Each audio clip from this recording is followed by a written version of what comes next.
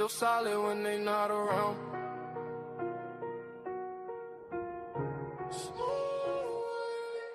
I've been winning, I've been hustling, and I stayed on top. Came from nothing, now the whole world wide. I don't fold, I don't break, I don't stop.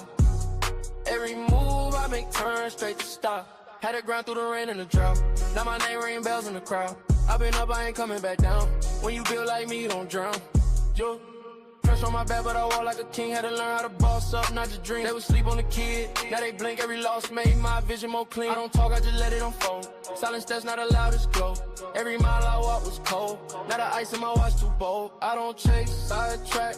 Everything I need come back. Real ones only in my pack. No fake love in my lap. I've been winning, I've been hustling, and I stayed on top. Came from nothing, now the whole world wide. I don't fold, I don't break, I don't stop. Every move I make turn straight to stop. Had to grind through the rain and the drought. Now my name ring bells in the crowd. I've been up, I ain't coming back down. When you build like me, you don't drown. Yo, they respect how I move, I'm precise. I ain't gamble with life, I roll dice. On myself every time, that's right. Now my future's shining too bright. No revenge, I just level up. When they doubt me, I double up. I ain't rushing, I'm setting pace. Now they follow my footsteps, trace. Ooh, I remember the days when I ain't nothing but faith. Now I'm breaking the chains, and I'm keeping my place. I've been winning, I've been hustling, then I stayed on top. Came from nothing, now the whole world wide. I don't fold, I don't break, I don't stop. Every move I make turn straight to stop. Had to grind through the rain and the drought. Now my name ring bells in the crowd. I've been up, I ain't coming back down. When you built like me, you don't drown. Yeah, top floor, no ceiling. Still hungry even when I'm eating.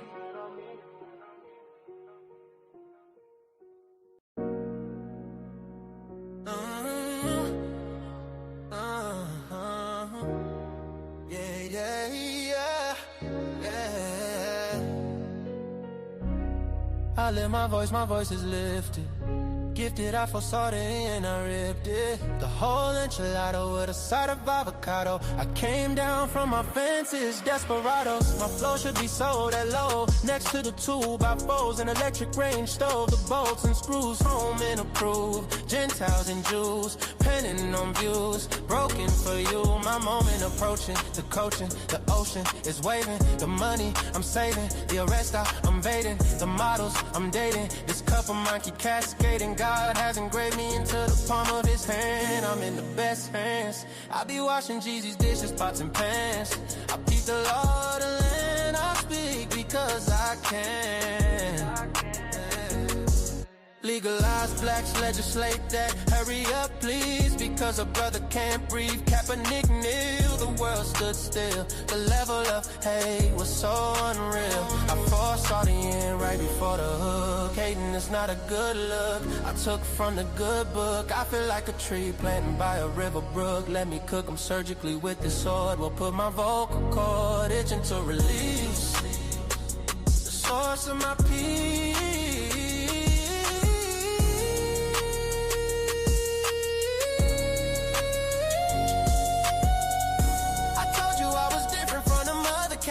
I'm flipping verses on these tracks like an acrobat. Yeah, glory to the Father, he implemented a plan. Jesus carried it out, it is finished. The Spirit empowered, blessing after blessing.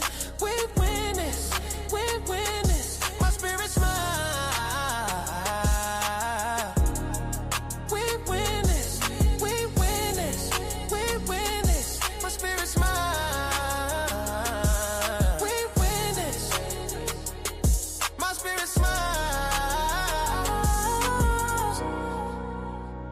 My spirit smile, my spirit smiles.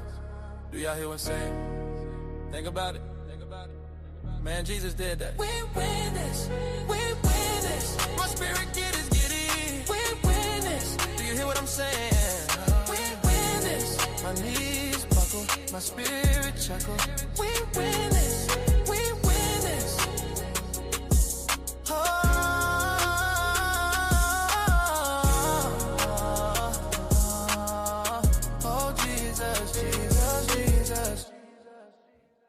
What to do, y'all? What is popping? I usually play 3 songs. Y'all want one more song? Or y'all ready to get to it?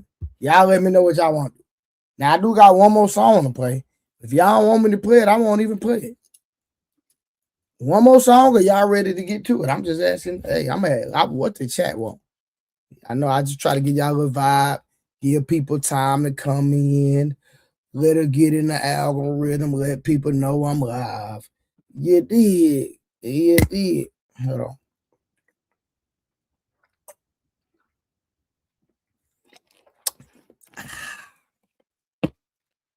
Man, what to do?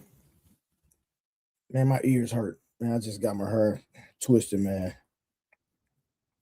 Listen, man, when you got long hair, fam, listen, it is what it is. If you're going to have long hair and keep it up, it's just certain things you just got to deal with and go through, fellas.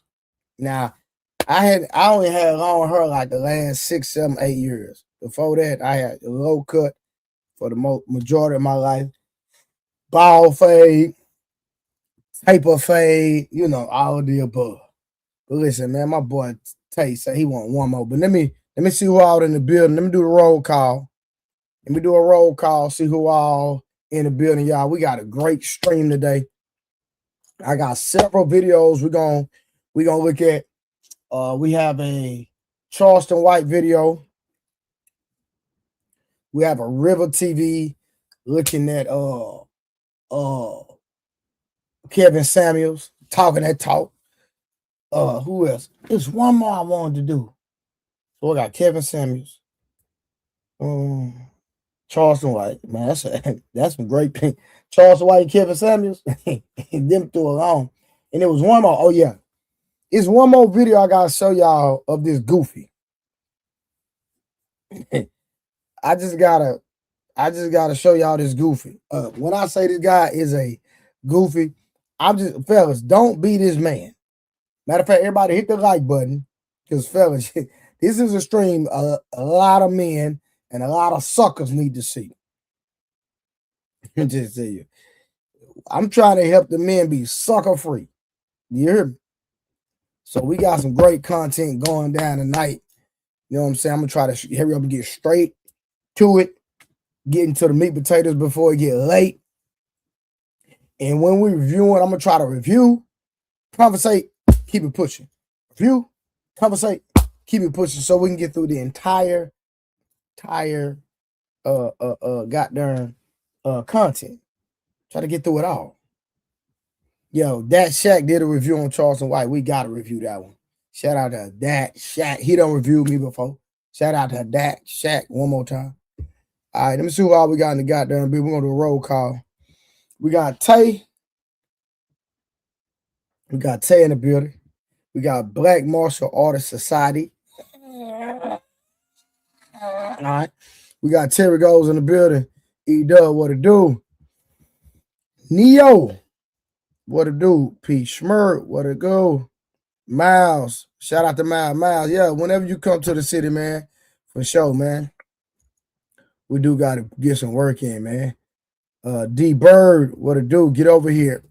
Get over here. Yeah, Nick, come here. King Rooster, what up, my nigga? My Mississippi dog. You know what I'm talking about? Yeah, okay, you say I feel you had locks for 12 years. That's real talk. All right, man. I'm going to play one more song, and then we're going to get straight into the content. Appreciate y'all for pulling up. Let's go. Came from the storm. Ain't nobody see it. No.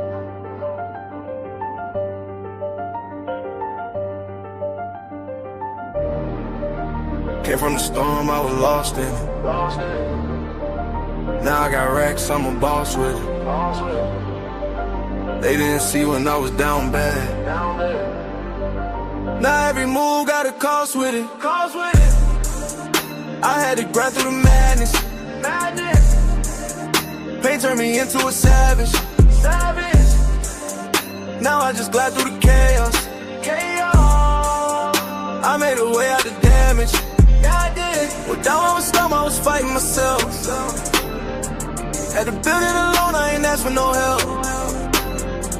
They was sleeping on me, now they watching my steps. Now I move like a king, I don't deal with the rest. I done seen it get dark, I ain't fold, I adapt. Every loss that I took, I just turned it to racks. I ain't chasing no love, I just stay in my bag. Now the same ones doubting, tryna say I'm the man. Yeah, I've been quiet, I don't speak much, but my vibe tell it all when I pull up. I was lost in the rain, now I leveled up. Now I'm floating above, I ain't regular. Came from the storm, I was lost in it. Now I got racks, I'm a boss with it. They didn't see when I was down bad. Now every move got a cost with it. I had to grind through the madness. Pain turned me into a savage. Now I just glide through the chaos. I made a way out the damage. I had nights I was thinking about giving up. Had to fight through the doubt, had to live it up. Now I'm up and they see how I'm living now, but they don't know the pain that it took to get up. I done been through the fire, ain't panic. I was moving through life with no plan. Now I'm solid, I know who I am. I ain't worried about nobody's hand. Yeah, I just stay in my zone. I don't need nobody else. I was down on my own. Now I'm up by myself. Yeah, all that pressure made me. All that pain changed me. I ain't the same me. I had to go through it all. Came from the storm, I was lost in it. Now I got racks, I'm a boss with it. They didn't see when I was down bad. Now every move got a cost with it. I had to grind through the madness. Pain turned me into a savage. Now I just glide through the chaos. I made a way out the damage. I did.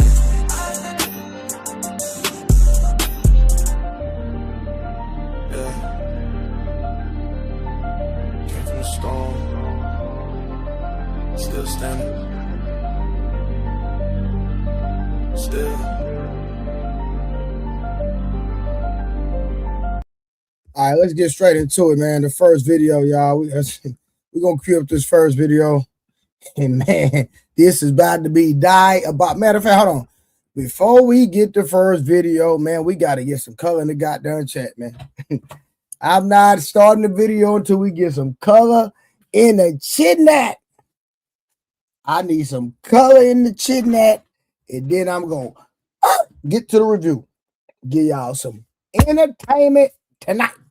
You feel me? Appreciate y'all. Love y'all. But we gotta support the goddamn screen.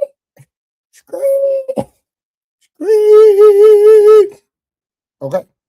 Gotta support the stream, fellas. So listen, put some color in it. Chinat. It could be 99 cents. It could be $99. I'm just saying we gotta support the goddamn content creator. Who's the content creator? Hey, you fool.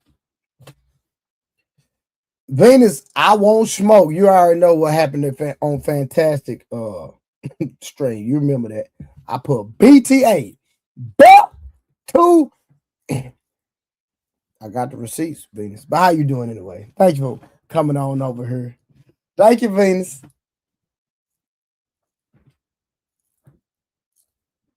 Yeah. Rodney, what they do, my boy? What it do? We need to pray. We need to pray for Miss Cheyenne. Why you say that? Why we need to pray for Miss Cheyenne?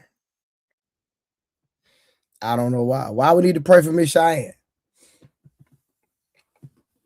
But listen, this straight. I'm doing several reviews. I'm doing reviews about a sucker. About a sucker. And hey, fellas, this first video, you dudes gonna stay on topic and blabber about nothing like you always do. Yeah, that's what we're gonna do. Thank you for being over there. I was being nice that day. Okay. Venus, you cap, man. I got the receipts. Don't do that. But I'm doing great. How are you, sweetheart? Hope you're having a phenomenal day. Yeah. Now since we got us some support coming in from Golden Child, Brother Nims, then we got King Rooster coming through. Got my dog from the MISS, Brother Nim with the $5. Thank you, sir. Then my boy Rooster came through with from the Mississippi nigga with the 3-ball. Then Peace Smirk came through. I got 5 on it, and I'm sending blessings on the family for the week. Someone lend me a penny. Hey, you talking about? Now listen, let's go on. Since we got some support coming in. Listen, fellas, let me tell y'all something. Now I'm looking in the camera. Don't be like this nigga. Hold on. Be like him, but don't be like him. Y'all gonna get it in a minute. Just hold on. You gonna understand what I'm saying. Y'all, this right here was crazy. Crazy work. Watch this, y'all. Listen to this. Listen to this. We're gonna blow it up a little bit. Hold on. Nah, you know I'm just gonna put it like this. Listen. You're much fatter in person. What? You're much fatter in person. Fatter? Yeah. Motherfucker's gonna charge you back. I'm gonna stop right there. Yo, did y'all hear that? He told her you are much fatter in person. Man said you are much fatter in person.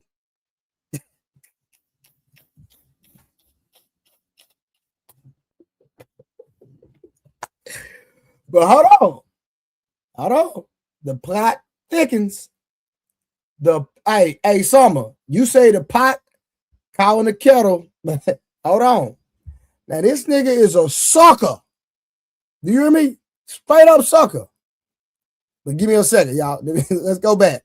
I'm gonna start it over. Let's take it back. It's nice to finally meet you. You're much fatter in person. What? You're much fatter in person. Okay, I'm sorry. Fatter? Yeah. You're much fatter in person. What? You're much fatter in person. Fatter? Yeah. Motherfucker's gonna charge you back. Oh my god. So what kind of things are you into? I don't really want to talk to you after you said that. That was so mean. Boom, let's stop right there, y'all. Now listen. Do y'all want to know what's going on? Listen. Let me tell y'all what's going on. This is the man said you're fatter in person because he subscribed to her OnlyFans.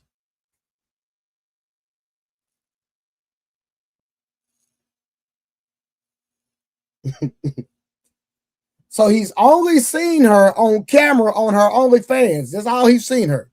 Now, the plot is about to thicken. I need y'all to listen, fellas. Listen, watch this. Watch this. I know she's not that fat, but I don't know what he see. I don't know, but just listen to what's about to be said, y'all.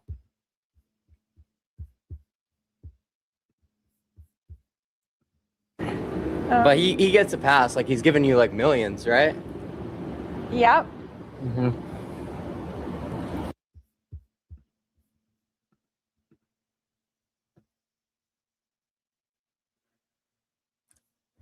I want y'all to take a guess. I just want y'all to take a guess. Guess how much money he done gave her on OnlyFans. Did y'all hear what the man said?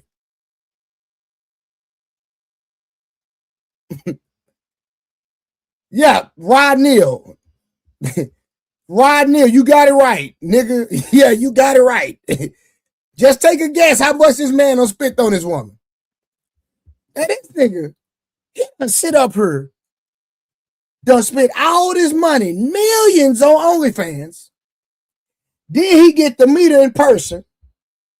And then he say, you must have him in person. You must have him in person.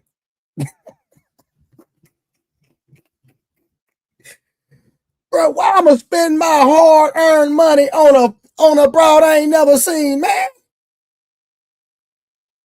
This man, listen, this man done spent $3 million on this broad. He ain't never seen him. And this is first time seeing her. Now, hold on, y'all. Watch this. Watch this. Just listen to this, y'all. Watch. It's finna get worse. It's finna get worse. Just hold on. Watch this. It's finna get worse, fellas.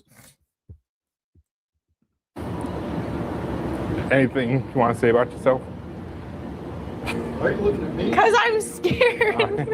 Motherfucker, I'm scared. Nice to finally meet you. Are you guys dead ass right now? I'm like, I don't know. No, like it's literally dead ass. Like, it's not even a troll. Oh. Like most of them are like the scripted fake podcast, but this motherfucker is like actually your top spender. So I want to know, what do you bring to the table dating wise?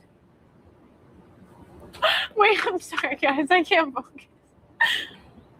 I don't know. Like whatever we talked about. All right. Yeah.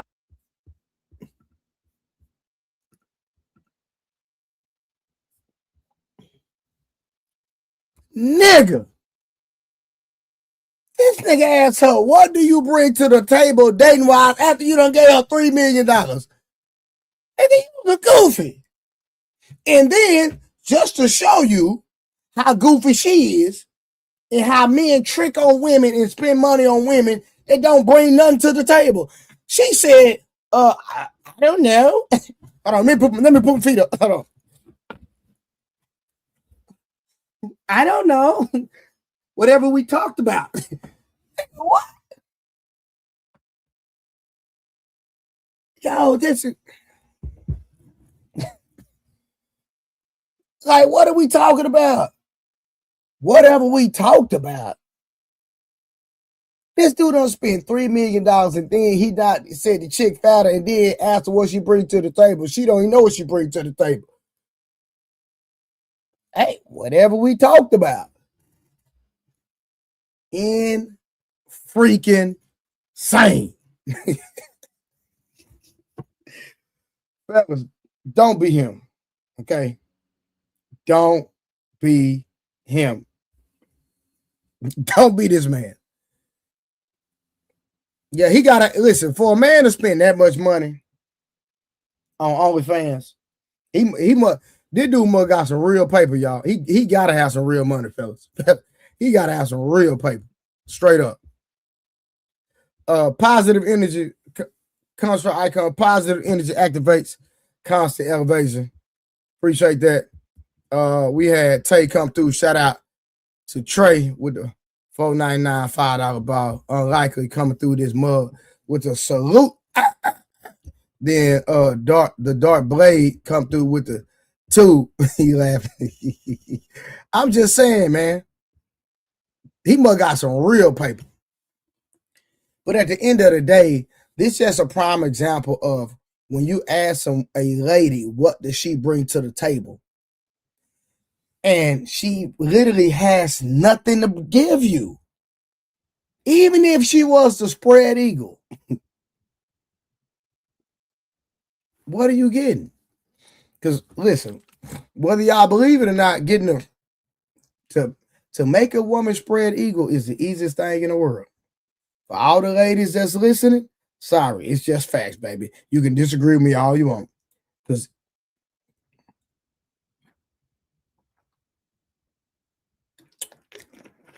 all right, y'all, let's keep going. Now that's the farthest I got. We're gonna see what else happened in this video real quick. And y'all, that's only 1 minute and 19 seconds. The video is 14 minutes. I don't even want to watch the whole 14 minutes. I'm gonna probably watch about 2 or 3 minutes and I'm done with this. What we talked about. How many wanks have you had to Alice, would you say? About 1,000. 1,000. Mm-hmm. So okay, so how many wanks a day is that?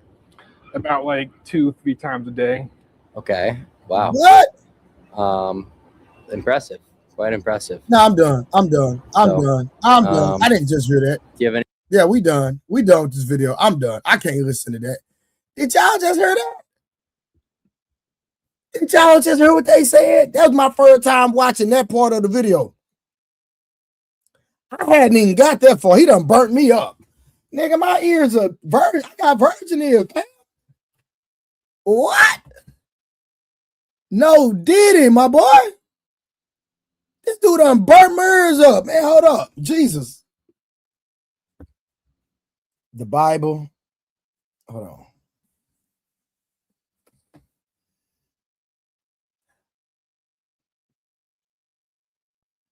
I gotta meditate, y'all. Give me this. I gotta meditate. I gotta meditate. That is Lord.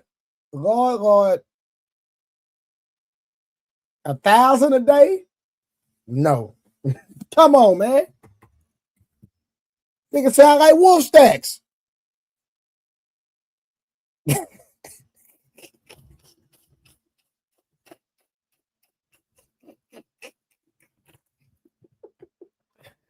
Wolf stacks, don't get mad at me if you watch it.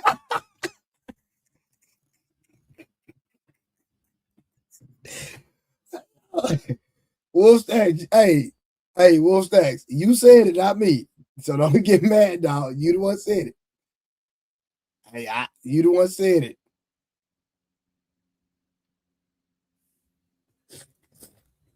I'm just saying. Whew, man, hold up. I swear to God,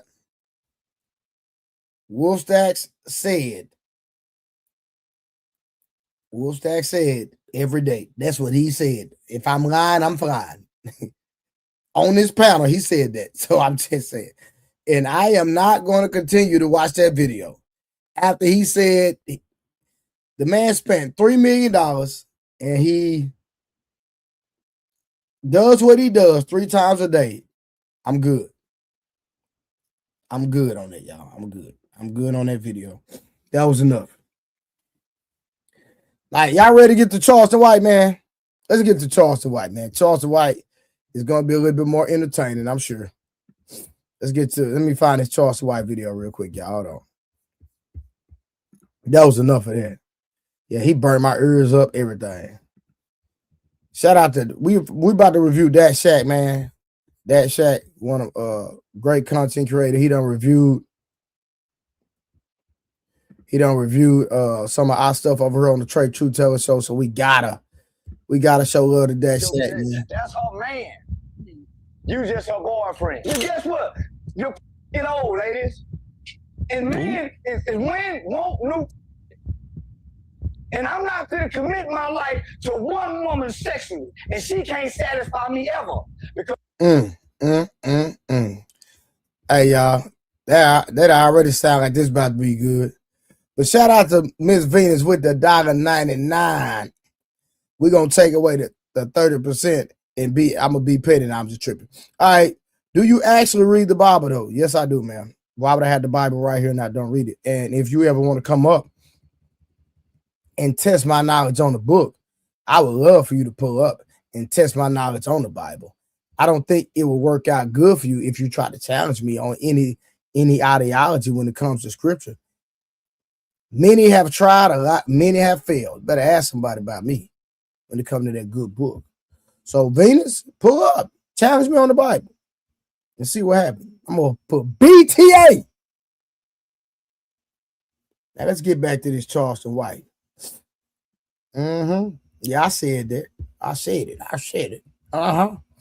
Hold on, y'all. I done messed up. Okay, Venus. One day is just not today, baby. Okay. Drop the link. Man, I'm doing a review right now, man. I'm solo right now, man. I don't even want nobody messing up my flow right now.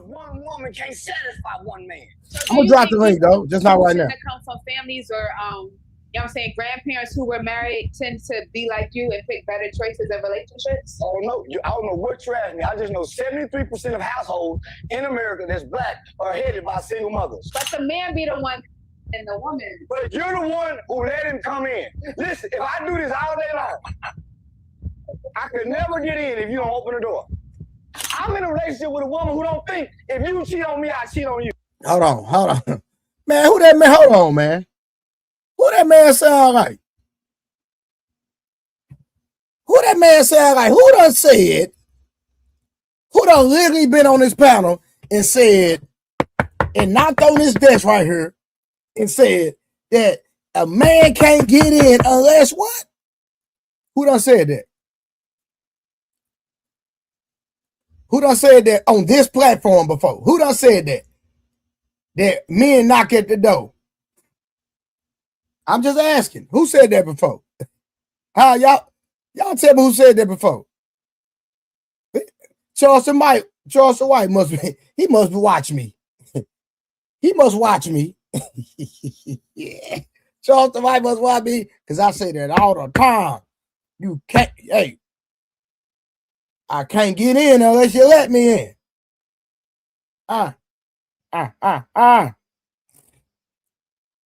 Peace, Smurf, stop it. Peace, Smurf, listen. Peace, Smurf, listen. You know you's a good boy, boy. Don't play with me, boy. Don't play with me. Y'all know I done did that. We can go back and pull the receipts. Everything. Listen, all the lives are still up. We can go get the receipts. See, JT and Peace Smurf want to play games today. It's cool. I ain't doing no trip. They my partners. You know what I'm saying? I done taught them young men good, so I get it. So they want to say themselves. It's fine. But listen, we can go find the video of me saying it, though. Can we find a video of y'all saying it? Yeah. Don't make me call K Clarity. You know, she know where all the receipts at. You did. Let's get to it, y'all. Let's get to it. All right, well, that's not equal. So that's That is equal. No, it's not. That's why you're not married and I am. I'm married. My wife ain't complaining about what I do. Welcome back. I'm sure we got ourselves another video. We got ourselves a Charleston White video. Charleston White is about to just get upset. He about to get upset on this podcast. He's not really gonna get upset. The lady gonna get upset. But Charleston White gonna talk about the fact, like, women, like certain women who get upset about guys cheating. So say, oh, what's the point of being in a relationship if all men cheat? Because Charleston White says that all men cheat. He believes all men want multiple women. So if you get with a guy and your whole plan is him to be monogamous, he's gonna cheat. But if you ask me, I believe majority of men want multiple women. And when most of them say that, hey, I just want you and only you, I don't believe it. But you know, I guess he can fight it. He can try to fight that off. Majority of men don't want that. Majority of men, they love to lay there with, but they want other women. And guess what? I believe majority of men can love multiple women. They can love multiple. But women don't want that. And I accept that. I accept that they don't want that. But I do want you to know you're definitely saying F his nature. Even though men don't say it like F women's nature. Well, to a certain extent we do as well. So actually, if I would be fair, both sides do some wild things. But you better hear Charleston White get into a heated back and forth with this lady on, I don't know the name of this podcast. My bad, y'all. I just don't know the name. I'll tell you this. No, these women's, their wigs pissed me off the whole time. But hold up, just in this video, hit the like button, hit subscribe, hit notification bell, and comment says give me a thumbs up or heart. Just let you know that is real. You know, before we get to the video, go ahead and hit the thumbs up. Not thumbs up, it's a hype button. Y'all understand? I don't know what, I'm not in my right head right now. I said thumbs up. It's a hype button. Hype me up. Like the video. Don't worry, you won't hype me. Hype me up. Hype me up. Hype me up. Shout out to Dak Shack. Dak Shack said, a man can love multiple women at the same time. You feel me? Quit shaking your head, yeah, and you said you're not gonna deal with multiple women. What is you talking about? Hey, I gotta be good. Yeah, when my God checked me, I gotta be on point. Yeah. Whatever. Did you watch that video I sent you? Not yet, brother. Take not your yet. time. Don't rush. Yeah, I left something for you at the end. I'm gonna watch it. And yeah, take your time. probably something I'm gonna have to debunk, but I understand. It's cool. It is what it is. I'll wait. You'll learn one day, brother. Hey, that definitely not today. Not today. Yeah, it's cool. Tiffany K in the building. Peace Mercy said Tiffany K, the CFO of the channel. I seen that. Tiffany K is the CFO of the channel. She keep up with all the paper. Hey, always. Yeah, man. Shout out to everybody, man. If you're not a member, make sure you're a member of the platform. And if somebody give you a member, keep your goddamn membership. Bastards. What's wrong with y'all? All right, let's get back to it. But shout out to Dak Shack, man. I had to stop the stream, give Dak Shack his props. Get back to it. Yup. Hype me up. Ooh, ooh. Hype me up. Hype me up. I wish I knew another one. I gotta come up with another hype song. Probably gonna be like Lil Jon or something. But let's waste no more time. Let's roll the clip. Oh, you ain't know what that was. Oh, that doo-doo, baby. How you feel about Latto having a baby with 21 Savage? Good question, well, Crystal. I remember everybody was shaming me by cheating on my wife. What are your thoughts about that infidelity? Is it okay or? How can a side woman who get pregnant, how can she have any glory? How can she have any admiration? So who you think should be at fault, the man or the woman? The woman. Why the woman should be at fault if the man was the one in a relationship with the wife? He owe his loyalty to his wife. You owe dignity to yourself. So side bitch should be more dignified. No, side bitch should be what they is. Side bitches. He is too funny. They get more than the wife anyway. Yeah. You think all men cheat? All men cheat, and so do women. All women cheat. But I feel like women cheat for a reason. No, women cheat for no reason. Women cheat emotionally. And emotionally cheating is worse than physical cheating. What do I... Nah, let me address it. Now, I don't... Oh, now someone want to come up. She been MIA for I don't know how long. Now she want to come up. My sister been sick. You feeling better, sis? She ain't been no goddamn shit. No, it's my date weekend with my man. My kids was gone. It was about my man all weekend. Too much fish. Oh, you don't get shit. Boy, it's like, listen. Look, she glowing too. Hey, I'm glad y'all had a good time. You know what I'm saying? But yeah, but listen, man, Charleston White said the side chick gets more than the wife. That's what's wrong with a lot of niggas. Messing up the game, man. I feel like if you know, we're not gonna condone cheating, but at the same time, we're gonna speak about the elephant in the room, which is dealing with side women. And if you're gonna deal with a side, bro, you ain't supposed to be paying her bills. You ain't supposed to be doing none of that, man. Only thing she's supposed to get is the slick, and that's it. You know what I'm saying? We in and out like a bank robber. You know what I'm saying? All this old finance and the side chick, and he said the goddamn side chick get more than the wife is insane to me. I don't know. I got a sugar mama. How you got a sugar mama and your wife younger than you? Hey, I'm just saying. It is. You don't have a sugar mama. Your wife older. Your wife younger than you. A sugar mama is an older woman. You're right, but she my sugar mama. Bro, she not. Is she your wife? What are you talking about? Yeah, she definitely that, and she my sugar mama. She could be sugar mama too. I'm not even finna. Like, you can't change the definition of what a sugar mama is. Hey, we change everything else. Let me get that one. No, sir. I don't change nothing. I don't listen. I know you. I don't subscribe to any ideologies that's new. Okay. I subscribe to the old school. Whatever the old school terminology or meaning of something was, that's what I subscribe to. Okay, people try to change all this new stuff.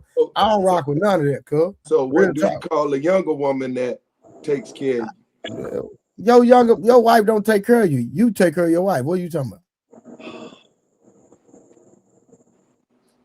I'm telling you. Exactly. So what are you talking about? I just told you. You just don't listen. Bro, I know you, bro. So what are you talking about? You act like I know you. I remember when you and your wife first started working together and everything. She worked with you. So I'm you retired.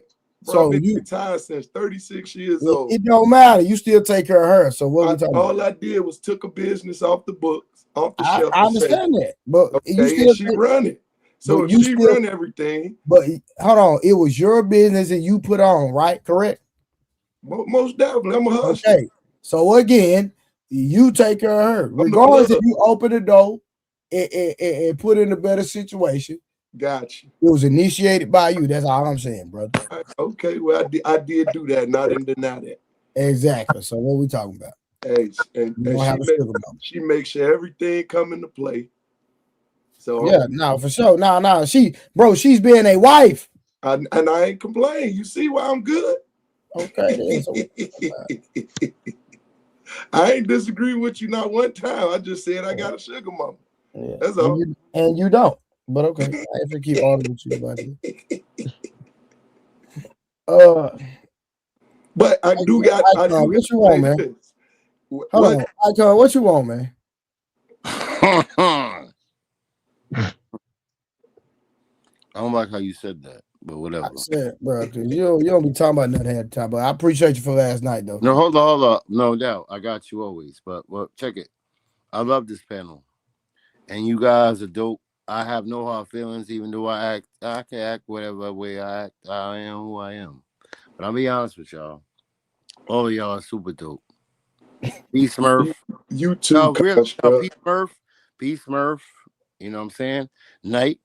I don't know where he is at. You know what I'm saying? Trey Shield punching on his titties. I don't know. You say what? Yeah. Construct, what you done had tonight? Hold on, what you just say? You know what I said. No, I don't know what you said while I'm asking you. What did you say? I don't like to repeat it. You know what I said. No, what did you say? Actually, I didn't hear you neither, Construct. What did he say? You know what I said. Oh, I heard what he said. I heard what he said. And everybody knows what I'm talking about. He said you was punching on your titties. That's what he said verbatim. Oh, okay. I don't know what that meant, but that's what he said. I don't know. Yeah, he can punch the back. That's what he can do. Yeah, why would you refer to a man's chest as like why? Yeah, don't worry about it. He just said pecs. Yeah, he can stay over there. That's what he can do. Chest. All right, so let's get back to it. So is it a difference between cheating and having an affair? No, they the same thing. They're the same thing. Is it a difference between having a side chick and a mistress? Same thing. Same thing. Oh, okay. Yeah, well, you thought something different? No, I'm asking. I never cheated, never had a side chick. Shout out to P. Smurf for never cheating. Hold on. Oh, I had an affair. The Charles and White did say all men cheat and all women cheat, which I didn't agree with that. That was ridiculous, if I'm being honest. Yeah, that's some BS, but okay. I think all men lust and all women lust, but they don't necessarily cheat. The actions of it, I hear you. Yeah. You ever cheated unlikely? Nah. Okay. I never cheated. I don't see the point of that. I like to be honest with women. I tell her. I tell a woman straight to like. Honesty. That's why I only been with two other women in my life, because I tell a woman straight to her face like, yo, I like her. I like your friend. She look good. You know. I think men be getting scared like, yo, I'm gonna lose the box. I'm not gonna be able to hit that no more. But my mindset always was that it was never mine in the first place. So I just be honest with women. So I don't need to cheat on you. Most definitely. And a lot of time it took them a long time to get that woman anyway. So that's their problem.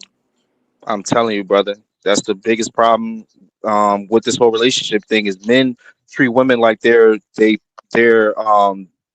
like possessions, and they feel like they need to be needed in order to, like, they don't want to be wanted. Like men feel like they need to be needed.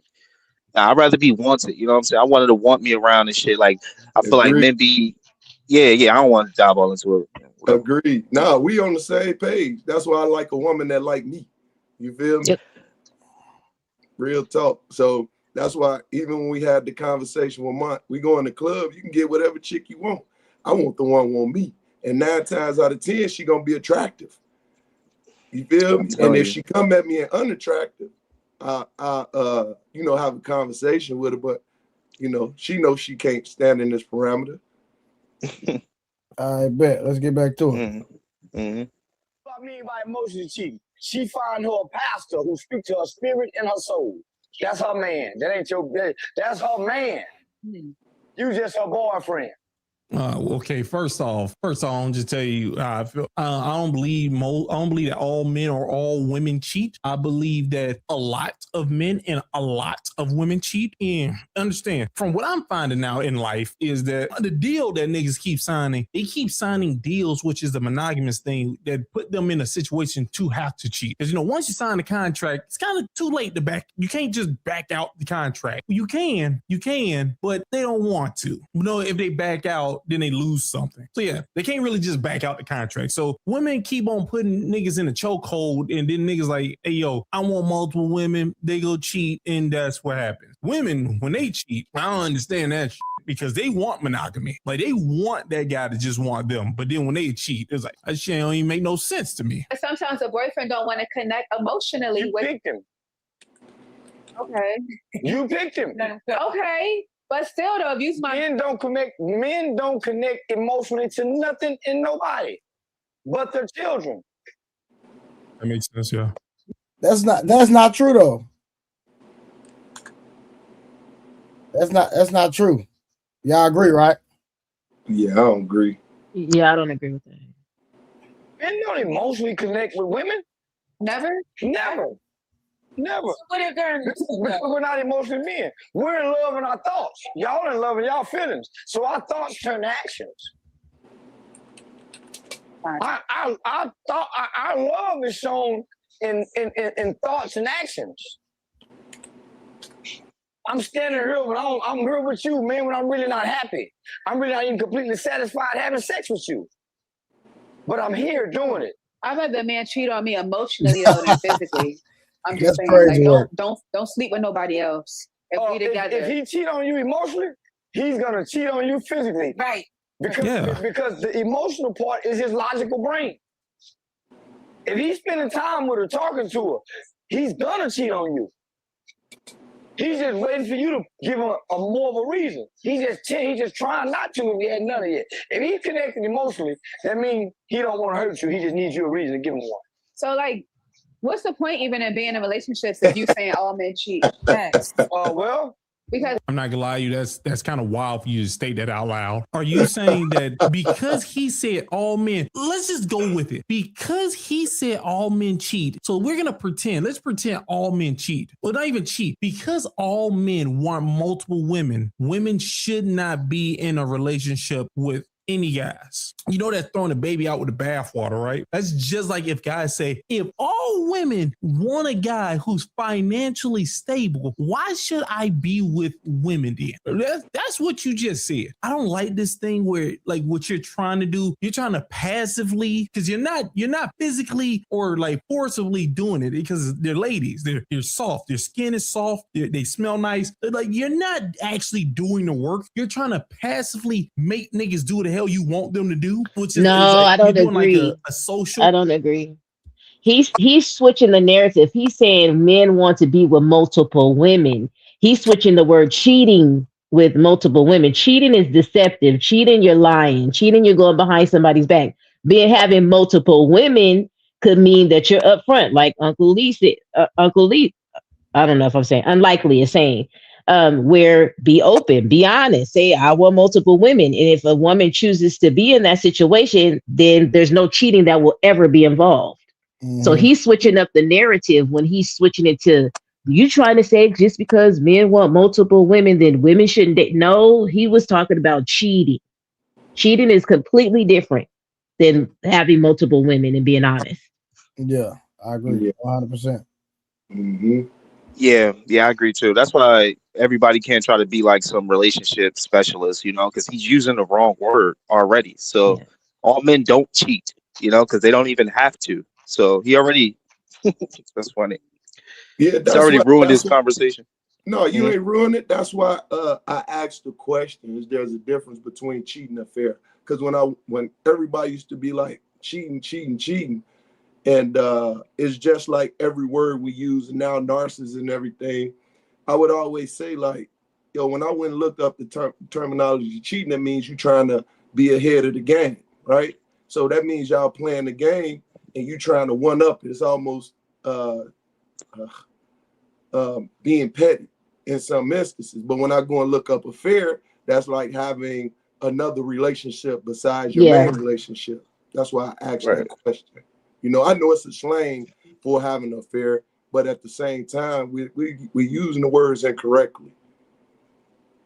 Right. Yeah, And yeah. that's what Caucasian women say for the most part, affair. Yeah, they'll say affair. So they know most of them, their husbands have an affair. And that means it's another woman involved. So, but when you single, I mean, are you really cheating? I mean, well, in that instance, if you would be cheating. When you married, that's more of an affair. So I think it's all the same shit. I mean, if you're messing with somebody while the other person doesn't know, that's affair, cheating, yeah, whatever. but it goes back to I think it was my homeboy, Big Bro JT, when he says, what did he say? Well, I have a brain fog on that one. Dang. Let me pick it back up. Go ahead. I'm gonna think about it. I know it. Well, I think an affair is different than having a side chick. If I'll be honest, affair is long to me is long term.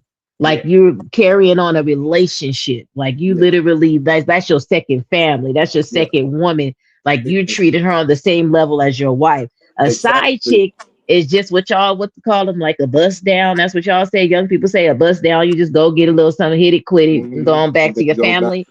But yeah, affair is like you got a second house across town and you got an actual another, you living with them as if you were their partner. And then, that's what affair means. And that's what I was thinking was when it comes to the vows, right? It's a difference between having marital vows. Do you have, other than saying we're monogamous or exclusive, when you're single, when it comes to marriage, those are different vows. You're saying me and you, right? Under the watch of God.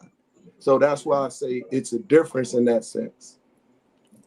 And I think that person that has another household or having another relationship, rather than just sleeping with somebody, that's the mindset of a polygamous. What did you guys call it? Yeah, polygamy. That's a person that literally wants multiple women, but wants to be in relationships with multiple women. Indeed. When they do that. Yeah. But what's the difference though? They all being in relationships. The moment you start, the only thing that I would say makes it that would be different is if he like had a one night stand. That's what I was thinking in my head.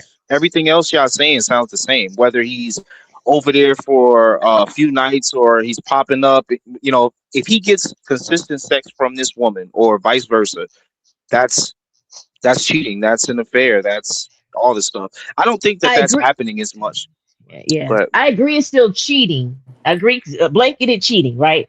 But I'm saying a man that's literally buying groceries, like living over there with the other woman as if the other one don't exist for a period of time. Like that they're like in a relationship with the other woman. Like they grocery shopping. She cooking dinner. She think he going to work when he's away with the other woman. Like they literally are in a relationship and she has zero clue because he was operating as if she's like a regular girlfriend or whatever, right? But are you not saying, like a side chick. Yeah, a side chick is the same thing. You just described the same thing. Here go the problem with that. Back in the days, though they didn't say much, they knew that great-great-grandpa had another chick. Long as he took care of the house, that's what mattered most to them. That's why they would say a man gonna do what a man gonna do. That was their terminology for that. As long as he don't bring that into this household, and I used to hear women say it all the time, long as you don't bring it in this household, I don't care. Long as he take care of this household, I don't care. So that means that woman, those women back then were like, that's not the same thing. It goes back to my brother when my brother Trey said he'll like to have two, but guess what? They can't sleep together. You see what I'm saying? They have to have their separate everything, right? So that's a whole different makeup. Okay. What was the point? I think a side chick, to me, I think a side chick knows. Okay. Yeah, sis, right there. They all know. That's what I'm saying. Why y'all trying to make it like so the difficult? main woman knows, right? Both of them know. Yeah, but that's not happening no more. Like, Yes, and it that's why is. bringing up the everything is kind of happening, but bringing up the past is kind of pointless because back in the day, It's those women. current. No, hold on, slow down. Back in the day, those women were like they had to be with that guy. You know, like now women can make their own money and stuff. Women ain't doing that shit no more. No, they still doing it. D. Ray Davis just had 2 women. What do you mean? In public.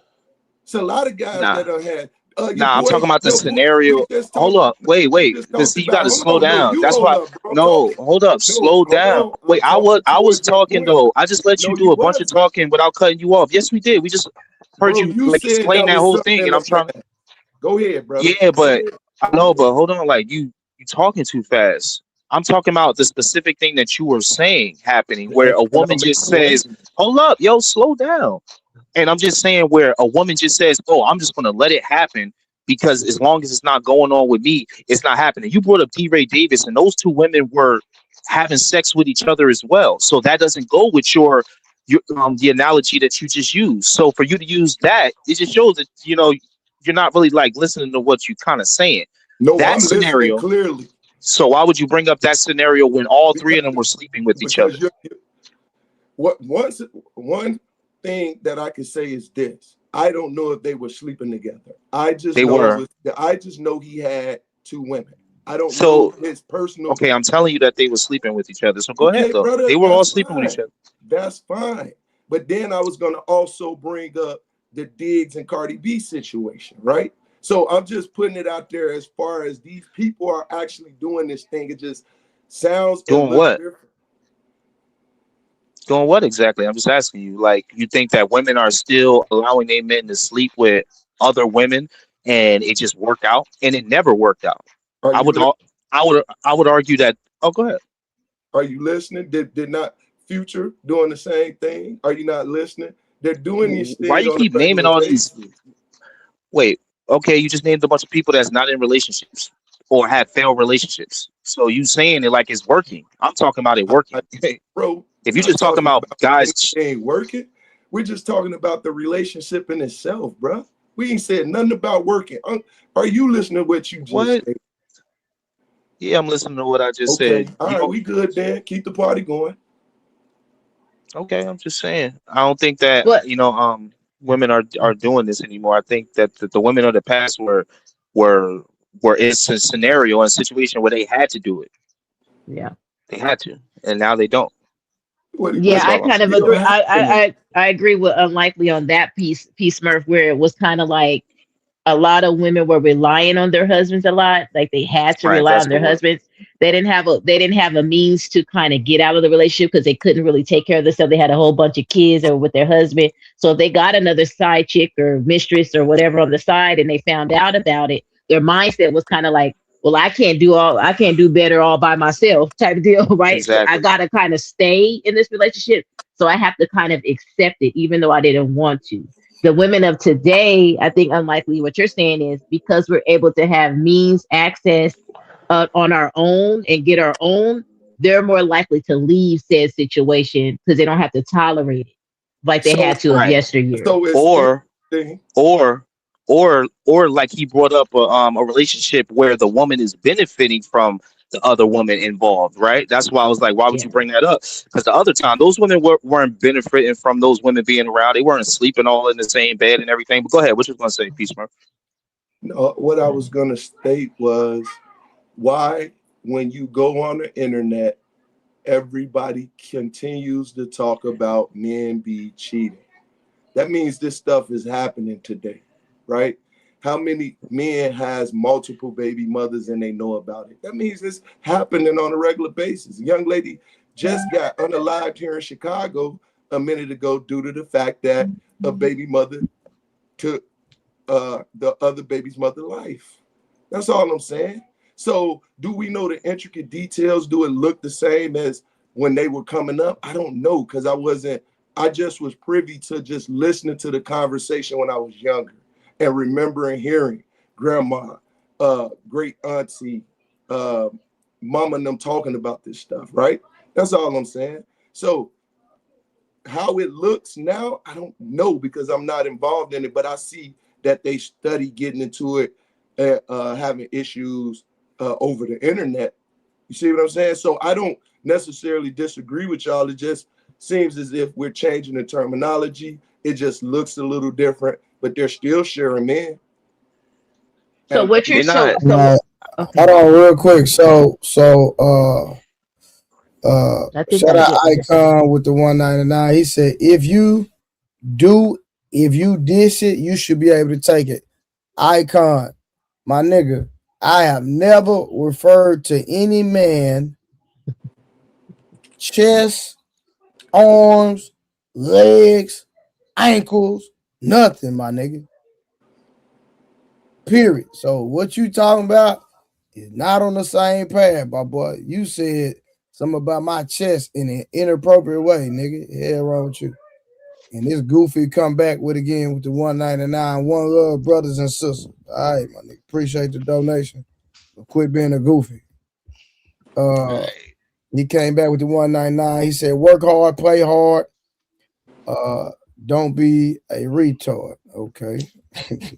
And then Get Over Here says, can we say it's cheating when you factor in religion? A lot of Muslim countries allow men to have many wives as long as the man can afford them. Right. It's not cheating if you're upfront.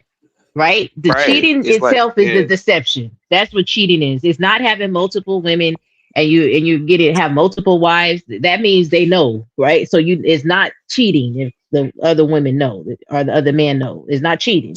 But when you get in a monogamous relationship and you say you're gonna be the onlyest one for me, then you go out and you sneak around and you're deceptive and you're lying to your wife or your girlfriend and being with another woman, then that's what the cheating is. So I think what tends to happen, everybody keep mixing up the multiple women piece when it's up front compared to having a multiple women when you're being deceptive and you're cheating. Mm-hmm. And shout out to, and one quick, y'all, shout out to Batworks in the Cash App. Appreciate that. Hell yeah. Yeah. Trey, real quick. Go ahead. I don't know where they getting all of this. Women not doing what they grandmamas them used to do. They doing the same thing. Ain't nothing new under the sun. They have not changed. As long as you got some money on for the fun, young bro. The women that can get it their own, get what they have. Multiple, at least 3 dudes that's stopping by their house every other day, bro. But they have not found the dude that's gonna sit there and be a fool. So they getting their own, but they getting multiple dicks though.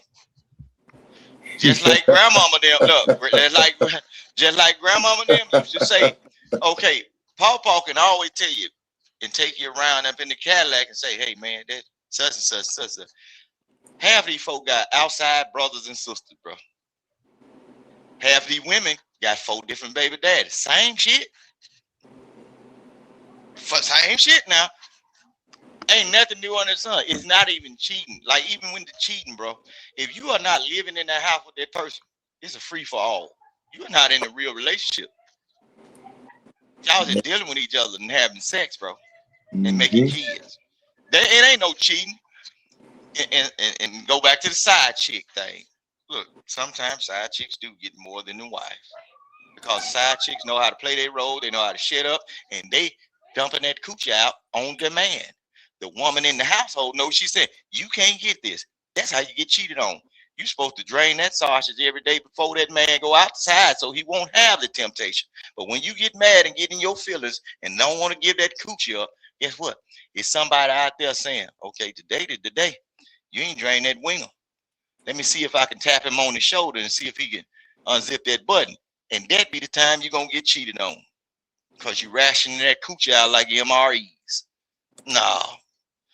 When that thing get hungry, that's when the temptation set in. You might get got that moment. Yeah. You better drain that. You better drain that sausage before somebody else do it. That boy said like MREs. He say like MRE. Trey, you stupid. Rooster, you. Man, that's funny. I ain't lie. That's funny as hell. Wow, boy.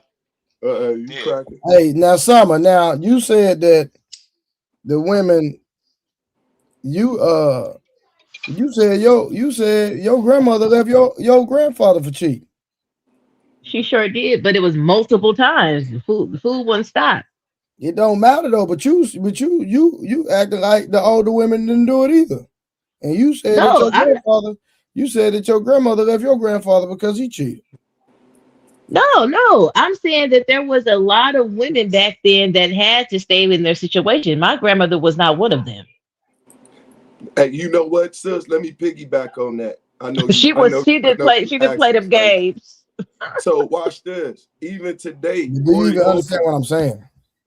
So even Corey Holcomb said, and no, let me let y'all finish. But Corey Holcomb even stated today, even though they have the opportunities, that don't mean that they capitalizing off those opportunities. They just as lazy today as they was yesterday.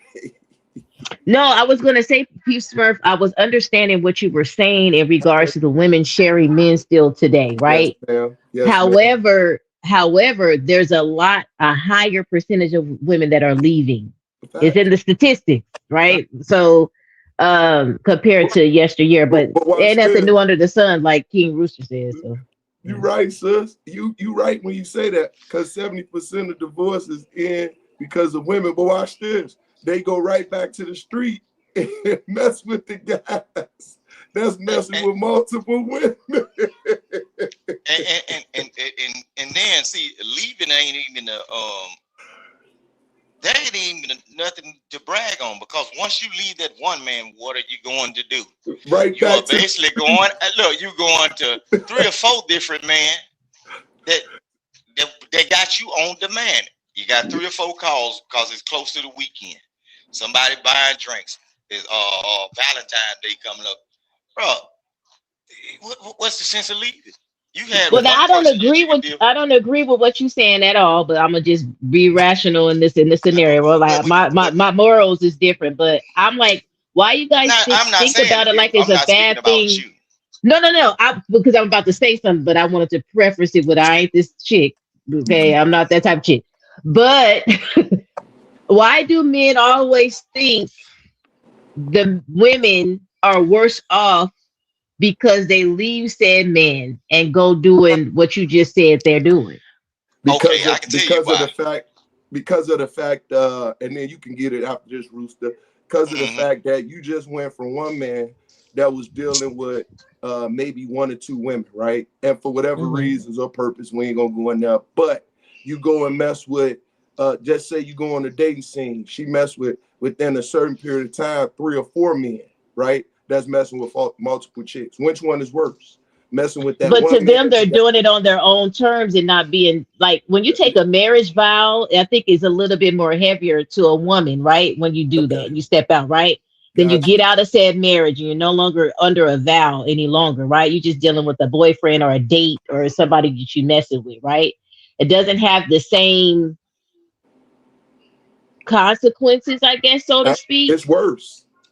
Right, but I think some women would rather, from what I'm seeing in all these panels and all this other stuff, some women would rather be out there on their own terms rather than have said a vow, made a commitment, and then you have this husband that you thought she was going to be with forever, then lie and step out on those vows. That's why they're leaving. Okay, so most women don't care. They left the vows too, sis. But go ahead, Rooster, and I'll piggyback. No, I'm saying on that situation, I wanted to go back to what she first asked. Go ahead. Yeah. Okay. A long time ago, those women that chose to stay, a lot of times they benefited because even though granddaddy had some side chicks, when he died, he left them property and everything. See, now since you got multiple men that you ain't serious with, when them 3 men died, they ain't leaving you nothing. You just showing up to the funeral and saying how good the wiener was. See, Grandpa, even though he had side chicks, he had an insurance policy, he had some land, and an old rusty mule that he could give for you can carry on whatever was going on. But right now, since y'all jumping from wiener to wiener, the only thing y'all doing is a whole lot of side chicks showing up at the funeral talking about how good he was to you. Yeah, and because they were in the industrial age, he even left her a pension. plus Social Security. You see what I'm saying? Whereas now, men barely even have anything, let alone women. Because especially the generation before us, they lost everything grandma and grandpa worked hard for. Mainly grandpa. Go ahead, kids. I know kids that's getting Social Security off dead men, little babies, because that was they mama, granddaddy.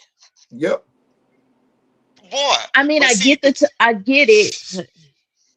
We talk about the kids today. We talk about the women today, right?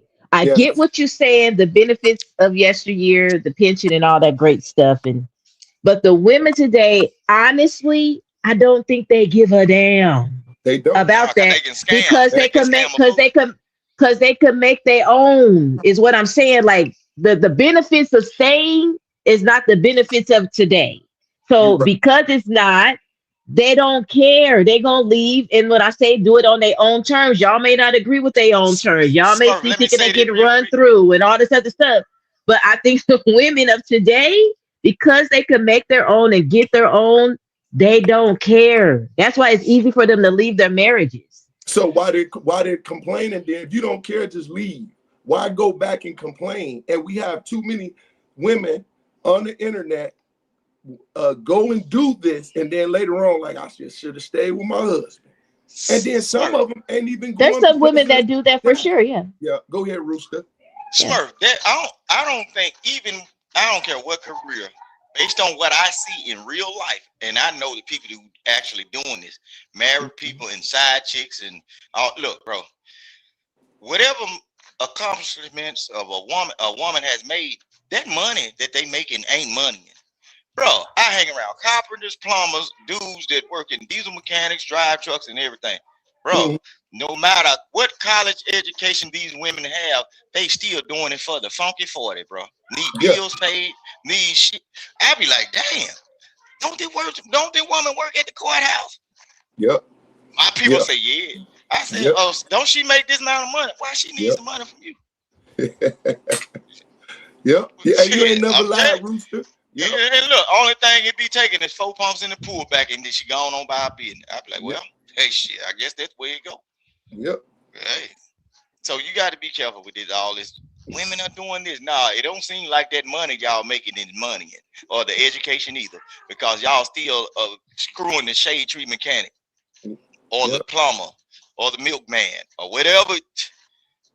Well, I'm glad you said it because I've been up here saying that women do go for the average man, and a lot of people be like, "No, they want the top 1%, and they want you to do." Nah, that ain't true. If they like you, they rock it with you. Ma'am, my tribe of dudes, they burning them up, or they burning them up. They got them trades, and then they ain't got no men around. They don't know how to change tires, change batteries. Boy, all right. Yeah, and once again, OG Speed, wherever he at, we pray for him, as Trey said. He used to say it all the time, like, at the end of the day, this conversation we having over the internet ain't the average people.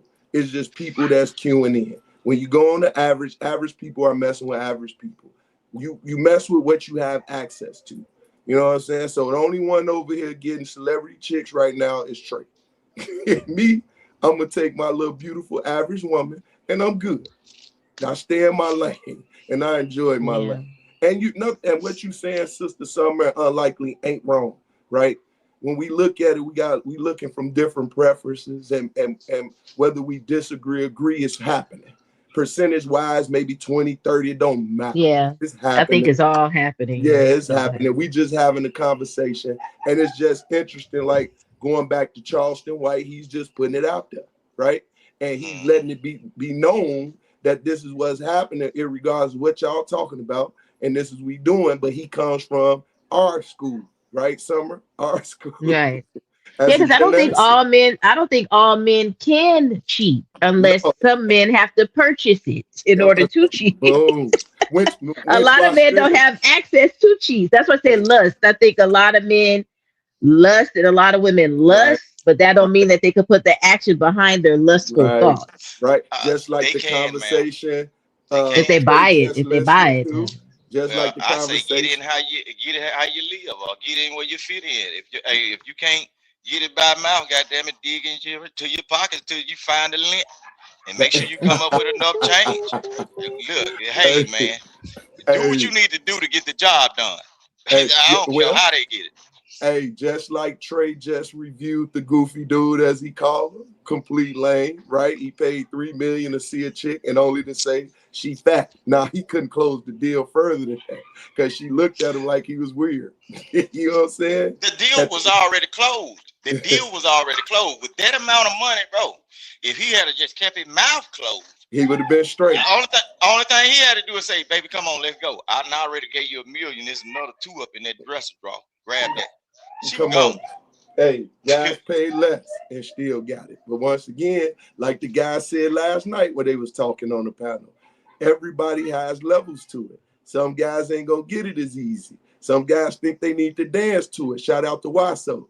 Some guys think they can joke in it. Shout out to Eater Man. You know what I'm saying? So when like what we saying, nobody's wrong. Everybody got their way of getting it. Some guys can't walk in the club 6'4" like Monk. You feel me? Hey, it's how you close the deal. I used to say this all the time. I remember in the class I sat, we did a leadership class, and everybody went around, and it was interesting because it was only, I think, me and maybe one other brother. So you get to hear the Caucasians talk about their encounters, and it was tripped out because I like to sit back and listen. I ain't give my point of view. And they was like, Big Sarge, what you think?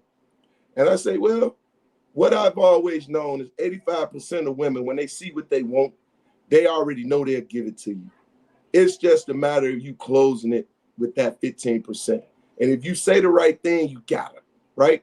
If you say the wrong thing, you just turned them completely off and you self-sabotage your opportunity. You feel me? I think he felt inadequate. She may have given him, so I didn't see the whole. I was trying to look closer, but I felt like he felt inadequate going up to that young lady in the first place, right? Yeah. So I think, but he was trying to humble her first before she said anything. She beat him to the punch, so to speak, right? Because he was not aesthetically pleasing, if I could say that. You know what I mean? He came off as a goober, and he probably knew he was going to come off that way. So he felt like, let me attack her first before she has an opportunity to say anything bad about me. Yeah. That's what he said. Oh, you're fat. You're fatter. You're fatter than I thought. Like the first thing out of his don't mind. matter, man. If I got that type of money, man, let me tell you something. I'm coming in confident here with my balls hanging. Yeah. Yeah, but that's you. But I think he was like a nerd with money. Yeah, he was a nerd with money. Though. He was like what you call a nerd. Socially awkward. So being on the online all like that, that's crazy work. He was socially awkward. You know what? I really think he probably thought she was fat because aesthetically, like soon as he said what he said, I thought about our girl Serena Williams, right? Mm-hmm. They like bean pose, period. Mm. That's it. That's just what I thought. Now it's just a thought. He said what he said. I thought he was talking about something else at first till Trey broke it down when somebody said you're fatter than I thought. Once he said OnlyFans, I was thinking he was talking about another fat. No, he was talking about. He was talking about like bony, skinny. The majority, like I got it, but I got that part. But then I was just kind of, is he trying to? Okay. What part of the United States the guy from? Because see, I noticed like when I traveled out there to California, a lot of like when I went shopping right with a female years ago, the clothes that a black woman could wear that's over in the East, it's kind of hard to find fitting clothes when you shopping in certain places. A lot of them women is poor, like slender and like hungry size. So the thickness, he probably come from one of them areas where the rich girls they concerned about their weight, so they starve themselves. They the one that throw up in bags and hide it in the closet. You remember them stories that her thickness is just too thick for him, and the way he has been dealing with female. He probably been dealing with a cokehead or something. that looks extremely good to him, that's malnourished, and that's what he liked. The one you can see their collarbone. But when he saw that little slim thickness, he was like, oh, she a little too juicy. And he said it out loud. Slim thick? You say slim thick, big dog? Yeah, slim thick. Yeah. Yeah, it's a such thing as slim thick. You know what I'm saying? I know. Hey, Rooster, you know I know. Yeah, them slim thick ones. They ain't big, but they got a little, you know what I'm saying? Yeah. When they bend over, still athletic built. Yeah. Like a volleyball player. They would call that a slim thick. Yo, most definitely. Yeah. But I ain't see nothing wrong with it. I was like, man, this fella crazy. Shit. I would have walked away from the table when he said what you bring to the table. The way he was talking, oh, bro, it instantly came in my mind. Am I gonna come up missing after the interview? I'm getting the hell up. The thing I thought about Rooster was fresh and fit. I say this dude a subscriber to Fresh and Fit. That's the last thing. Hey man, this conversation over, homie. Come on, shorty, let's roll out. What we doing? You know what I'm saying? Where we going tonight? After 3 She already agreed to meet him, right? Like this random person off online. She already agreed to go meet him in person. All he needs to do was just be quiet. 3 million top 7. He was a top 7 fan. It's 6 other cats that that wouldn't have did her like that. And you know she was. I thought he was the top guy. I thought he was the top guy. No, he was he said he was top 7, I think. No, that's what I heard, 7. Yeah. He made her feel very uncomfortable. You notice how she put her knees up to her chest and covered her body. Yep. They were supposed to stop that right then because she was real uncomfortable. And then she had an uncomfortable laugh too. When he said the fat thing, he basically like broke her down right then. Yeah, he messed with he definitely messed with her security. Ego, it was over with then. You notice the other guy said, I'm scared myself because this didn't look right. The other guy, he wanted the show to go on, but he said, I'm scared. And then he probably, we looking at it from the TV angle. Just imagine you sitting there at the table and this another man that like women and looking at this woman like, oh, she gorgeous and everything. I wish he wasn't here. I'd try to shoot at her. But he just immediately say that weird shit. I'd be like, oh, cut the camera, man. We got to get the hell up out of here because he got enough money to get rid of both of us. No, we got to get him. We don't know if this the next Grim Sleeper or some shit. Man, Ted Bundy type. I'm telling you. Yeah. And one day on a boat or something, up high somewhere with no guardrail. No, bro. This big boy get in rage. We're going to have a hell of a party on that balcony. Hell no. Get the hell away around this fool. Yep. You got to be careful with people, man. Man. Especially them dudes. Go ahead, sis. No, I just want to clarify in the comments. When I say goober, it's the same thing like when Trey be saying he a goofy. So that's what I mean by goober. They really was trying to break down the definition. That's what I mean when I said he was a goober. Yeah. He was like that guy on Full Metal Jacket, the fat boy. The fat boy that couldn't get right and went crazy. Yeah. He was scary to me. He gave very much stalker. Like, I don't think she should have met him in person because now he's gonna be trying to figure out where her location and stuff is. That it gave off very scary to me. What you bring to the table. You got you paid her $3 million. She ain't got to bring nothing to the table. Bring your. You already done gave her the table, the building, and all kinds of stuff. Man, if he got millions, he already know what she said. Yeah, better believe. You don't need nothing else but that. You don't want to quit playing pool 3 times a day. See, that's crazy. These dudes, they call. I'm talking about. That's why I don't shake people's hand, bro, in public. That boy whooping the skin off that meat. That boy admitted 3 times a day, bro. That time is raw. He raw, bro. Diddy oil don't help that. Diddy oil do not help that. It don't help that, bro. Hey, that's crazy work, boy. But that boy whooping his skin off that meat. Hell no, and he admitted it. And so you know he weird. And some of my sisters say they'll want to deal with something like that. Make that make sense. And how you got that much energy to produce that much secretion 3 times a goddamn day? That big boy supercharged. Shit. He ain't doing. Hey, King Rooster, he ain't doing nothing. Man, let's get back to the man, let's get back to the let's get back to the goddamn content, man. Y'all, man. I'm surprised he can see after all that shit. Hey, come on, Rooster, come on, man.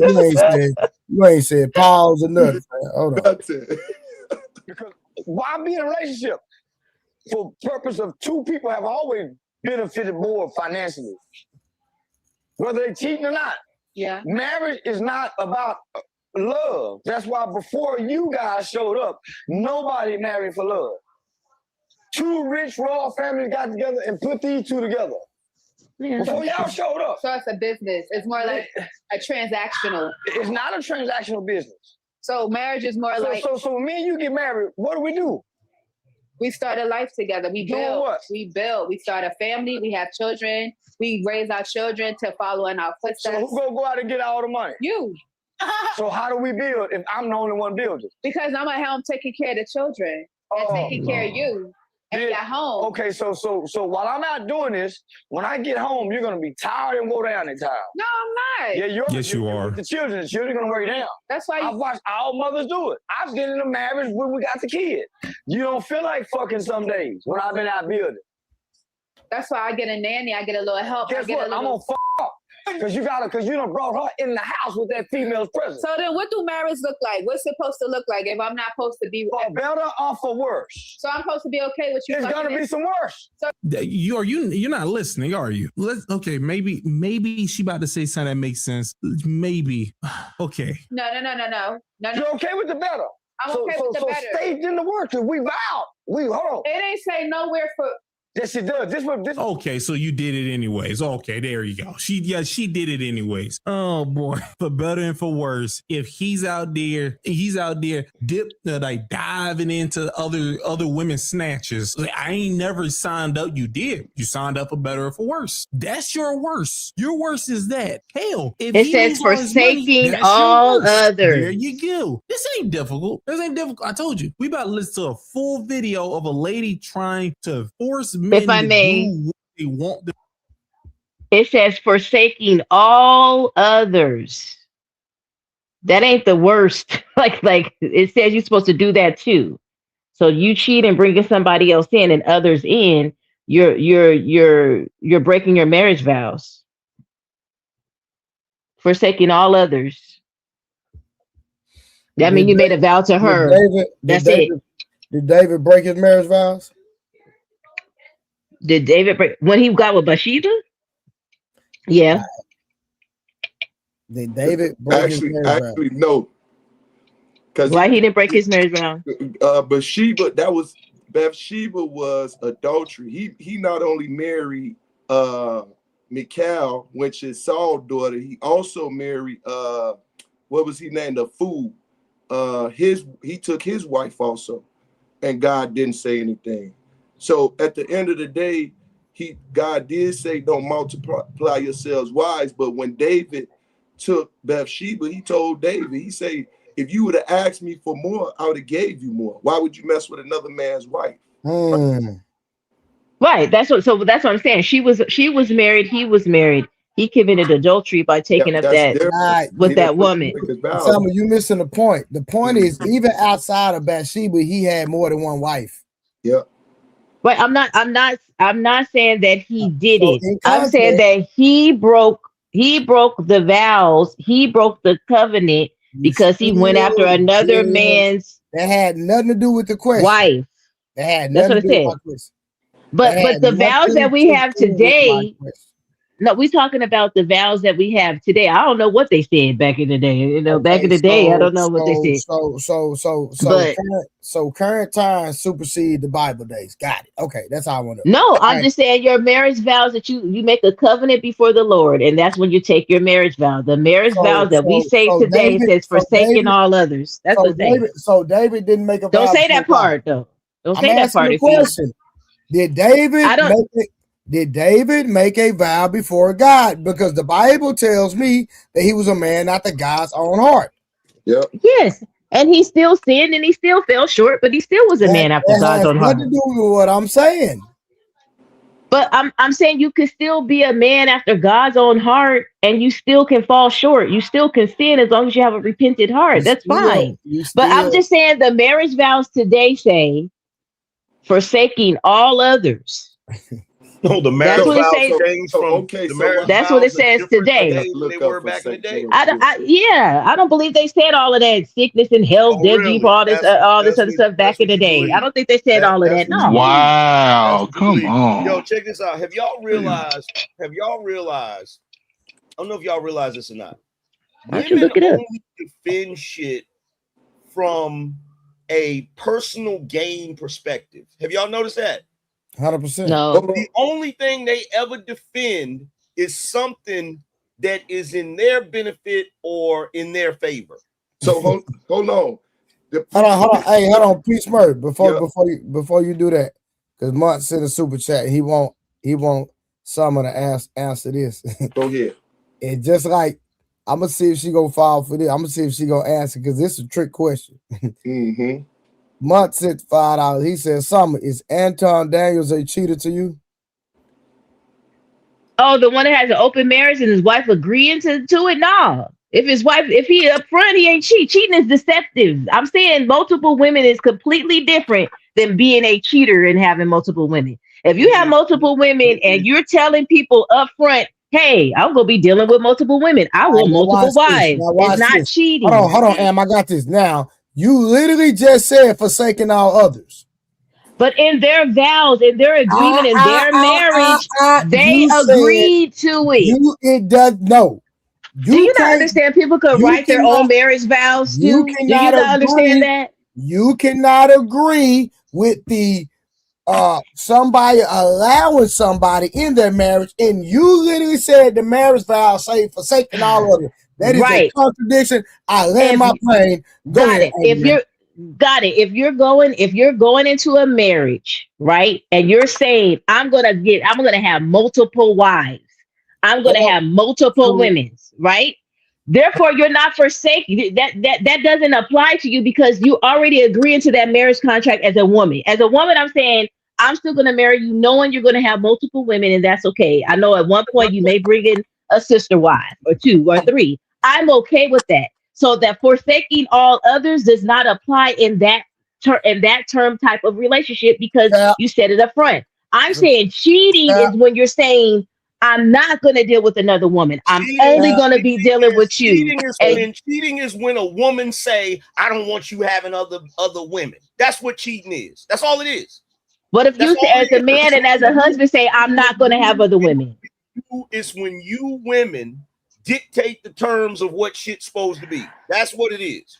No, but Angry Man, what if the man says it though? By the way, King Rooster, I hope and pray to God that you get a mountain of pussy after all that man hating you just did a little while ago, nigga. It's gonna be all right, Angry Man, when the swelling go down. It's gonna be all right, nigga. It ain't look, and then we ain't talked in a long time. You still got my freedom papers, and I want them. I'm burning them bitches tonight. I'm burning them tonight. They're gonna be all right. Gone. But no, but what I said, it look. Well, Angry Man, what I'm saying is true, bro. You know it. What's true? I just wasn't supposed to say it out loud, though. I guess. Like the way things are actually going.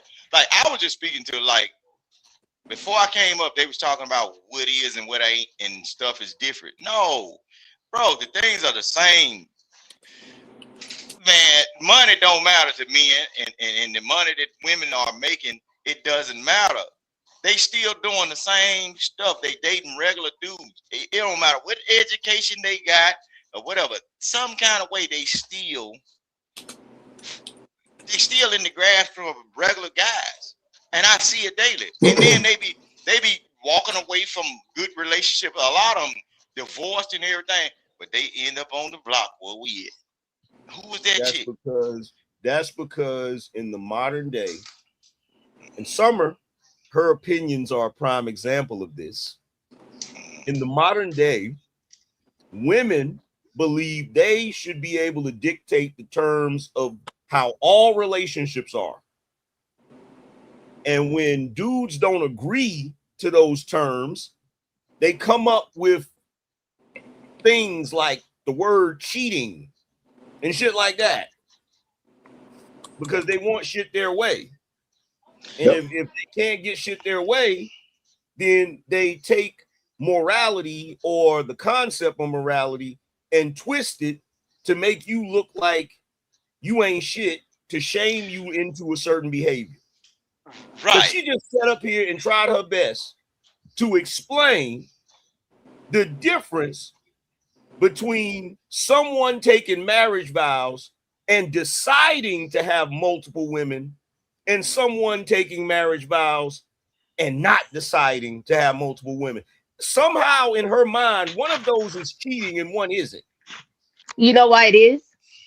Why is it? Angry man, if you told your wife, I'm not going to sleep with anybody other than you. I'm only going to be with you, baby. You're me for the rest of my life. It's just me and you.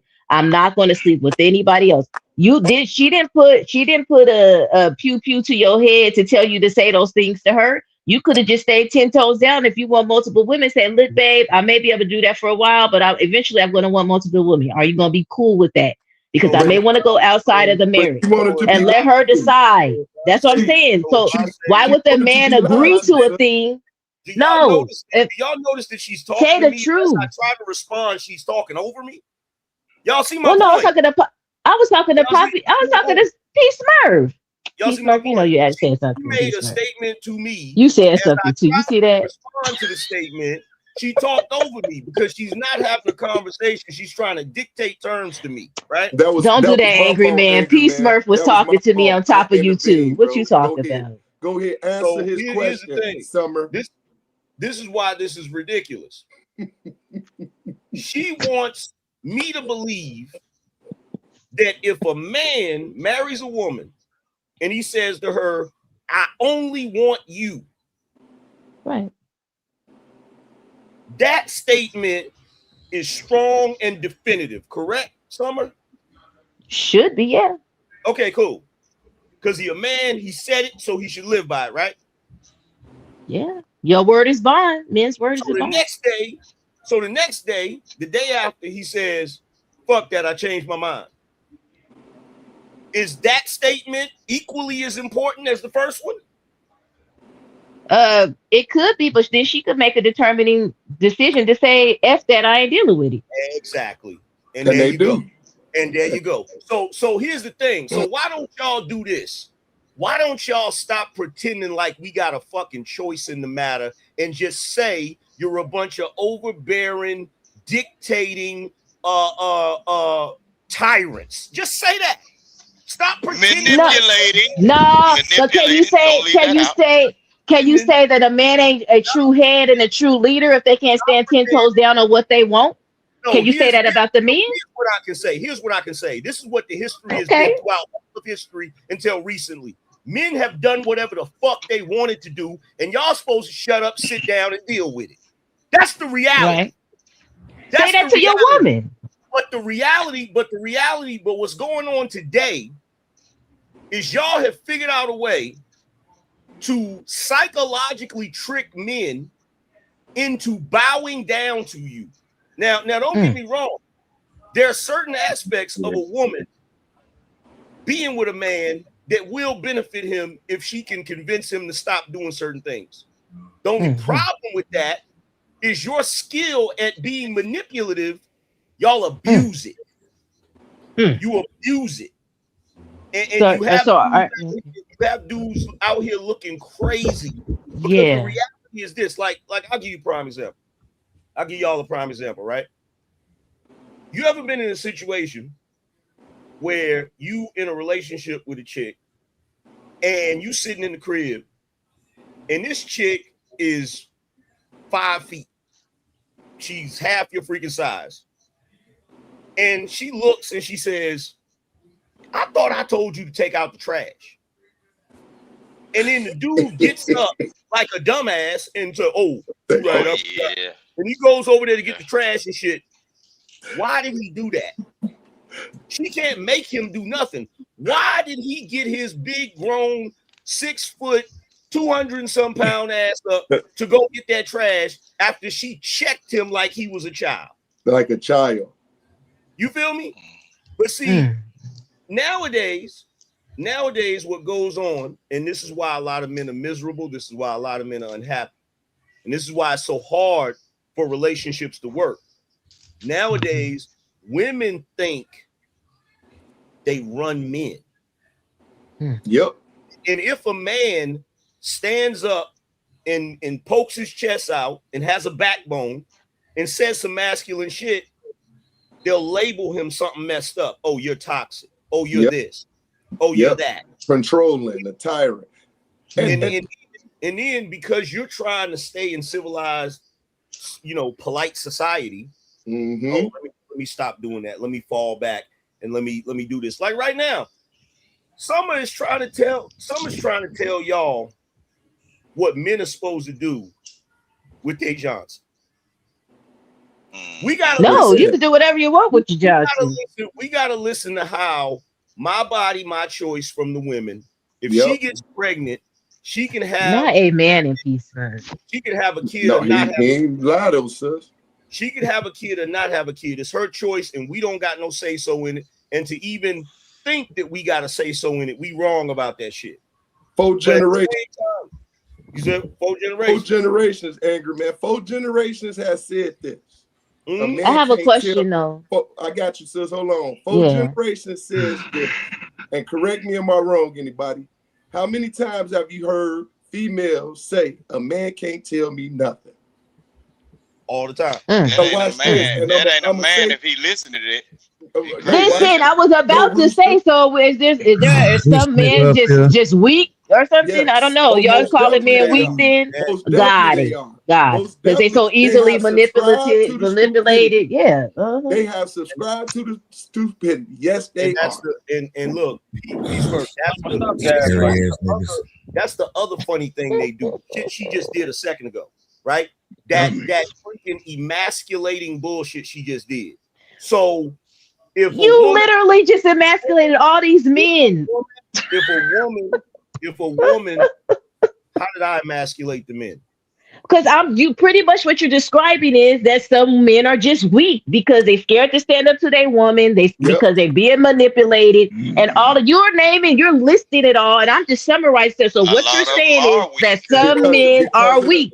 But I'm getting called that I'm emasculating, but you just listed 50,000 bullet points on how they're weak. That's really clever what you just did, right? I'm just saying, you saying it, angry man. I'm just agreeing. I'm just saying, okay, what you saying is they're weak? No, you're not.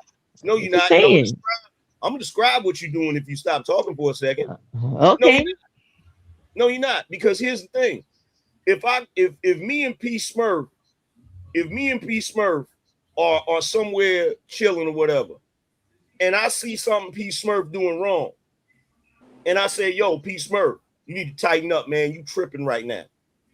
That's steel sharpening steel. That's another grown man telling another grown man. That ain't the same as you, a woman, telling him he weak. You're emasculating him. That's different. And that's what y'all don't get. That's different. So what you was doing a second ago, when I said what I said, I'm like, yo, this is the situation. This is what's going on, whatever, right? And I also said that in order for men to remain in polite society, to not be ostracized, to not be demonized, vilified, or treated like they're toxic, many of them have to conform to that shit. You immediately jump to, oh, they weak. They easily manipulated. See, that's you knowing a situation is a certain way. but still using it as a way to emasculate men when you know in the back of your mind, if those men do not function that way, they're going to be treated a certain way in society. Can I ask a question if I may? Can I ask a question if I may? To all the men on the panel, Trey, would you allow a woman to do that to you? Here come the manipulation. No, I'm just asking. To do everything that everything angry man, said. I wasn't even paying attention if I'm being honest with you, but allow a woman to do what? Oh, he was saying like I asked Peace Smurf, would you allow you and say, get your stupid ass up and get that trash up. That's what look, I'm gonna just give it to you raw. He basically saying you got these big old dudes that tucking their tail, they curl out when a little 5-foot woman say, get your stupid ass up out that couch, take them headphones off, and take that damn trash out. That's you pay all the bills, but what man is allowing a woman to talk to him like that? Boom. Peace Smurf, are you doing that? Syndrome, boy. I go crazy. So in my house, no, just yes or no. Peace Smurf, you doing that? No, but can I expound real quick? So in my house, we go by the Bible. Woman submit herself to a man, and man love your woman like Christ loved the church. So a woman can't tell me nothing. She can give me advice, but she can't tell me nothing. And I want you're the leader of your home. Give it to me. She better be prudent with it. She better take thought to it. Come make sure to put it in the plate versus just trying to tell me something. Mm-hmm. Okay, so Peace Smurf, what's up with you, bro? I appreciate you. What's up, Bings? What's up, Bings? Nothing, man. I need you to cut your hair off because that shit got you lying. So, Bings, you not gonna turn your camera on? I'm gonna start all you niggas with y'all cameras. I'm gonna start taking y'all niggas down. Bro, listen, man. I said what I said. And hold on, I don't mind cammering up. Look, I'm beautiful anyway, so I said what I said. Okay, that's fine. I just want you to know when you drop me, I'm reporting your channel. So Man, listen, but I'm just saying, my nigga, y'all go on other panels, y'all be cammed up. Then y'all come over here, y'all ain't got your camera on, my nigga. We ain't doing that. Nigga, who panel do I? I said what I said, nigga. Don't I see you? Trey, I'm outside. Trey, out. Grown ass man. You want me to see your receipts, nigga? Don't say I said what I said to me. Hey, Peace Smurf. So let me say this, bro. I was gonna call you a liar, but I thought about it. That's too strong of a word for you. I got too much respect to call you a liar. I just don't like the way the question is framed. Cause I go out of my way, bro. I do everything humanly possible to not agree with Angry Man.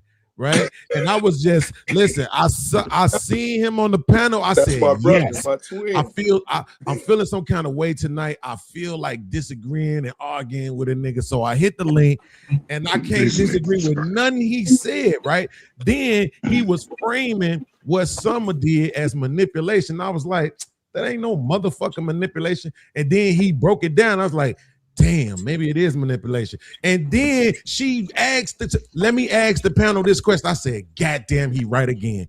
I hate you, Angry Man. Okay, because I know what I'm talking about.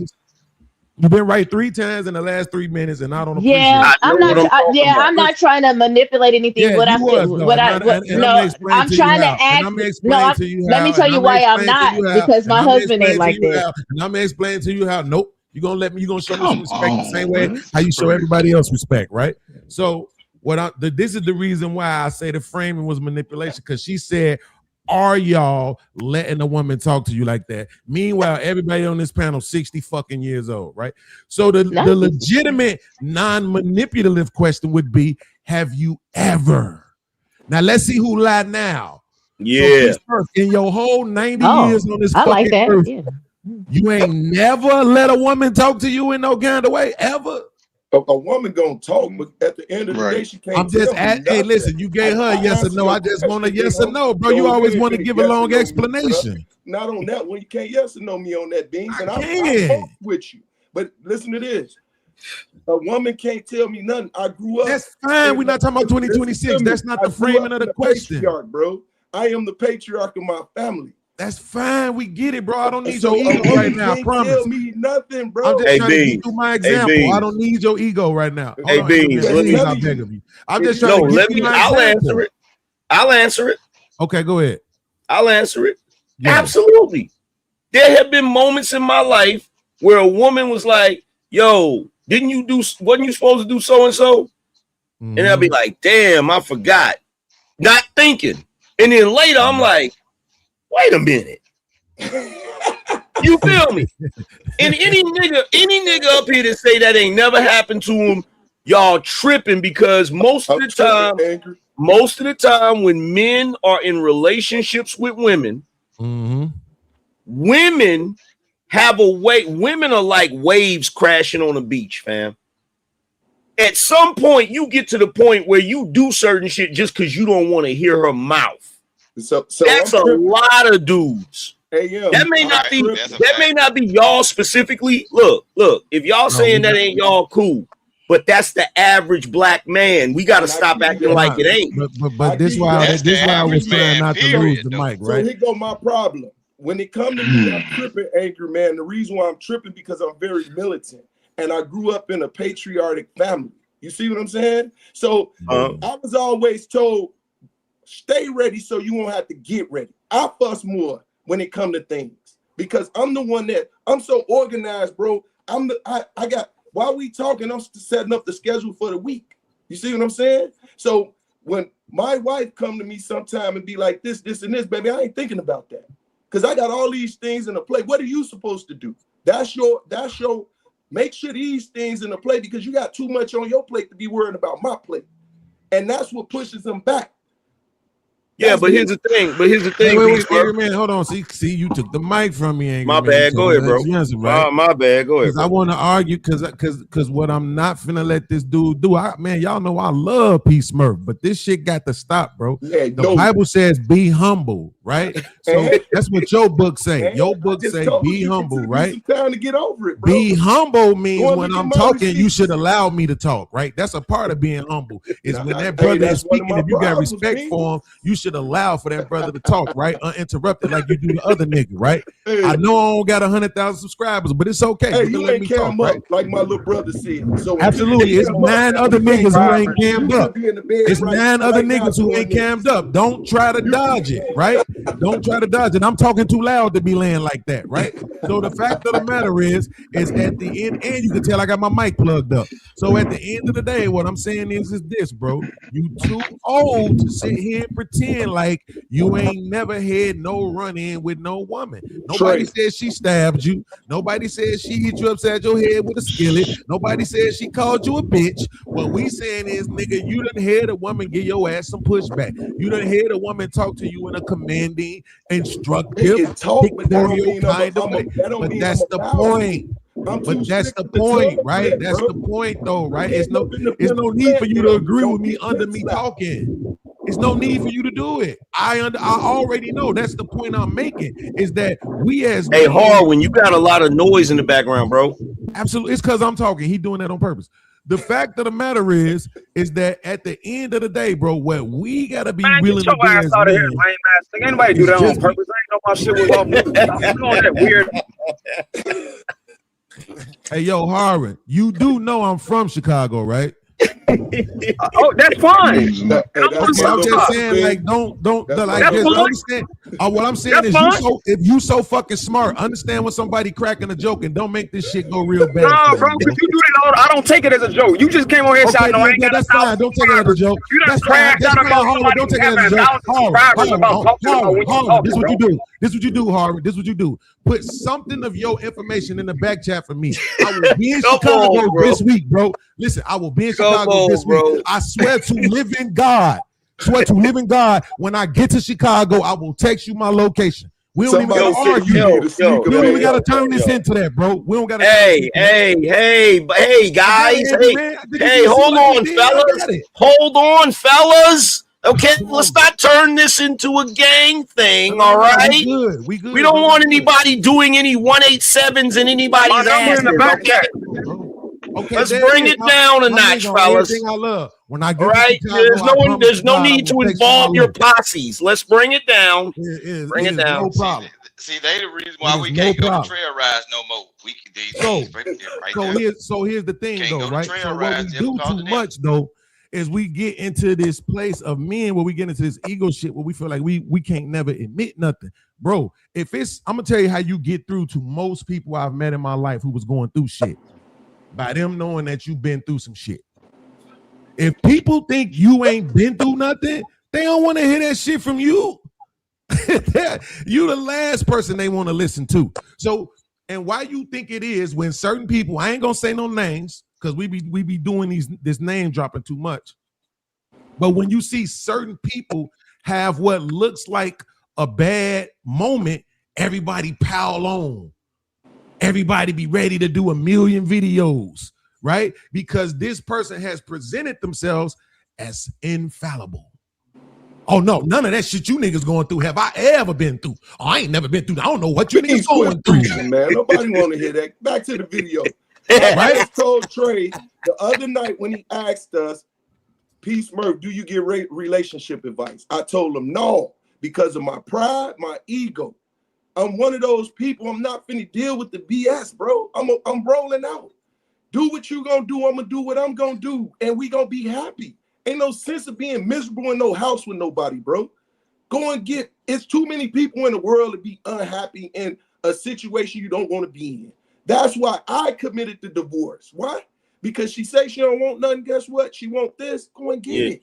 Yeah, but Peace Murph, here's the thing. But Peace Murph, here's the thing. Let me just say this one last thing, I promise. But this the thing, though. What I'm saying is that when Angry Man was saying what Summer was doing, I was looking for a reason to disagree with him, and then she did it right in front of me, and then you helped it by not answering the question legitimately. Even though you, I know. That's what I'm saying. Just if you just let me fucking finish, Peace Murph. You did answer the question the way she asked it, though. So I get that. But you should have peeped the bullshit because Angry Man was already laying the blueprint out for you. I got you. But sometimes I ain't gonna agree with Angry Man. I got mad love for my brother, but I'm not gonna agree with him when it comes to what I got going on. Hey, look, I can understand that. I actually said so. What you're saying is, Angry Man. So what you're trying to say, Angry Man, is that there's some weak women out here. That's what I said. You guys are saying, see, she tried to say, see, men are weak, men are this. I said, so what you're trying to say, Angry Man, are you saying that there's some weak men out here?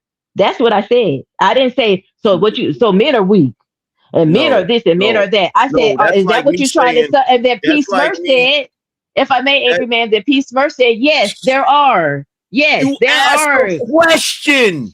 You asked a question of me. I asked you, Angry Man, but then I'm saying then Peace Murph chimed in when I asked that question. He said, yes, there are, Sister Summer, there are weak men. So he was the one saying that there's weak men. I asked the question if that's what you were summarizing. Sister Summer, I'll be trying desperately. Hold on, right, bro. and I didn't have no. Not to hear your mouth, so they might not be weak. Right. They just don't want to get in conflict. So they might not be weak. They just don't want to hear your mouth in order to stop the conflict. So he cleaned it up after. What did they used to tell us, Angry Man? The entire don't argue with a woman. What was that saying about not arguing with a woman? If your daddy didn't tell you, it don't matter. The entire point of why I brought this up, right? That she's not gonna be able to deny. I don't care. She ain't gonna have no explanation for this shit. You feel me? And I agree with you, Beans, about the whole thing about niggas trying to say they infallible. Nigga, I ain't shit. Probably ain't never gonna be shit. You feel me? If I do some shit wrong, I say, nigga, I fucked up, nigga. It is what it is. You feel me? But one thing I know for certain, I don't know nothing in this world. I understand the psychology of women. And they more full of shit than anybody. So here's the thing. The reason why I brought this shit up is because even though what King Rooster just said is 100%, some dudes are not weak. They just want peace. They just want the path of least resistance. Cliff Huxtable wasn't weak. He just didn't want to go toe to toe with Claire Huxtable every day. He didn't want to argue with a lawyer every day, right? That's a good point. So the reason why I brought this up is because even though women are full of shit, they're not stupid.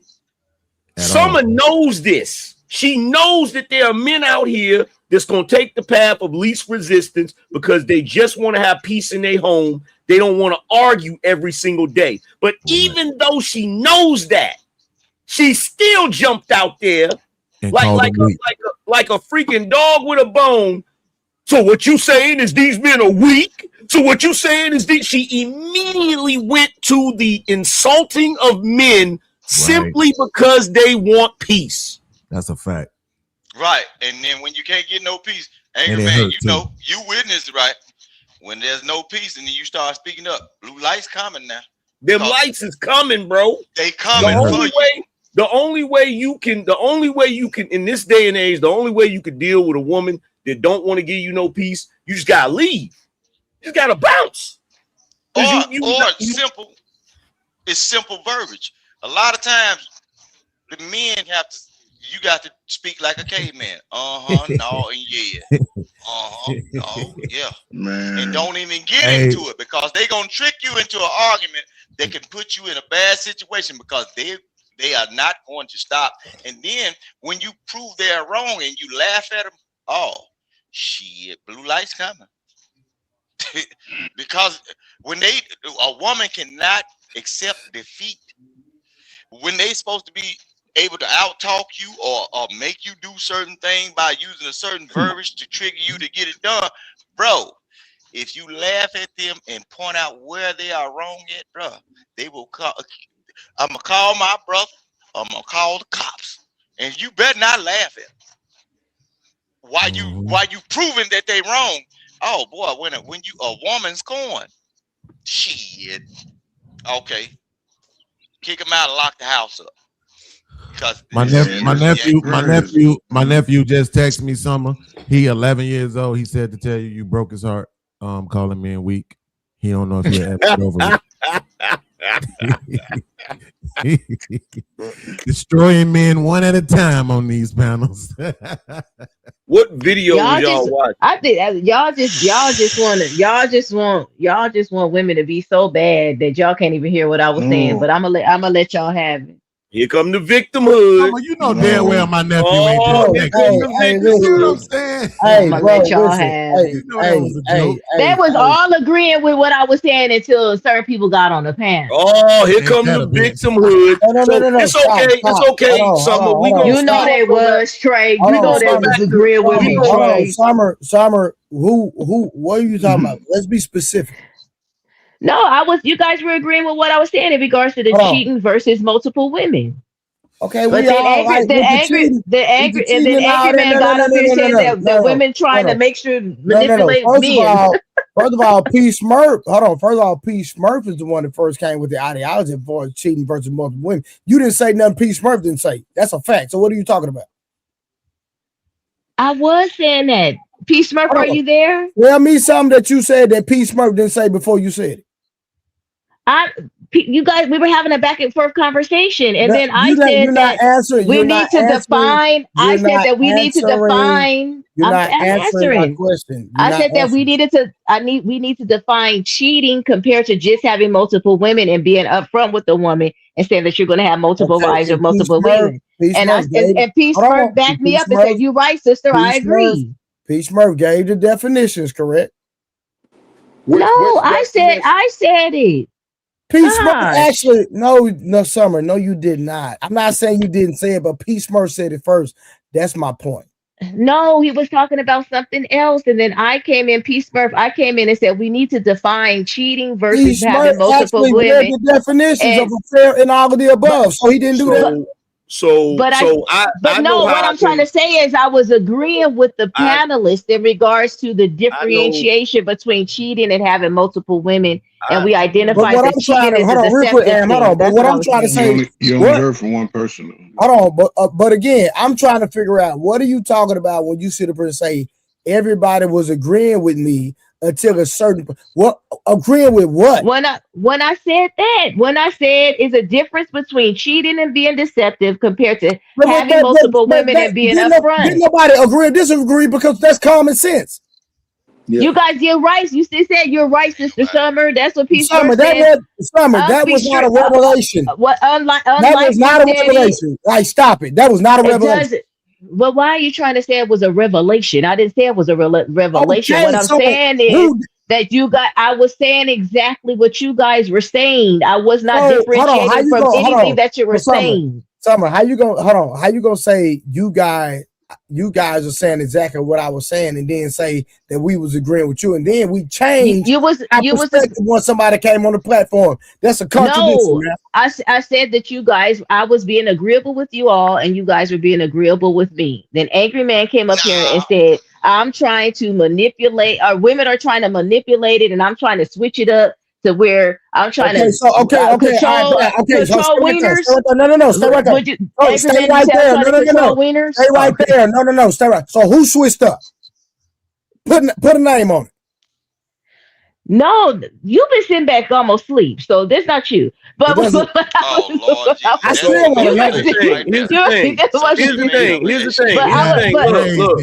thing. I can solve this real quick. No, I can solve this real quick. Hold on. No, I can solve this real quick. I had to do this with Rose. I'll do it with you. My apologies. I know you curled up on your couch preparing yourself for a good old man bashing. An Angry Man came up here and disagreed with you and pointed out some goofy shit you was doing. My fault for doing that, Summer. But Angry Man, when I say that cheating is being deceptive, right?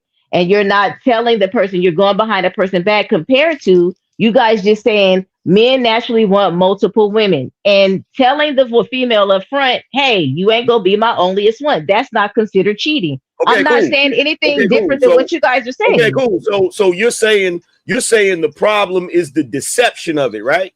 Right, just the deception of the cheating. Cool. So let me ask you this question. Question. How many women out here are in relationships with men and they have to hide the Amazon packages because they buying stuff behind the man's back? I'm sure there's a lot of them hiding in the closet and stuff. So should those men leave those women? No, they should tell them stop spending up the money to hiding. No, they shouldn't leave them. That's not breaking a vow. That's deception. That's not breaking a vow. We can't compare Amazon packages to cheat and put your dingling in another female. Come on. Do another one and maybe I agree. Do another one, maybe I agree. Stop, King Rooster, stop. Y'all be saving them. Stop it. Don't interrupt. Do another one and maybe I agree. No, don't interrupt because she's in the corner. She's in the corner right now, and she's desperately fighting for her life, but she's stuck in this corner. So what you telling me is going behind your husband's back and spending his hard-earned money without him knowing it, him thinking he budgeting is less than a man going behind your back and sleeping with another woman. Well, when you say all of that behind it, financially unstable and stuff. When I say all of that, it's the same thing I said. It's the same thing. When you put perspective on it, then yes, about that other bank account she got. She telling about that other or is it just this? Yeah, you running up the credit cards and putting you in debt. Yeah, that's crazy work. Or is it just this? Or is it just basically the mentality of average women that when you do deceptive shit, it don't matter, but when a man does deceptive shit, it does matter? Respectfully, I don't think that's the same as cheating, though. But yeah, of course, because the man did it. Because the man did it. No, it's not because if the woman cheats, if the woman cheats, it's the same. It's the same deception if a woman cheats on a man. Any man is supposed to know the total income. Yeah, when I thought about it more, Hey, Harwood, are you there? Hold on, watch this. Any man that considers himself the head of household is supposed to know every income, everything coming into the house, monetary, and everything that's flowing out. The moment them Amazon packages hit that door and he don't have no wherewithal of what you bought, hey, that's taken from the house. You cheating. Hey, Harwood. Absolutely. Hey, Harwood. Trip told me to ask you this. He told me to ask you, Do the folks in the city be saying brother? Yes. You financially cheating. You And we ain't financially talking about GDs. Y'all trying your hardest, ain't you? Trying our hardest? Oh, really? Thank you for proving my point. Doing another example. No, doing another example, then maybe I agree. Summer, thank you for proving I want to my find common point. ground. Thank you for proving my point. You believe that spending your husband's money behind his back without telling him is a less deception than him sleeping with another woman behind your back. See, now you add another nuances. I didn't add nothing to it. You did. How? You said at first. You said at first she just hide. She ordered Amazon packages and hide them. You didn't know she was using her money or not. Now you said now she using the man's hard or you said now the woman using the man's hard or money that they couldn't budget and now they siphoning stuff off the top to get the Amazon. That's a whole different scenario, sir. Check this out, Summer. Check this out, Summer. You gotta forgive me. You gotta forgive me because for a while I thought that you were intelligent. Because if you were intelligent, the subtext of what I said originally, everybody in here knew I was talking about her spending her husband's money. Did anybody in here think I was talking about her spending her money? Nope. She could have been. Nah, because why would she be hiding it? Exactly. Because maybe she agreed. Maybe she agreed she wasn't going to take from the budget. That's crazy. No, exactly. Come on, Summer, check this out. Summer, check this out. Right. I get when you want to. Hold on. I get. Don't go there with me. Can't say that with me. I get that you don't look. Check this out, Summer. I get that you don't want to be wrong, but I do know you're smarter than that. I know that you know what I meant when I said. Never want to be wrong. Ever. No, y'all always want me to be wrong. Y'all always want me to be wrong. Hey, hold on, y'all. I was literally agreeing with everything y'all was saying, and here y'all go. Watch this. Y'all wild up in these internet streets. Watch this, y'all. We're gonna go back to what I asked her earlier, because she still has not answered. Yeah, that's a fact, though. You said the vows of today is forsaken of all, correct? Oh, that ain't what you was talking. I thought you were talking about what you just asked. Mm-hmm. Correct? Yeah. Now, did David violate God's vows and he had multiple wives? I need a straight answer. God allowed it. So he did not violate. He didn't violate God's vows. When he had multiple wives, yes, he did not. You're not. Just answer the question, something. I said he did it. God allowed it. So he didn't violate no laws, no vows, nothing. God allowed it. No, he didn't. So say no. Yeah, okay, cool. Okay, that's how I want to hear. Okay, finally. Right. Yeah, I never said he didn't. Come on, man, Trey. She still didn't tell you who stopped agreeing with her once Angry Man came up. You told her to put a name on it. Which person stopped agreeing with you once Angry Man came on? I was having a good old time till Angry Man came on the panel. Angry Man, I don't mind you at all, Angry Man. Come on now. Don't do that. You just you know I don't mind you at all. She can always be talking about one person, and that's P. Smurf. I like you guys. You guys are like my bros, my brothers. I'm good. I said she got to be talking about you, P. Smurf. And you know the crazy part about it, when we talk about vows and they bring them up, I would hurt a lot of women's feelings by saying they break the vows first when they don't submit themselves to their husband, and that's in the vows. And they do. Is that right? And I wouldn't disagree with you. Just real quick, because I'm just trying to get this out the way. So, P. Smurf, you said it ain't the folks? Wait, you say when you say brother, you say brother, like specifically like that, brother. Like brother. So I say it all the time. I'll be like, what up, brother? Now I think you're referring, if you're going into affiliation, it's the Stones, really. Them the brothers. Yeah, it's this video this cat made. He said when the GDs from Atlanta meet up with the GDs in Chicago, and that's how they was talking. And I never heard nobody talk like that. And Tripp was like, Harwin talk like that all the time. Ask Harwin. That be me. most of the time. I be JP like, talk what up, like brother? Look, that's a dialect, bro. Yeah, that's part of my dialect. That's just a dialect. When they say "What up, brother?" Man, Yeah, I hear Peace Mercy more than Harlem. Yeah, I say it all the time. Yep. it's not a part of I'm dialect. gonna that's commission. that's just a I'm gonna dialect. It don't mean commission. Hey, I'm gonna get all of the men that I know to commission a statue to be built to Summer's husband. This nigga ain't shit. Because Why you any say that, man, Andrew, man? any Come on, man that had to argue like back and forth with somebody that don't never want to be wrong, he need a statue. And that's exactly why I said I agree with you when she asked us that question, right? I never got to get to it. Because regardless to Summer, absolutely today, 2026, Summer absolutely presents herself as the most virtuous wife possible. But come on, man, you didn't get to this age without doing those kind of things that just kind of in your and for the fact, you know what I'm saying? And just for the record, Summer, you said we like your brothers. This is how I pick with my sisters. That's a fact. Yeah, I don't get offended at all. Summer, can I ask you a question? Can I ask you a question? Man, let me tell y'all something. Hold on, Rooster, real quick. Rooster. He do. For Rooster, hold on, real quick. He don't want to hear nothing you got to say. Shit. Listen, let me tell y'all something. He be sending me over here. He be like, "Don't you got a panel to do with Trey?"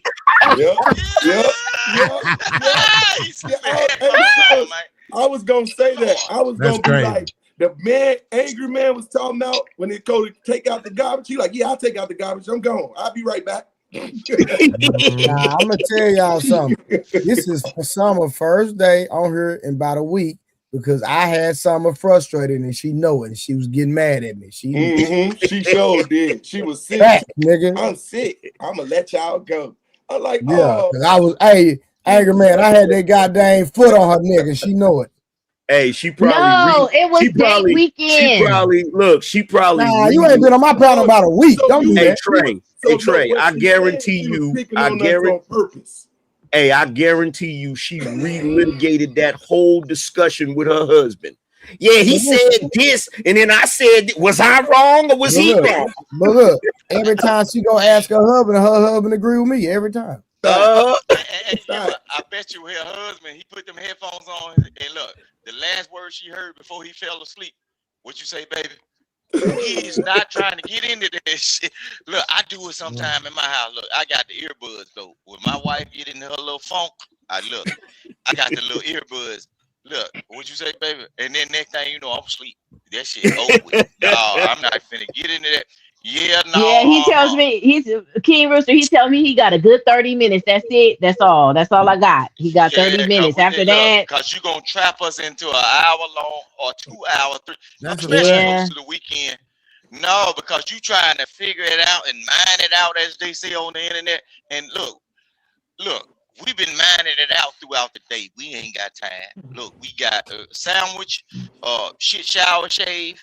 And the day-to-day, especially with these multiple personalities that you dealing with on the internet, he might not even be an internet person. We don't got time. We got to get up and be fully functional. No, hell no. Yeah. We ain't doing it. Headphones on. I'm talking about big ear muff. Shit, tuning that shit out. Look, he said God bless you, Trey. He said God bless you, Trey. He said I be talking too much. He be like, ain't it 8 o'clock? Ain't you supposed to be in there on your panel? And I was like, shut up. He'd be like, I'm just saying, you talking too much. Yeah, that boy want peace. Summer, that boy want peace.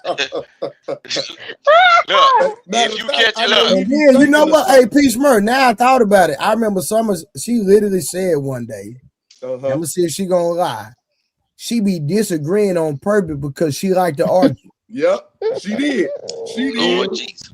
She like Trey, the devil. Trey, you might be the husband. Like that. Stop. You So might Summer. be his savior. Wow. So Summer. She literally said that, bro. Yeah, she did. Wow. Let me ask some of this question. I gotta add a correction to that.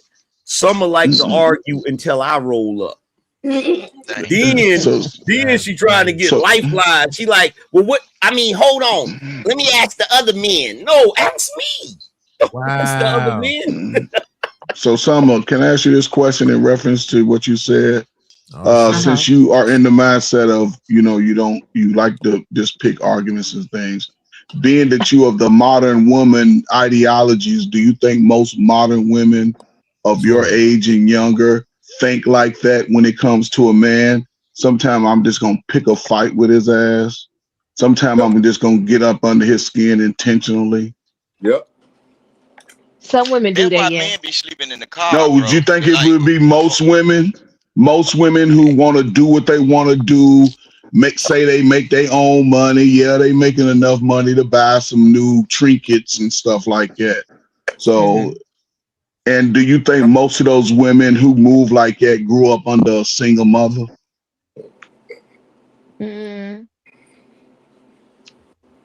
I think the opposite. You think most of those women grew up with a father? I think if they had a father, because most fathers are telling their little girls not to take this BS and be on your own and go get a job and do all the things. When you really talk to fathers that have daughters, they're instilling their independence in them first. If you get what I'm saying, when I hear some of the men speak that have daughters, they're the ones telling the daughters not to put up with the BS from men, and because they're a man, right? They're like, nope, don't do this, don't put up with that. If you making your own money, don't put up with this. They're the ones instilling that in the dads. So I think they teach you. That's a good thing to teach. You know what I'm saying? Your young adult and things, what to look for that could be red flags. But as it pertains to most men don't get to have that communication with fathers over the last all of your life and most of my life under the feminist mindset. It sort of devalued the man's opinion, because before civil rights, most Black people formed. It was like the women understood that there was more women than men. They understood that, so they started to chose the covering of a man. But then once the feminist movement came, they said, "Hey, come and get this welfare, you single women." And they also said, you gotta, when your child turned 18, you gotta go. So what did they do? They started having more children with people who they knew they weren't gonna be in relationships in. And then you got 2 or 3 generations in now, because of those men, and Tupac called it in the 90s. We have a race of babies that hate the ladies. The ladies hate themselves, and the men who grew up under that never had an advocate in the home. Most of them never had an advocate. Yep. Yo, Hey, let me say this. I'm gonna check out, y'all. I appreciate you for bringing me up here, Trey, and Sama. If you ever catch your boy sleeping in the garage with him a fat cigar and a cold cup of beer, and with his headphones on, let him have that moment.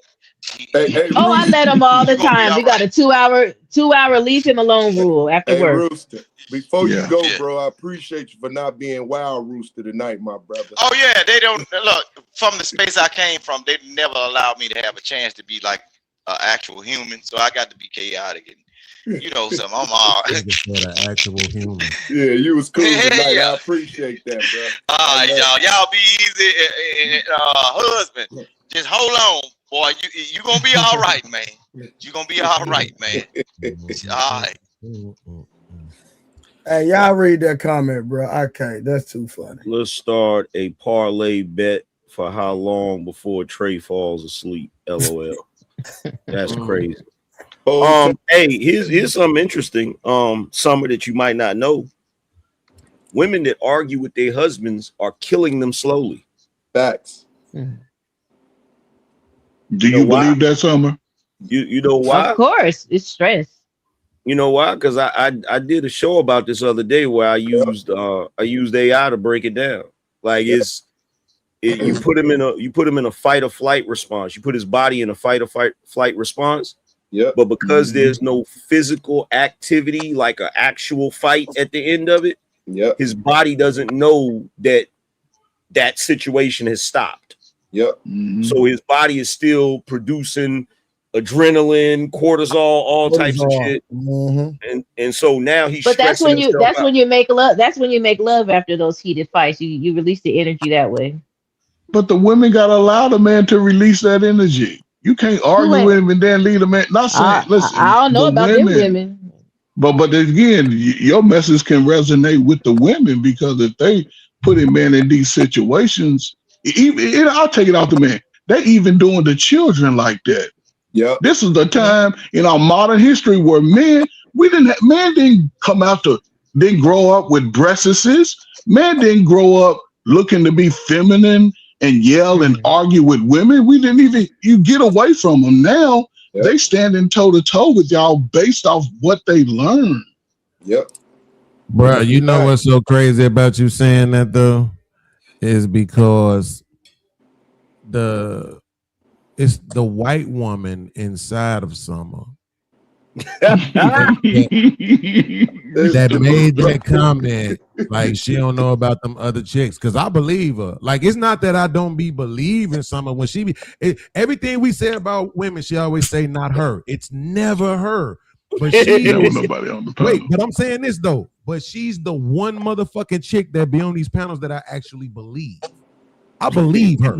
It's It used to frustrating be the conversation, but I do believe. Oh, there it is. There it is. You see what I'm saying? There it is, Beans. Did you hear it? I did. I'm just keeping it to myself. I don't even want to explode. No, Beans. The reason being, I've said it a lot on the panels. I said it used to be me. I had to do the work. A lot of women, because I'm gonna just speak for women because I'm a woman.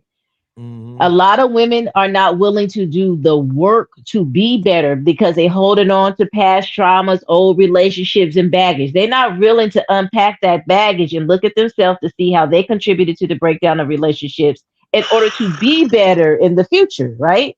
So a lot of women just hold on to it, but I'm not like that now. So I have to say confidently that I'm not. I got you. I say I believe you, right? Yeah. I do be believing you when you say you're not like everything we be saying. Like, I'm not like that. I believe you though. But that again, my whole thing be that at some point, like to your point, you was like, oh, you used to be, right? That's the part that be missing a lot from the conversations that people don't. You know the reason it kind of messes up for that. I just want to get through one sentence, y'all. So this is my thing though, because Angry Man is married, you married, P Smurf married, Coach Ferg married. Me and Trey the only one who got sense, apparently. I don't know. You ain't shit, man. Y'all like playing with y'all pool shit. I don't like playing. I think Harwin might be married too, right? Me and Trey might be the only motherfuckers that's not married. All three of us are divorced. You want to know? Absolutely. You want to know the only reason that Summer got some act right about her? No, because I don't want to keep making it about something. I'm trying to get to my point. Nah, I'm making it about her. Summer was probably hell on wheels back in the day. She light skinned and you got light eyes too, don't you? You got light eyes, don't you? And she nice. She thought she was the shit. The only reason Summer got some act right about her is because she's a woman that wanted to get married and stay married. That's the difference. No, she bumped into that thug angry man like us. Yeah. No, you know what though? That's actually a great fucking point. Boy, you coming around. You ain't no conservative douchebag tonight. Angry Man, that is a fucking awesome ass point. Nigga, I do this. Like that, because welcome to the show. Where have you been? I do this for a living. No, brother. That actually does apply, right? Based on the distinguishment is that those people do want to stay. Like, some people don't get married for the show. Some people get married because they want to be married. They want to stay married. They choose their person. That's how I always say it. Like, man, once we choose our person, we really be good. We really don't be wanting to have to go through that process again. But to your point, that's the difference, right? But what's the component that's the driving force for that? It can't just be the white girl in her. It got to be something else because them bitches divorcing they niggas too. So what's the component that drives that nature for the people who say, I don't want to get divorced? There's something in her that was instilled in her that was traditional. That's the only difference. The women that you see out here nowadays that want to get married and want to stay married, they got some traditional in them somewhere. You feel what I'm saying? Yeah. So because like the one thing I realize about women, you can't regulate a woman's behavior. Mm-hmm. She can only regulate her own behavior. That's true. And that's facts. And Only way a woman gonna regulate her behavior in a relationship is if she want to keep the relationship. Yeah. And then, well, I think it's more of Summer's dedication to God and Christ. That's part of it too. That's part of it. No, that's the main part though. You think that's the main part? 100%. And I think even though she right there. Yeah, she just said it. Even though we don't like to deal with it, also she's an Aries, and one thing about us Aries, we don't want to lose, right? That's the hardest part, to get out of that stubbornness. When you say you're gonna do something, you want to stick to it. It ain't all of us, but generally speaking, you want to try to meet that goal, and you challenge yourself, right? You know what? I'm not gonna lie. You right about that. I was about to disagree with you, but then I realized how you was framing it, because my mom is an Aries, and I had to realize the goal in her relationship wasn't just to be with one person; it was to have it look a certain way. So to your point, yeah, she did what she had to do to accomplish that particular goal that she had at her mind. Hey, you got a point there. Mm-hmm. But it really has nothing to do. I want to say this real quick because I think he back. Hey, Harmon, just so you know, if you hit me too hard, you getting jumped. If you over 6 feet tall, you getting jumped. If you knock me out, you getting jumped and you taking your time. Just so you know. Hey, Beans, we were gonna jump you anyway. I was gonna hold you, and I'm gonna let him beat you up. I'm 5'7", 135. You should be okay. My man, that's what I'm talking about. Give me a chance out here. Give me a chance out here in these streets. Hey, Trey, I'm just saying, when you see that little 1-2 thing I do, I just want you to be proud of me. And I just want you to know how to beat your ass when I was 24, nigga. I'm seeing them little pull-ups you was doing on your short, nigga. I seen him little punk ass pull up. He pulling himself all the way up to the fucking bar, pushing all the way up off the motherfucker, come back down. Oh, you said he was doing proper pull-ups. He was doing proper pull-ups and shit. That nigga was doing pull outs, nigga. That nigga was pulling all the way the fuck off the bar on the top of the motherfucking bar. Nigga, and then coming back down. I'm like, this nigga is a whole roach.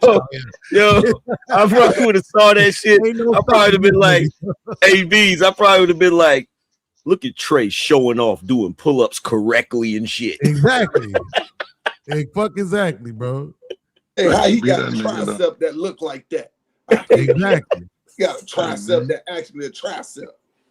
That's how you're supposed to be when you're single. When you're single, you got to stay in good shape. Man, what you talking about, man? That's it. Look, hold on, Coach. I was like that when I was married. The hell you talking about? No, I'm just saying, when you're single, you got to stay in good shape. And look, here's something I can say definitively because we witnessed it. You feel me? You know how I would have known Trey was single even if he didn't tell me he was single? How? You see how comfortably that nigga be sleeping? That nigga be comfortable. Bro, I ain't slept like that since I was a kid, nigga. Like, that nigga be comfortable. One thing I'll never understand is how niggas can sleep sitting. I can't do it. Yeah, I can't do it at all. Yo, you ever been to the well, I know all y'all Christians, but if you ever been to the county, bro, and the county niggas be sitting up sleep, bro. I'm like, how the fuck are you doing that, bro? Nigga, I'm one of them dudes. I'm one of them dudes that wake up. I'm one of them dudes that wake up like just randomly, just wake up on some. What the fuck? My wife be like, "What the hell is wrong with you?" Like, I don't know, man. I'm just trying to survive the night. That's all. Another place too is the military. In the military, you learn to sleep everywhere, boy. On trees, you learn to sleep sitting up with your eyes open. For real, standing up. Yeah, the shit right there, bro. Damn, you was in the military too, Pete? Yeah, most definitely. All y'all. Wait, did you have your dad when you was growing up? Nah, that my he a straight gangster, bro. Oh, you ain't had that? Nah, so I have around? uncles and everything. My uncles on my mom's side and my sister pop's side. So I was raised, but we a real patriarch. So you had male figures in your life that was like really in your life, guiding. Yeah, oh yeah, they was on top of me, bro. So you had male figures. That's why I say I'm so militant. Because right, bro, so they would whoop you. They would, bro. Don't do something wrong. They gonna punch you in your chest. That's right. So I'm just trying to make sure I confirm this. You had male figures and went to the military. Yes, sir. My grandfather was in the military. I got you. Sellout ass nigga. I don't give a fuck. Nah, I had my daddy. Shit, bro, my daddy. I knew that was coming. That was normal. That was us 90s hip hop niggas who ain't supposed to have no daddies, no male figures in our lives. Not you 80s. Hey, Beans. Not you 80s A bunch babies. of goons. Absolutely. You 80s babies, y'all had it rough. You 80s babies grew up under Hey, the I'm gonna tell you. I'm leading. gonna tell you who the most gangster dude in that photo. Who that? You see that? You see the dude right there with the afro that got his head tilted? Wait, which one? This one right here? All them niggas got afro. That one right there. That one right Hey, there. that's my uncle Baby Al. He had 3 women in the party, boy. Yeah. Yep. That's my Hey, grandfather they the right moles? there, and my grandmother. And They that's the my moles, uncle man? right there. Word. He was a Golden Glove boxer. This is my second oldest uncle. Was he Golden the moles? Say that again. Was he the moles? Nah, none of them gangbang. They country boys. They Hey, I coming through can't. whooping ass. Hey, for the record, I can't stand you niggas from Chicago that box Golden Gloves. No, just for the record, I was in the barbershop, right? And I got a homie in there that you know, he from Chicago, but he live down here, right? In fact, he from Cabrini Green, right? Oh shit. So okay. he had always talked about he could box, right? Yeah. And you know how niggas be in the barbershop running their mouth, so niggas don't never believe nothing nobody say, right? No. So everybody telling me, yeah, he nice with it or whatever, right? So one day he get to bragging about boxing, and I'm like, you know, nigga, I box too, nigga. I even had the gloves in my trunk. I said, nigga, I box too. I keep them too. Yeah. So You said gloves in the trunk? yeah. So I'm sitting there talking shit. I'm talking shit to him, right? Yeah. And I'm like, man, you know what?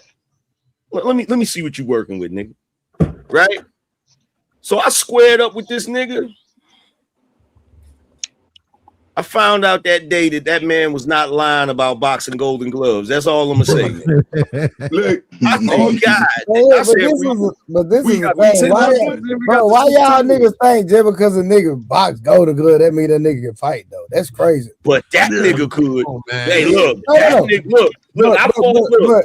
Listen, I'm not saying he can't, but you know I do it on a professional level, so it's like no doubt. Like niggas think just like when you say you fight Golden Glove, that means you just entered the tournament. That's all it means. Yeah, I know. That's what niggas don't understand. But here's the thing, though. Out of my lifetime, I've only fought 2 dudes that said they boxed Golden Gloves. One of them I knocked out. No, but what I'm saying, it's just the stigma behind it. Like when people say, I'm just giving niggas that don't know what that really means. The only thing that means is somebody paid to put you in a tournament, nigga. That's it. That don't mean you can fight. Yeah. So with my uncle, he was, you know, in the prison they have their tournaments. So he won those tournaments, and because he won those tournaments, they put him in the Golden Glove. That's where Bernard Hopkins learned how to fight it. Is it for real? I ain't even know. So that's who taught. So he the one taught me how to fight. So that's why when I say we did it beforehand, now that cat you talking about, Angry Man, that's all they did in Cabrini Greens. Fight, hustle, and went after women. You feel me? So when you went in the Cabrini Greens and you went from there, you fighting. And then his coming out fighting. And then his brothers came to visit one time, and they came by the barbershop. And I looked at his older brothers, and I was like, "Yeah, that's why your ass can fight, nigga." Look like hardened criminals, nigga. That's it. Yeah. Damn, that's crazy as hell. This nigga here disrespecting the Golden Gloves, bro. No, I'm not disrespecting the Golden Glove. I'm just giving niggas context because if people hear Golden Glove, they think people can fight. That don't mean that, bro. Man, look, as soon as I start talking this shit about Chicago niggas from Cabrini Green, we got another Chicago nigga in here. Stand up, baby. Hey, what's up, fellas? Can y'all hear me? What's going on? What up? Hey, man. First, congratulations. I know I'm a few days late to Trey for hitting his numbers, man. That's what's up. Appreciate it, Joe. 2, Trey is right on a number of levels. Number one, all the niggas that say they boxed Golden Gloves didn't. All the niggas that say they from Cabrini Green ain't. Yep. That's some projects that's been closed for so long. Yeah, they tore them down, right? Yeah. 2005. They've been closed down for a minute. Yep. Number 3, Chicago boxing is like fighting is like basketball. Yep. I cannot remember. I'll be 61 this Wednesday. I cannot remember. And this ashy knuckle niggas fighting moment is being brought to you by the Family Secret All Natural Body Butter. Go get you some at the familysecret.shop. It's my body butter company. And thank y'all for getting it. I'm so damn busy. Anyway, boxing, fighting, I can't remember, I swear, from birth until I left for boot camp. I cannot remember a week worth of days that I wasn't either in a fight, saw a fight, or heard about a fight. Fighting. So, and finally I'll say this and shut up. Wherever niggas live, you can get a fresh ass whooping. Ain't got a damn thing to do with your zip code. Hey, if you can take it, you can do it. Anywhere niggas live, somebody got a 2-piece for you. Hey, Harwin, man, I'm mad that you dropped down because Harwin tried to show y'all. I don't know if y'all saw. He had showed y'all his gloves that he keep in his trunk. I wanted to show him mine. I wanted to make sure he saw my glove. This my glove right here. That's then what I said, swing damn, with. a green screen. He just went and got a sheet and dyed it green. Period. Hey, look, that's why yesterday, Trey, I was tripping when Mont was asking dudes questions about whether or not they get broads. I'm like, bro, that's the one thing I've never understood about the internet. When I was growing up, if you couldn't fight or talk to women, you was getting clowned by everybody. Like you every day. You was gonna be a victim every day. Like every day. He was getting clowned. Matter of fact, you couldn't even have this conversation. You can't talk to real man with you couldn't even be in the bro. Go at all. Somewhere. Even the women would clown you today. Or tell jokes. You know the dozens. You know you have to be ready. Because what's gonna happen is everybody gonna be cracking jokes. But when the person that can't fight start cracking jokes, that's when the nigga gonna be like, nigga, who you talking to? All of a sudden it's different.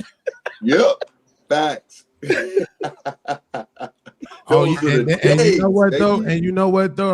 I want to say this too, Angry Man. Jeff ain't lying when he said that a lot of people be saying they from the Greens, but they really not. See, like I like my building was literally in the intro to Good Times. We lived in 911 Hudson. You know what I'm saying? On the 6th, I'm not even joking. On the 6th floor. That building, it's the building that's on the right, and then 911 Sagoozie is behind it, and then it's the church with the bell tower on the top of it. That was my building. And we also lived on Sedgwick because we lived in the row houses two places. Where my grandma lived at, and my mama had her own spot. And we moved. Can I ask y'all a question about Chicago? After I finish talking, if you can, disrespectful ass nigga. And then also, hey man, you be talking to my light-skinned brother like that, man. Nah, fuck all that. I'm tired of the disrespect. And then also, Uncle Jeff, we also lived in Noble Square. And I'll be honest with you, I talk all that Cabrini Green shit, but Noble Square is really the spot where that's my claim to fame, nigga, because we lived on the 20th floor. Well, and I know y'all, all y'all military paratroopers and shit. But living on the 20th floor for a living is insane, nigga. That that's crazy. And that balcony and shit, and we had a waterbed, bro. My stepdad, like that shit was mad crazy having to wait on that motherfucking elevator every day, that long ass elevator shit. Well, but I miss no. I want to ask y'all a question though, real quick, in reference to you Chicago guys, dog. And compared to Cabrini Green and Robert Taylor projects. In the time of the worst, I don't know if y'all was there during those times. I got to Chicago in 2004, and I used to go visit people in Robert Taylor projects. And the more I visited, I learned about the history. And I used to go to Robert Cabrini Green, but it was on that they were starting to move people out. They was, sort of get ready to tear it down. So in the height, which one of those projects would have been the worst? There's no. I'll if I may answer that. Go ahead, Coach. It's almost like looking at a turd and saying which part stink worse. There is no this whole poverty Olympics. Poverty was everywhere in Chicago, but the truth is, one of the nicest places in Chicago was the Auburn Gresham area. Outside. Auburn Gresham, yeah. And you could get your ears stomped together over there. Yeah, that's what I'm at now, Griff. I'm in that area. Auburn Gresham. You buy a house there? I used to work at Paul Robeson. I worked there. Lawns and you run your mouth raggedy, and a nigga will give you a root canal with your mouth closed. Yeah, I'm in That's what. Now I'm glad you said that out loud, P. Smurf, because now I know where to come find you at. Oh, bro, I couldn't give you my address. But I do want to answer. I didn't want you to know I was coming. I just gave myself away because I'm stupid. But Coach, I'm gonna answer your question like this because I respect Uncle Jeff's answer. I ain't gonna stunt. Mm-hmm. But it's the Taylors. It's not even remotely close. Okay. And I'm gonna tell you why. And I'm gonna tell you why it's the Taylors. One, it was massively bigger, right? It was just ridiculous, right? But the other thing was this. In the Taylors, for some reason, they didn't have the same kind of I ain't gonna say they never had it. I'm gonna say by the time I was an adolescent and teenage age and I was going to the Taylors, it was gone. Whereas it was still in Cabrini. And that's this thing they had where you couldn't disrespect nobody's mama. Exactly. Yeah. Like it was this project decorum that Cabrini had damn near to the end, right? Yeah. Where like if you was disrespecting somebody or somebody grandmama nigga, they would flood you. Yeah. Like you was getting your ass beat. Yeah, Go ahead. we got him, Miss Walker. By the time Miss Walker get inside the stairwell, you got 12 Nike boots across your fucking head, right? But in the Taylors, it was a little bit different. Because my like one of my first times going to the Taylors when I was a teenager, we went over there getting weed and shit. Bro, it was the women was being disrespected out in the open. You see what I'm saying? Now, I ain't like again, I'm not saying they never had it. I'm just saying by the time I became a teenager, that shit was gone. And when I was at that age still going to Cabrini, that shit was still there. Here's something a lot of people, if I may, don't understand. Is that the order of a neighborhood and the men running it. That's as old as tribalism. And where it came from in Chicago, my grandfather was a part of it, there was a black mafia in the late 40s and early 50s, right after World War II, that all of them were massacred in one night. And the only reason my grandfather and his brother were saved and one of their cousins is because their wives got together and hid their keys. Those men set a code that the original gangsters, the original Black P-Stones, the original disciples, L. Wilkins, Mickey Cobras, L. Wilkins, bro, Four Corner Hustlers, all of these cats had a code. Let's just say it's the BOS, the brother of the struggles. That's what it let's is. just say I crossed Trey, and Trey was a GD. And the GDs knew my mama got off the 63rd Street bus at 4 o'clock. At 3:56, 2 of them will be there. And when my mama got off the bus, they'd go, "Hey, Miss Brown, you can't carry them bags. We got them." And they would walk her home and ask her, "Have you seen Jeff?" You tell Jeff Trey need to see him. Yep. My mama know who these niggas are. Yep. They pressured us like that. But I didn't have to worry about my mama getting shot or no 3-year-old catching no one children. in the head. Yep. No children, no women was involved. Up until 20, I'll say like I remember coming out of the military and they used to have to check in. And I remember when the note came out, they said women and children involved. And I was like, what? When did that happen? Right? And this was like, it had to be, I got out of the military 2013. So I say the note came out like 2015. What branch? No, but that was I was in the Army. That was already happening. No, it was happening, but when I say target, like it was already. It was one thing. Target is a whole nother thing. So I want to say this to answer your question, and then we'll keep going, Coach. I didn't grow up in the projects. I was more affiliated in the hood, and I grew up in the Cape. So for me, it was sell out. That's fucked up. Yeah. So yeah, but when I got there, the behavior that you're talking about, they were starting to target women and children a lot more. Within my first 2 years there, it was probably 300 to 500 women and children that were being targeted. And this was 2004. That's what I said. I came right when they started to tear it down, but I saw how it was chaotic right before that. I saw because they commingled the cultures. No, yes. This is a that's actually.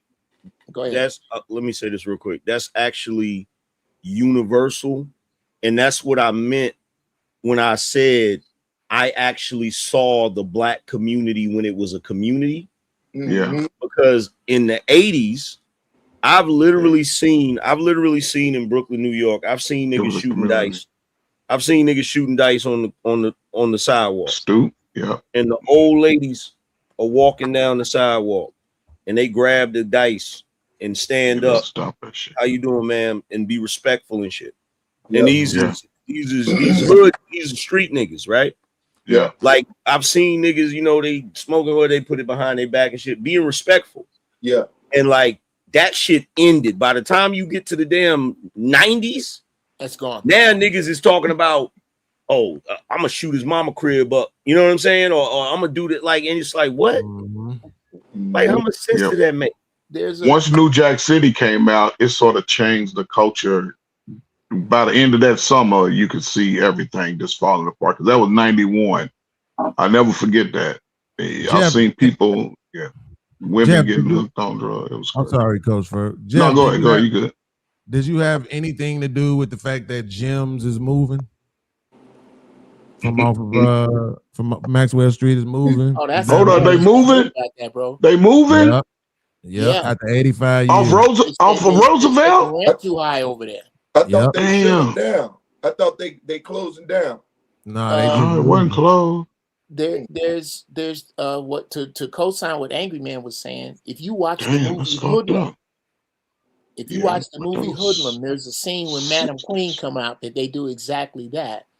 But what we doing right now is basically looking at a pot of spaghetti and going, you know why this tastes good? Because it's the tomato, or because it's a noodle, or because it's the meat. This is a big this thing that we call our culture that has been destroyed. It's many-headed, bro. It's a hydra. It's got a lot of heads to it. One of the reasons that women became targets is because sons didn't love their mamas no more. The same way Smokey Robinson could never have written "You stupid ass bitch, I don't fuck with you," because he loved his mama. Stevie Wonder loved his mama. These dudes fell out with their mothers because their mothers were angry about the system that a lot of these women were saddled with, that made them become, I like to say, women became, you can say a woman became horrible on her own, but you made her a horrible baby mama. You picked her to do this too. So this cycle has got a lot of pieces that are not going to die until this system collapses under its own weight. And I am so proud of Black people playing the wall and letting this shit happen. That's because it's us now. We're up leading. The Gen X is up now. And we know what it was because we did that rebellion back then. Remember, we was striking every opportunity. Even here, remember, Griff and Beans when the Bulls won, and we sent everything up. And then every year they won, we was sending it up. And then they was like, we got to figure out how to calm these cats down, right? So then that's when they put everything out there as far as exactly, and put money into play with us. And then that's when they was intended on getting us hooked into play, but a lot of us started to switch up and not choose that. We started choosing education. You feel me? And the trades, because they was taking them away because of the industrial age was leaving and the tech age was coming through. So you had a fine line that you could play at that point. You feel me? And that's why the reason why to piggyback on y'all say the loss and the hate of the mother, because mama wasn't there, right? For us, mama wasn't there because she was hooked. Just like dad already wasn't there, he got hooked.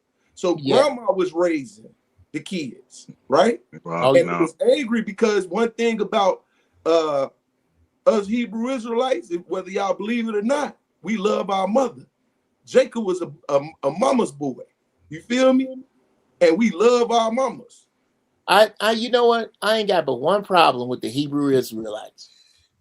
Y'all know y'all shit, but I love God, just not enough to dress like an out of work wizard in the heat. That's the extreme, Grill. That ain't even my issue. That ain't even my issue with the Hebrew Israelites. If brothers want to dress like Power Rangers, it's all good. My thing is this. I don't want to intellectually battle a brother just because I happen to walk down that street that day. That's my issue. I don't want to have to intellectually battle. Say, brother. You feel what I'm saying? Like, say, brother, and keep in mind, I'm former NOI. I'll battle with you. Yeah. But sometimes I don't want to do that. You feel what I'm saying? I hear you. And watch this. That's the extremists, right? We call them extreme. That ain't how we rock. We don't go with the whole degrading everybody. Our purpose is to be the watchman, to teach all people, to bring all people to the Most High God. You feel me? So that's how we rock. Those are the Pharisees and the Sadducees in the Bible that went against Jesus. They don't even like Jesus. They don't believe. So when people hear that I'm a Hebrew Israelite in a sense, I tell them I'm really the original Christian. We go by the Bible from the beginning to the end with our flaws. And that's our battle. That's why we constantly stay in it. You know what I'm saying? Angry Man, did you see that text I sent you? Nah, I didn't see it. Don't worry about it. Check it out. When you get a chance, check it out and you'll see that's how we teach. I sent it to you, Trey, and JT and Harlan. Wait, and let me say, can I ask him a question real quick, Angry Man, please? If I send you an invite, Pete Smurf, would you come to my channel to do a show? Oh, for sure. Because I got this show I put together. I want to Trey, you would do me a favor? I just want to show him the thumbnail that I made for the show because I want you to know exactly where I'm trying to go with it. And I'm not gonna lie, for me, it's more about having a conversation. I was planning on having a conversation with AI. I kind of already started it too, right? To kind of go through it. So those are the 3 parts that I'm gonna do. It's a new series that I'm putting together called Know Your Word. And I want to talk about manifestation versus prophecy, free will versus God's will, and then the rich versus the poor. And the rich versus the poor part is the part that I really want to hone in on. The other 2 parts will be short, but the rich versus poor part is the part that I really want to hone in on because of the fact that too many people, and I would say this, Angry Man, my issue with anybody that claims to have to follow that Bible is that it's so much stuff in the Bible that people choose to ignore. And I need to kind of understand why that is. I'm talking about people I know that have been practicing and worshiping and reading and teaching and prophesying and all this stuff. They got videos all over the internet of them preaching. But it's certain scriptures in the Bible, particularly when it comes to how you're supposed to engage with the less fortunate, that they either know nothing about or don't practice at all. And I'm trying to understand how do you sleep at night with this? Do you know your word or not? You know? I got a question. I got a more important question. Who taught this ghetto ass project nigga how to use AI? That's what I want to know. Why I knew you was gonna say that? Why did I knew you was gonna say that? Wait. Angry man, are you suggesting that that's some good work right there? That is immaculate work right there. That's dope. Yeah. Angry Man just taught this last night. He just taught this last night. That's not no great work Put it though. all together like this. Yep. I would like to know why Bean's emphasis would be on the rich and the poor. Because that's more important, in my opinion. I'm so glad that you put a black brother up there as rich instead of a white boy, because I would have you putting a white boy up there. Why do they I'm look the same? I always One got address a my name badge on. I'm addressing my people, so I usually try to Yeah, make all my memes with black people, It's right? But actually it's actually a bit more gravitational that the brother is rich, because I don't expect. Why does he look just like the poor brother, just missing a name tag? I don't. What the hell you pop up at night? What's up, OG? How you doing, Peace Murph? All right. I'm sorry, fellas. Go ahead. I see like it was a serious tone and you just made it silly. I want to know why. I know, because you're a hating ass Chicagoan. Okay, I got it. It is what it is. Every time you get an opportunity to speak to me, you little young runt, you got to say some goofy shit. Okay, there you go. So to answer your question, I'm serious. I got a standard. The rich part to me, I like cuss that, your bean head ass look out. at it like this: the manifestation versus prophecy, right? That's Just because like, you loud don't mean you right. it's a simple conversation, technically, right? But I think it's a good one to have. And the question on that piece, Murph, is so people in my family who would say, if you say something negative and it happened, you spoke it into existence. But when you say the positive shit and it never happened, then it wasn't in God's plan. Right? So I need to understand how you reconcile that, right? Then when you look at free will versus God's will, right? Yep. My man, well, I don't know if I should say his name right now, but I could actually break down that I could actually break down that manifestation versus God's will. Well, then let's do it on the show. But listen, so my man Hamp told me he don't believe in free will. Y'all know Hamp is a Hebrew Israelite as well. He told me he don't believe in free will, right? So he sent me the scriptures, right, that suggest this. But then I also did the research on my own to see, okay, but what about the free will scriptures? So I got some of those, right? So I want to juxtapose those to see what do people really think? How do you reconcile these things? But for me, that's something like when people have they faith in it, they probably not gonna change. I just want to see how they reconcile it. But the rich versus poor, oh hell no. This is so simple. Here's my question, I'll throw it to you, Uncle Jeff.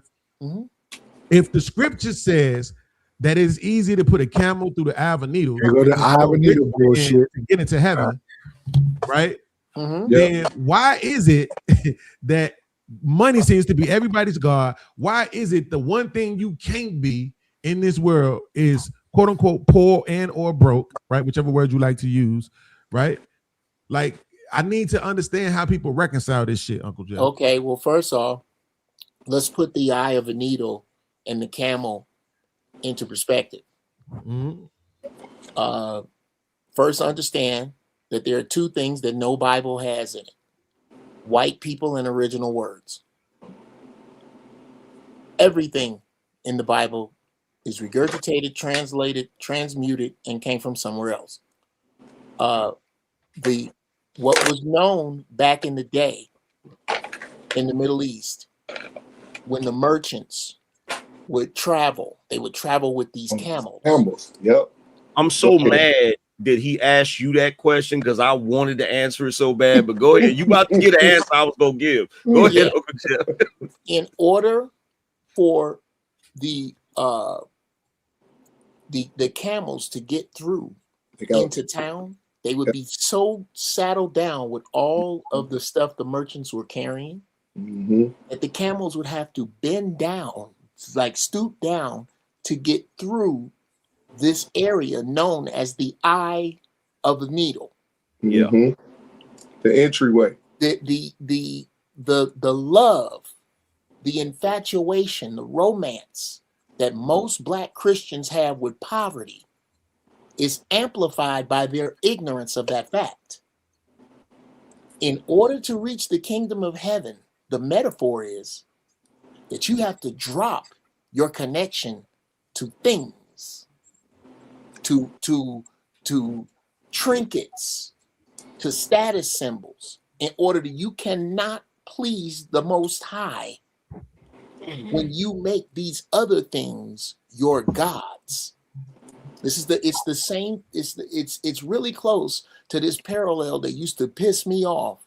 I used to belong to a very big church in LA, and I would see this all the time, where these niggas with money would sit in the church and be big up by the pastor and all this other shit, and then they would leave the church parking lot in brand new Range Rovers by themselves and drive right past that mother of three waiting on the bus and never give her a ride home, never ask.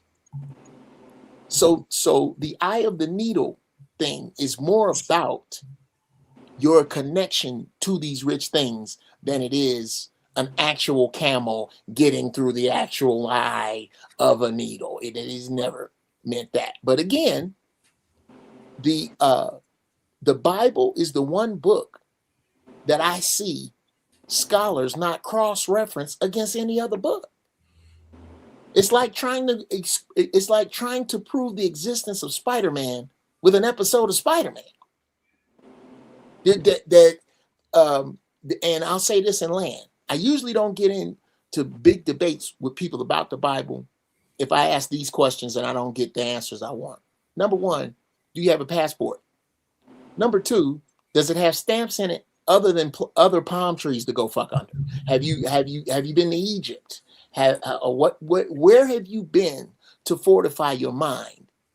And number three, have you ever read the entire Bible from in the beginning to Christ Jesus be with you all, amen? Have you read the whole thing? The answer to that is usually no. And because of that, they can't answer these three questions. Anytime you get these regurgitators that know maybe 13 or so verses, ask them this. Interesting. Number one, what does it say right before that? Number two, what does it say right after that? And number three, who was the person talking to? And they can't answer that shit. Because, and this is why I ain't trying to step on nobody's toes. I swear to God, I'm going to shut up. I'm going to ask Trey if I can put my website in the chat to where people can go buy my body butter. I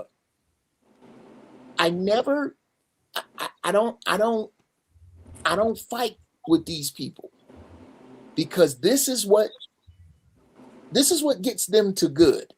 Whatever gets you to good. The problem becomes when I disagree with you, now somebody got to go to hell. Which is Dante's Inferno, but I don't want to get into that. I'll leave it.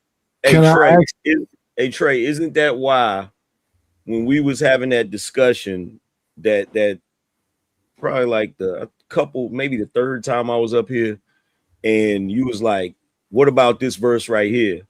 And I said, well, you got to give me a moment because I got to go read that whole thing so that I can get the context of what was said and who said it and all of that stuff. Okay, but Angry Man, I was on the phone. I don't know what's going on. What y'all talking about? Can I ask Jeff something? Some of you don't know nothing about the Bible. Can I ask Uncle Jeff something before Beans going on another long soliloquy? Yeah, I guess. I mean, okay, good. Okay, so here's the thing about the needle and the camel or whatever else. So when in the Bible it says that God loves whatever, and like the church, aren't the men who have everything the thing that Angry Man was going against about heavy as a crown? So if you have everything, are you not supposed to be concerned about the burden of society? Wait, say that one more time. If you have so-called everything, are you not supposed to be concerned about the burden of society? Because what I often hear is these successful people talk about how they're not concerned. if God gave his only son and Jesus loved humanity like he loved the church, are you, the one who have everything, not supposed to be concerned about the least fortunate? Well, I mean, are you at because you said the camel had so much shit on his back that he was weighed down, right? Mm-hmm. The people who have everything tend to say they don't want the burden. They have the successes, but they don't want the burden. Okay. So I'm asking you about the people who are the rich men who have to be concerned about this camel in the eye of a needle. Mm-hmm. Aren't you supposed to be concerned about the least fortunate? Well, I mean, that's yeah, I guess. I mean, well, let me put it this way. For me, absolutely. From what I can read, especially from the New Testament of the Bible, absolutely. But there is a romance that I like to say the poor. The Bible says the poor you will have with you always, but it doesn't name them. God will love you, and you can make it to heaven broke. I don't believe that. That I don't believe in the romance that Black people have with poverty. I don't. When I look at the Bible, the three things that God's chosen men have most in common is one, they were all flawed. Two, they were all paid. Why don't Moses paid, David paid, Solomon paid, Job paid. It's the reason why. It's the reason why. Yes. And whenever God really wanted to talk to them, he got them alone. Moses. Hey, fellas, how the hell we get on this subject? Respectfully. What's that? How do we get on this subject? That's not what this stream was about, but I'm just asking. Our host didn't continue the show, so Beans took over. Yeah. The host was nodded out. Let me take this nigga down real quick. Hold on, let me take this nigga down. Wait. Why did you take Lee from Fame down? Say, nigga, don't ever come on and nigga change the subject of what we talking about, nigga. He got on green screen and everything. Let me give a shout out to P. Smurf. Let me give a shout out to P. Smurf for getting his voice back. Hey, you know what I think? I think right before Nidus joins a panel, I picture him in his crib drinking some liquor and listening to Al Green. I'm so drinking it now. I'm drinking it now and listening to it now. And he waited till he get nice and tight. Wait. And then he say, Angry Man. I think I'm gonna join the panel. No, Angry Man. I'm listening to For the Good Time, drinking wine and Jose Cuervo. You said wine and Jose Cuervo? Yeah, both of them. Jesus Christ. Hey, yeah. I'm just curious who goes and buys your hats, my nigga, because you don't leave the house. Yes. I usually have a little fella that looks something like you to go get him. Man, Trey, he bought that hat in 1985. Oh, okay. So them Vince's hats. Okay, like y'all gonna front on the Kango. Are y'all really gonna front on the Kango? No. It's not that we front on the Kango. He don't leave the crib. I'm not. Look, I like the Kango. I just know he didn't buy it. Well, I'm just trying to figure out who bought it. Exactly. I like the Kango. I just know he made a purchase. I just know he didn't buy it recently. That's what I'm saying. Right. Angry Man, all this stuff is ancient. None of this stuff is new. Hey, that means I ain't mad at you, bro. Look, I ain't mad at it. That mean you done stacked up some paper. You ain't been spending no money on no shit recently. No, I wipe it off. I clean it. Ain't none of y'all got one of these. A McDowell had no. McDowell. Shout out to McDowell. Is that an original? Hey, shout out to James Evans for figuring out his family wasn't shit, faking his death. John Amos. Shout out to James Evans for figuring out his family wasn't shit, faking his death, and moving to Queens and starting McDowell's. Wow, that's hilarious. Wow, because you know who the real villain of Good Times was Florida. Florida, yeah. No, it wasn't. It was Michael. Nah. No, it was Florida.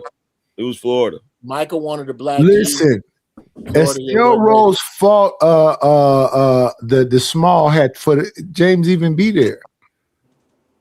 You said what? That was supposed to be a show about a single mama. Yeah. Yeah. Oh, no. You talking about Esther Roll. I'm not talking about Esther Roll. I'm talking about Florida Evan. Yeah, exactly. Those two different people right there. Yeah, that's two. Yeah. Hey, somebody said $10 and drop Trey.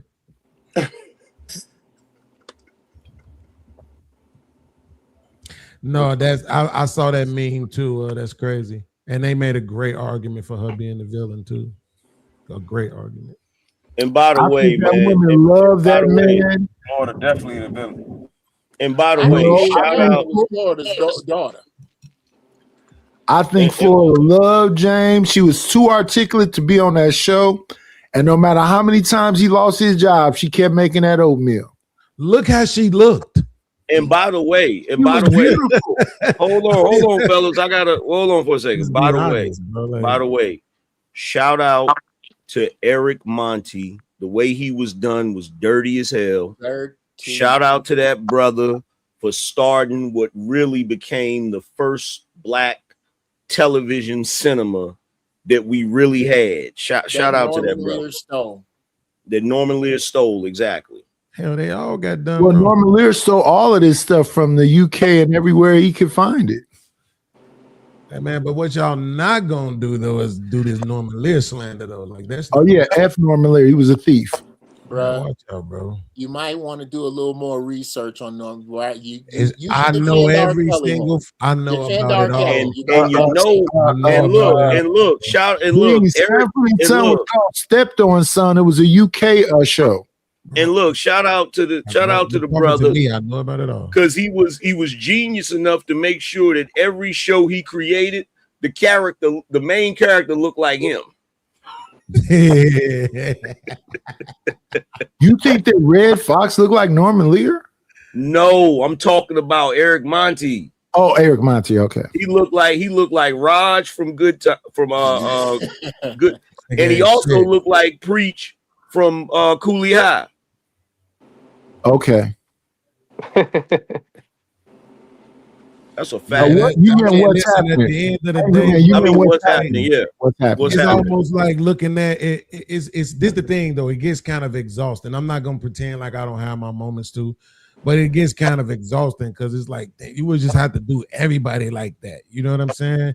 And at some point, it's like I just want to get a motherfucker credit for at least giving us the shit. You know what I'm saying? Yeah, we can give him credit, but people want to immortalize themselves. A black man, a head coach in the NBA, and we all know. I mean, he built the black team. Like he did what he had to do, but let's not pretend like this motherfucker wasn't, a white man. He was what he was, and he felt how he felt about, black people, whatever. But I mean, he did let motherfuckers in the door. Who was the motherfucker that let the first baseball nigga in? Even though they say that shit kind of sabotaged the black baseball league, but I mean, you gotta just be like, fuck it, man. Like, why wouldn't you let God in the door though? What you're trying to, when you make a case for integration, you're making a case for good cancer. I'm not making the case. That's the point. Well, I could have swore you said something about the first brother in baseball. Right. I said whoever the motherfucker that is that let him in. And then I specifically said that I know people talk about how that hurt the Afro or the Negro League, right? That's why I responded right after that. Okay. Right? Yeah, absolutely. Not even specifically. I literally said that. Right. So what I'm saying is what you said right after that does not negate what I said because because I'm not making the case. My point is that not your stance. You said my point is that it gets exhausting, right? I'll ask you this if I may. What is your stance? Right, I already made it. Right, my stance is that it gets exhausting trying to hate all these motherfuckers for the shit that they did, while at the same time appreciating them for the shit that they did. Exactly. They deserve to be hated. My point again. In conversation, that's not right. It's not because I'm making a case. I'm not making a case. I don't have to make a case. We all love Sanford and Son. We all love the Jeffersons. We all love. Problem I don't have to make a case. There's no case for me to be made. But The look, problem is this, exhausted trying to hate these motherfuckers 24 hours. But look, but here's the thing. The problem is this though. You're trying this. I don't know if you know you saying this. You shouldn't give no credit to them letting God in the door. I don't care if it's baseball, Sanford and Son, whatever it is. If you listen, we watched them let certain people in, and then other people said, we got to get more black guys here. Why? Because Satchel Paige was 100 years old, and he can beat damn near every in-time best player. The original Harlem Globetrotters was better than most basketball teams. But watch this though. Watch this. Who was the first Negro in the major leagues? Jackie Robinson, I believe. Incorrect. Okay. Well, that's why I said I believe. I was so sure that was going to be wrong. No, the first Negro was in the late 1800s. Who you think that there was already Negroes in the major league? There was already. But there was already. They didn't acknowledge him being black. Could I finish what I'm saying? Nope. So there was already Negroes in the major leagues. Who you think Babe Ruth was? Right. They didn't acknowledge him as being black. That wasn't no white boy. That was a quote unquote mulatto. Yeah, you look close. And it ain't hard to see if you look close. He was mulatto though. Well, Italian. Yeah, and this is what I'm saying. It's a bunch of them. So they try to say Beethoven wasn't white. They try to say Babe Ruth wasn't white. A bunch of them. Yeah. So yeah, they exist. The problem. So I'm doing the research right now. There were, and the problem was the different leagues. You had the American League. That was Larry Doby. He was the first one for the Cleveland Indians. You had Dan Bankhead. Became the first black pitcher in the major league, August 26, 1947, Dobby 1947, and then Jackie Robinson came in. Oh, it's still around the same day. Oh, wait, Moses Fleetwood. I never heard of him. And here's the reality. This is the cold reality of it. The cold reality of it is if you took the sports leagues today and put them in that time period back then, they would have been saying Steph Curry was white. Yep. Yes. Sure. Moses Fleetwood was for the Toledo Blue Stockings in 1884. And that's why Beans, when you be talking about Pat Mahomes and Steph Curry, and you be saying them as white boys, that's why I be getting mad about that shit. Like, don't do that shit, bro. Look, nah. No. If they look. That's a whole nother subject that No, that ain't a whole nother it's one subject. of those things that people are never going to agree with. You better claim these niggas. What makes them you white? better claim these niggas. What makes them white? You better claim these niggas. Wait. See, now I want to show you this, right? Like now, everybody, I'm not. This is not facetiousness. From the faces on this panel, I could say that from the conversations I had with y'all, everybody on this panel believes they're reasonable, rational, and logical. So let's see how this plays. Jeff said, what makes them, say it again, Jeff? What makes them white? What makes them white? Okay. Complexion. So if they're mixed race, right? Let's say they have some white in them, right? So that's what makes them white. Now here's my question. What makes them black? Here's what makes them black. I'd like to answer that. I would love to answer that. According to the people who make the biggest deal about it, 1 drop of black blood makes them black. Yep. Right. Because So white folk, thank you yes. for answering that. Thank you but for answering even- it. Hold on. but Thank even- you for answering it. We can go further than that though. I wanted to go further than that, but he won't let me. Go ahead, you B. can. I just want to respond to it real quick. Can we have a conversation? So, Jeff, I just want to thank you for answering it that way and saying the thing that everybody would really say, right? Because people who gonna try to make it seem like they just know more than everybody else, and I'm not talking about nobody on the panel. I'm saying in general, we had that a lot. They were trying to come up with some other shit, but you and I both know that that's what everybody would say.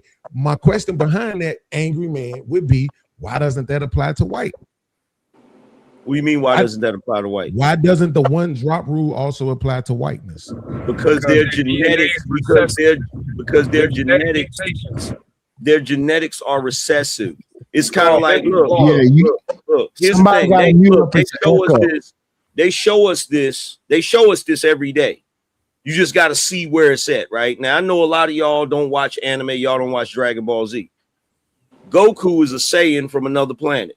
He had kids with Chi-Chi, who's a human, but his kids are Saiyans because his DNA is so much stronger. Even this show Invincible with the Viltrumites. By the time I read the comic, right, by the time Mark, the son of a Viltrumite father, gets older, his Viltrumite DNA literally takes over his human DNA. They show us this every day. This is the reason why they said we got to get the Moors out of Europe. Because if we don't get them out of Europe, there ain't gonna be no more white people. Yeah. Okay, this is what you gotta understand about us. Our DNA is stronger. It's dominant, and their DNA is recessive. That's what the white man says. Yes. Okay. So when you say that, it's genetics. White man's DNA is recessive, genetics. right?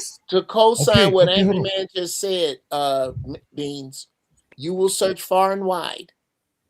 You will never find on Earth a place where sick black babies were brought to white women to breastfeed. Right. Mm-hmm. Them was the so-called Here's the thing. Like, here's the thing. Black women. Ask you a question, Angry Man? Because I don't want to forget what you just said. So listen to the statement that you just made, right? My question is this: when you say that their genes are recessive, right? The reason that we know their genes are recessive, and I just beg, yes, please give me a yes or no answer. The reason why we know their genes are recessive is because of their pigmentation, right? That's part of it. Right. Okay. So then that same lack of melanin, that same lack of pigmentation, which is visible in people such as Steph Curry and Patrick Mahomes, would also means that their DNA is recessive, correct? No. Because you got two things you're dealing with, right? And this is the reason why a lot of brothers, you do this, and JP does this too. Y'all focus on that dumb shit. Here's the thing. Y'all do this a lot, and we do this in black culture a lot. Black culture focuses too much on phenotype. Thank you. You have phenotype, but you also have genotype. Genotype is a stronger determiner than, like, think about it like this, right? So there's this white chick that used to come to the barbershop I worked at, right? She had two sons. She had a white son, and she had a son that was black, that was your complexion. Right? The only reason that happened is because she had the white kid with a white boy, but she had the black kid with a black dude. So here she is with sons that are brothers that both came out of her womb. But one of them looks like a black kid. He does not look like he came out of this woman's womb. You understand? Not to mention the fact you gotta realize this, because if we just focus on phenotype, then by that logic, all albinos are white. I got a screen I could share that is of the Khoisan people who come from North Africa. Yeah, they the oldest people on the planet, and they me and Angry Man complexion. Yeah, so let's. The thing that you're not answering. The thing that you're not answering is, why is he that color? Why is he that color? Okay, I'm gonna answer that. Black women have mitochondrial DNA. In other words, they have the capability of producing all colors in the spectrum, bro. Every color in the spectrum, which is the reason why black people can produce albinos. You understand what I'm saying? So the lack of the melanin amount in Steph Curry and Pat Mahomes, that does not take away the blackness in their DNA. That's just the way That's just the way the DNA chose to express itself in that particular situation. Okay. So here's my thing. Angry man, because sometimes I just want direct answers. So listen to what I'm saying. Patrick Mahomes' mama is white. Yeah. So you see how mentioning the black woman and what she could do kind of still doesn't answer the question. Patrick Mahomes' mama is I'd white. like to take a No, it stab. does. It does because his father did his father not have a black mother? Yes. Okay, that's where the black mother is at. This is the reason why. Look. This is the reason why when you look at me, I have the complexion that I have, right? But I have a sister that's darker. My father and my uncles, they're different complexions. I got one uncle that's my complexion. The other three are darker. One is Jeff's complexion. One is darker than you, Beans. And my grandfather, their father, had a white father and a black mother, but he had a chocolate black mother, right? So whenever you put a black person in the mix, that changes the whole dynamic. The only way. Go ahead. Wait, let me make sure I understand something. So is it your are you not your opinion, but do you accept the narrative that all people come from the same original black woman's mitochondrial DNA? Let me say this real quick. First off, I'm gotta let you guys go. I want to say love and respect, and y'all be safe and wise. Angry man, Cellulite say your boy Iceman track is garbage. I just wanted you to know that so he can get his ass while I'm getting off. I'll holler at y'all tomorrow. All right. All right, You ready for that show? All right. Okay, yes, sir. All right, love. This confused complexion moment is being brought to you by the Family Secret All Natural Body Butter. Hey, check this out. To all the Drake haters, right? They're saying Drake is trash. Compared to who? Which one of you niggas' favorite artists broke Apple and Spotify? Angry man compared to itself. You cannot. Okay. Wow. If that's the case, then Immortal Technique ain't shit. No, it's not that complicated, Uncle Jeff. Case for rap proficiency by numbers. Sorry, that discounts Black Thought. That discounts Rakim. I can make a case for rap proficiency on the lyrics. Sure. Okay. Well, but that has nothing to do with breaking Apple. Yeah, because that shit manufactured. I see what he's saying. He said, this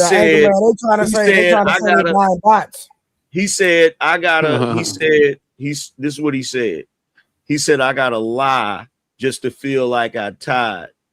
Because based on this, how did he say that shit? He said, I gotta lie to feel like I tie.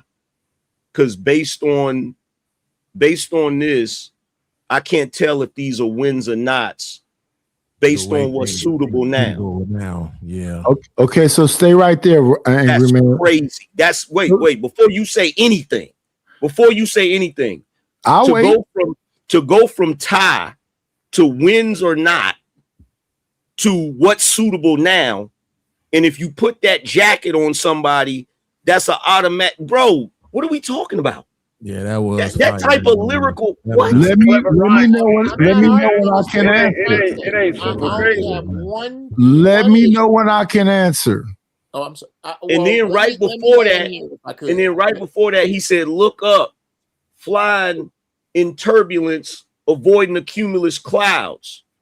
Wins or not is like a triple on. Wins or not is like, okay, are these a win? Did I win or not? Yeah. There's also a wins or not tie, and wins or not based on the wins and the turbulence, bro. What are we talking about? I think it's a little foolish to argue whether or not Drake can rap. Yes, he can. Yeah, he can rap. McDonald's sell way more burgers than Ruth Chris. Right. So let's can we please right here But Drake ain't McDonald's though. How many That's a people great like it? fucking point. But Drake is I not want to know what McDonald's. No, here's Drake my is not issue. McDonald's. No, he's not McDonald's. he Here's is my actually. No, he's not. Yes, he is. I would like to know when I can respond. Okay, now we going up. Night, Here. night, I'm night. sorry You I don't know made the nothing about no analogy. rap, Son nigga. of What a you talking bitch, about? gentlemen. Can Let we me get know when this? I can respond. Is all I'm Night, asking. you don't know nothing about no rap, nigga. Okay. Let me know when I can respond so I can cook the fuck out of everybody up here. Night, Absolutely. night. As Only soon as thing I'm you, done, Jeff, night. he's still Hey, talking night. about Black listen. Thought. Night, you don't know nothing about rap. You know something about a nap. That's I hilarious. know, right? He didn't Black even bring Thought. up Rakim. How you gonna bring up Black Thought Thank you. and I didn't say not bring up Rakim or Rakim? Black And Thought. Yo, could y'all let Uncle Jeff get his You thought out? know what? I'm gonna Jesus try one more Christ. time. I'm I thought I sorry, was Uncle up here Jeff. with grown fucking men. Black Thought You not. went on. Was it Shade 45? Or no? He was on with what is what's the one Exactly. man's name? Exactly. Black Thought. Sway. Thank you. Black Thought went on with Sway, and for 10 minutes, or no, it wasn't with Sway. It was with the dark skinned dude I don't like over at Hot 97. Big Boy. No. Master Flex. Flex. Yes. He went on with Flex. Hey, Harwin, hold on real quick. Harwin, stay on mute until it's time to talk. destroyed for 10 minutes straight on a Now- freestyle. Now watch this. Please Watch name this. triple I'm gonna black decimate. people. Hold on. No, I'm gonna Jeff. decimate. Okay, y'all got it. Y'all got Jeff, it. Hold you on. you having a different argument than Angry Man though. Hold on. No, I am not. Angry Man But- started his argument with breaking Apple as an accomplishment, and I got to push back on that. Okay, so Because check He this out. said something I asked, could I respond to, and y'all all saying different things. Hold on, And hold on, Nidus. Hold on. Let me respond to what Uncle Jeff said because this is going to decimate this whole thing. Okay. No, it's not. So, what? Who said that? I did. Who else?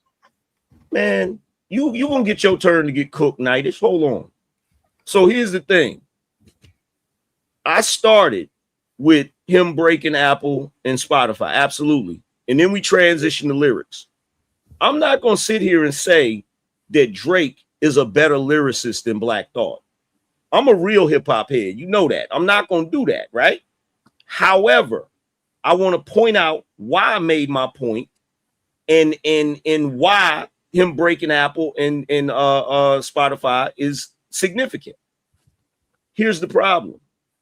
The problem is the reason why Drake can do that is because his audience that supports the white side of him supports him more than the black audience supports Black Thought. Sure.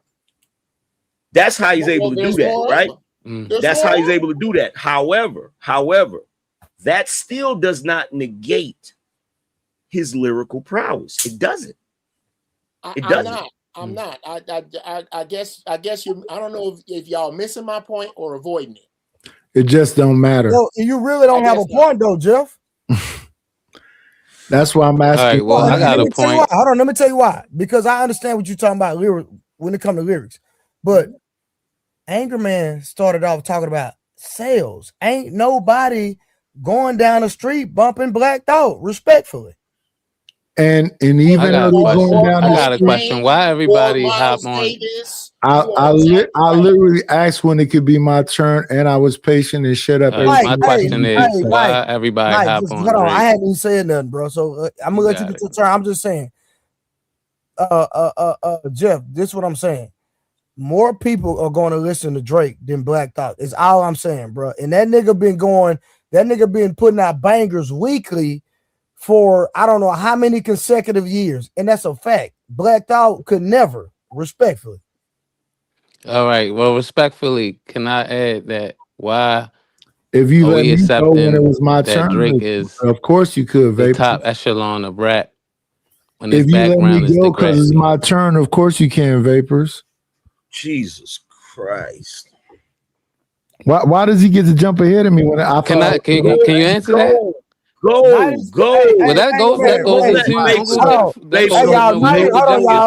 Night is was next. I got to keep it gangster. He was next. Go Hold ahead. your thought, Vapors. Hold your thought, bro. Yeah. And I'm not gonna be long-winded. Got it. They don't care nothing You're about Lyrical Miracle because Wu-Tang, AZ, Black Thought, all of them is Lyrical Miracle. They just some of them. So the thing that Drake is up against is he's up against Drake. He plateaued. And this album where he talking through most of the album, I will agree he's saying some good stuff, but most of them albums, the best ones, is him talking back against Kendrick. That's over. Just make good music. True, Most of that stuff, the best stuff on there. Wrong. No. Well, why y'all asked me to wait? Y'all asked me to wait while y'all sat up here and lied, and I listened to them garbage ass 40-something songs, and believe me, the best ones is him battling. Why is he dissing? Check this out. He's supposed to. No, I'm gonna finish my thought, and then you can cook me. He's supposed to be the king of the summer. Which one of them songs is summer songs? There's a couple of them that they banging right now. On freaking TikTok all day long. See, first of all, I'm gonna say this because I'm tired of this shit. I'm tired of you West Coast niggas with your bias. I'm sick of that shit. Y'all are mad because technically y'all only had 2 real runs. That was NWA's time and then Dre and Snoop. That's the only runs y'all had. And now that Kendrick you actually got somebody that put out decent songs. Y'all want to crown this nigga the king of everything. You can crown him the king of the West Coast, but you ain't gonna crown him the king of everything because ain't nobody trying to hear that boom bop pow. You don't know the type of shit that I'm on. Bullshit. Ain't nobody trying to hear that goofy shit, bro. Did this nigga just completely skip over Pac's run? Yes. Yeah, he did that. Pac Yeah, ain't a West Coast nigga. Yes. Pac is not a West Coast nigga. That's a good argument. Pac is not a West Coast nigga. You're not gonna hold on. Stop. You are not going to commandeer Tupac. Fuck out of here. He's not a West Coast Tupac nigga. said West Coast. We said it for him. He said it himself. No. I don't care what he said. Marlon, it doesn't matter. I don't care The nigga what he not said. in California, bro. No, that's bullshit. And I love So he wasn't living in Oakland? Just because he was born in New York and spent a few years in Baltimore, he wasn't living in Oakland? Well, no, yeah. For how many years? Could you For how many that years? nigga was damn near grown when he went For how to many years? He wasn't in high school in Oakland? Where was Digital Underground from? Let me can I answer these questions? Pac didn't live in Oakland. No, let them answer my questions. Oakland didn't put him on? Hold on for a second. By the time Tupac got to Oakland, that nigga was grown. So now let me respond to the question that was asked. I'm gonna need you to Pac make was another living. He died when he was 25, angry man. Let What me else? answer the question that was asked. Can we answer the question that was asked? So how old was Tupac? Hold on. How old was Tupac and Juice? 22. 19. He was 19. He was a teenager. Okay. The nigga was grown. You are repping a part of the country that he didn't. So let me say what he said out of his I have mouth. a question for Angry Man. Could you name This me is crazy. three songs It don't matter. where he big up New York? Absolutely. 3 songs? Yeah. Absolutely. What? Bro, what about the old school? Did you remember That's that joint one. where he shouted That's out? Where he one. shouted Yeah, out he was everybody? just shouting them out on me against the world on the old school swing, but he didn't say he was from there, bro. He wasn't repping it. He was just shouting out all his favorite rappers on that song, bro. Fire, Man. bro. That shit. All I know is Bro, I y'all know moving me the against the world by her. goalposts. Angry man, come on, don't do that, bro. All are bugging. The Hey, no, only listen, reason Angry Man. Tupac, hold Y'all on. moving The the only goalposts. reason, wait a minute, hold on, because y'all want to do this. I'm a hip hop head for real. Y'all want to do this? So Y'all first do of all, because he was a teenager when he was in Oakland, bro. Diabolical. First of all, there's a conversation that was had between Tupac and Nas at a show. This is what the conversation was. Grand Wiz told the shit on Math Hoffa. He said Tupac was at a show in New York and all of them niggas from Queensbridge was there. and they surrounded the nigga because Nas wanted to have a conversation with him because they was beefing and shit, right? Tupac looked that man straight in the face and he said, bro, I'm repping the West Coast because if I don't rep for them, I'm gonna be shit out of luck, basically. Because if you don't remember, if y'all don't remember, Tupac had issues in New York. Tupac had issues with certain key figures. He had issues with Jimmy Henchman. He had issues with Haitian Jack. He had issues with a lot of people. When he went to the West Coast, they showed him love. He started repping for the West Coast because that's where he had to rep. Period. He was already on the West Coast before that, Angry Man. You quote him. You should quote Nas. You should quote what Nas said, Angry Man, because Nas had the conversation with Pac. He didn't have a conversation with Pac. He's sidebarring.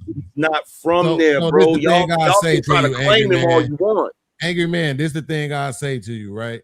I get the point that you're making, right? And I'm not gonna take away from it because truth be told, it's the same argument I use when we talking about like age gaps and shit like that, particularly like in dating and shit, right? Because when I was 17 and I got caught with drugs, nigga, I went to grown-up jail, Cook County. Nobody cares. So to your point, right, when you say, okay, when he got out there, he was grown. I understand the technicality behind the argument, right? But I'm saying this. Outside of Mo B, you damn near can't name another New York producer. All that shit that nigga was getting was from them niggas on the West Coast. Oh, okay. And that's true. That's true. And that me, the only New York dude that was really producing.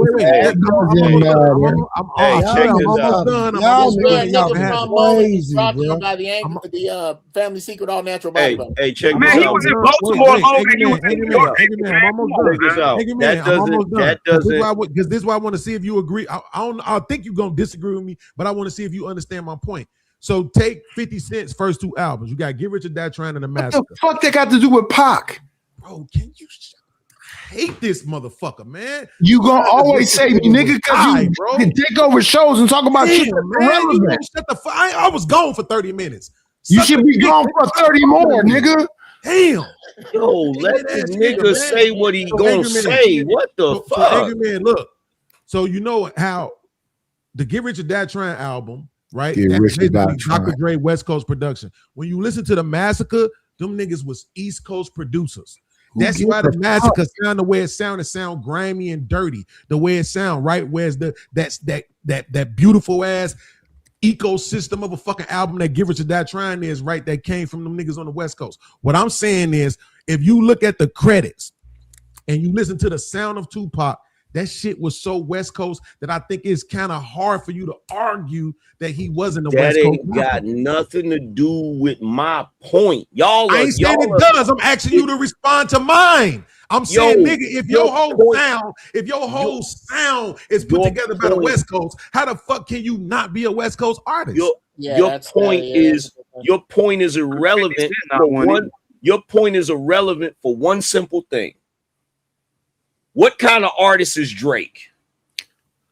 The nigga's a thief. That's what kind of artist he is. He's everybody. How the fuck is he a thief? Please explain that shit to me. Okay,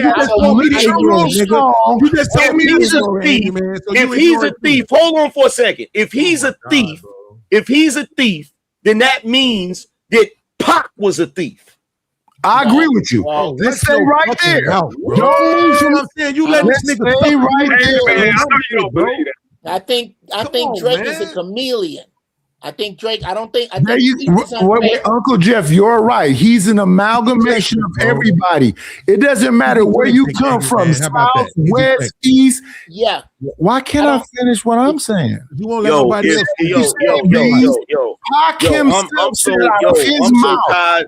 I'm so tired of this. I'm so tired of this bias. If Drake if Drake was a dark-skinned brother with a black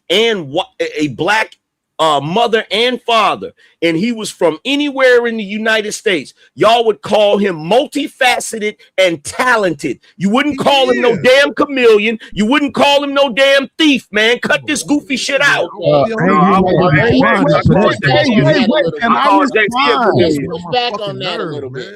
I want to can I respond, please? Tupac is a chameleon. No, he wasn't. Yeah, I don't. Tupac is Tupac. Now you tripping? Don't nobody sound like Pac, man. Okay. Can I finish a fucking thought? Why is it everybody else can come up here and say can they finish a thought? Tupac said out of his own mouth he got all his game from Oakland. He said it. I don't know what that has to do with him on the mic. Actually, I'm going to explain to you what it has to do with that statement. Well, fuck it, you got it, Uncle Jeff. You're right. Angry Man and Jeff is right because they older or some shit. Different songs, Night, where Pac changes his style. Go. If he said he got all his game from Oakland, why don't you believe him? I don't be well. Now his original. Wait. Let me say right. Let me. You asked me a question though. You asked me one. Now I did ask you a question first, and to answer a question with a question is disingenuine. Go ahead. You just wasting time. Go ahead. Well, we're all up here wasting time. I'm just pointing out that I asked you a specific question and you didn't answer it. I did answer it. You didn't want to hear. You didn't want to understand it. Could you please name 3 songs where his style changes? Go. Everything after Tupacalypse Now, because before Tupacalypse Now, the nigga was rapping like he was from New York. Everything before fucking Jay-Z met fucking Big L, his shit was everything before fucking Tupacalypse. What does that have to do with He wasn't rapping like he was from New York on the same song. Night, you tripping? Answering the fucking question. That's he wasn't rapping like that. Night. Hold on. Hey, Night. Man died. Hey, Jeff, 1 second. Hey, 1 second, Jeff. From my understanding, Drake, and I'm there's not a song. Drake. Hey, Jeff. When I start talking, Jeff, do you hear me? No. This is Trey talking. Oh, Trey, I'm sorry. Thank you. Appreciate that, brother. Night, from my understanding, there was a song, and I'm gonna land after this, and Jeff, you can go back in on this fat nigga. And what up, Black TV? Yo, what up, Trey? Hey, thanks for what's coming good? by the other day, brother. Nah, it's all good, man. You already know what it is. But now I was gonna say this real quick. But from my understanding, didn't Tupac say I got my game from a woman? Yeah, he did. He said that also. He also said Night. Okay, so what song did he say he got his game from Oakland from, Night? He said he got his game from a woman talking about Afeni Shakur, his mama. And he also said he got all his game from Oakland also. He said both things. And what song? That makes it. He said that in the interview. Yo, you know what's crazy about this? Harlan, did nobody ask you to cape for this nigga? You know what's crazy about this? I ain't caping for that nigga. I disagree with the nigga. I didn't ask Harlan. Did I ask you a question? I asked Knight a question. I didn't ask you a question, nigga. But I ain't agree with that nigga. Well, don't answer for that nigga. Look, this is what's crazy about this shit, right? What's crazy about this shit is you niggas can claim Snoop. You can claim Dre. You can claim Too Short. You can claim DJ Quick. There's a bunch of people you can claim because they are actually from the West Coast. Okay. Right. You can't claim Shock G, the niggas from Queens. You can't claim Tupac, the niggas from Harlem. I don't care what type of music you put out. I don't care. I do not care, my nigga. Like the reason why Nightish, why you think Tupac is a chameleon is because you used to one-dimensional motherfuckers. And that's the main reason. That's the main reason why y'all talk about Drake like that, because y'all don't like the fact. Y'all don't like the fact that this nigga figured out. You wild don't make you right. And just because you interrupt me don't make you right. Hey, Angry Man, and you Chicago niggas can't claim Michael Jordan, nigga. You got like fucked up. And guess what else? And guess what else? That's the and guess what else? And guess what else? If I really wanted to push the damn line, you really can't claim Kendrick, nigga. That nigga from Chicago. Hey, wait, Angry Man. It's a difference between being born somewhere and being from somewhere. So, Angry Man, let's have a conversation. I did not know Man, Pac ain't Chicago, bro. I did not know that. I'm sorry, respectfully. Why did Drake have to pay rapping for Che? Do that, man. Angry Man, I can't let you do it. Why did Hold on. Hey, hold on, y'all. Hold on, let Vapors get in there. Vapors been trying to get in, y'all. Come on. I'm saying, first of all, Tupac. Fuck that salamander looking nigga. From Baltimore, where I'm from. You know what I'm saying? Moved from Oakland. Nobody know nothing about it. Yes, he did. Like, can you not cut him off, my nigga? God, let him talk. Will Smith, everybody know about it. Stop playing. And I want to go back to my original question. Why do we accept Drake when he has the background from Degrassi? Can anybody answer that? Pull up. Do you accept? Hold on. Do you accept Mos Def? Yeah, I like Mos Def. Oh yeah, go pull up the TV show he was on when he was young. He was actually on a TV show. He was actually on a TV show, and his mother was Thea. Yeah. Go pull that show up. The TV show. That mean we shouldn't accept him? I don't understand it. That's crazy. No.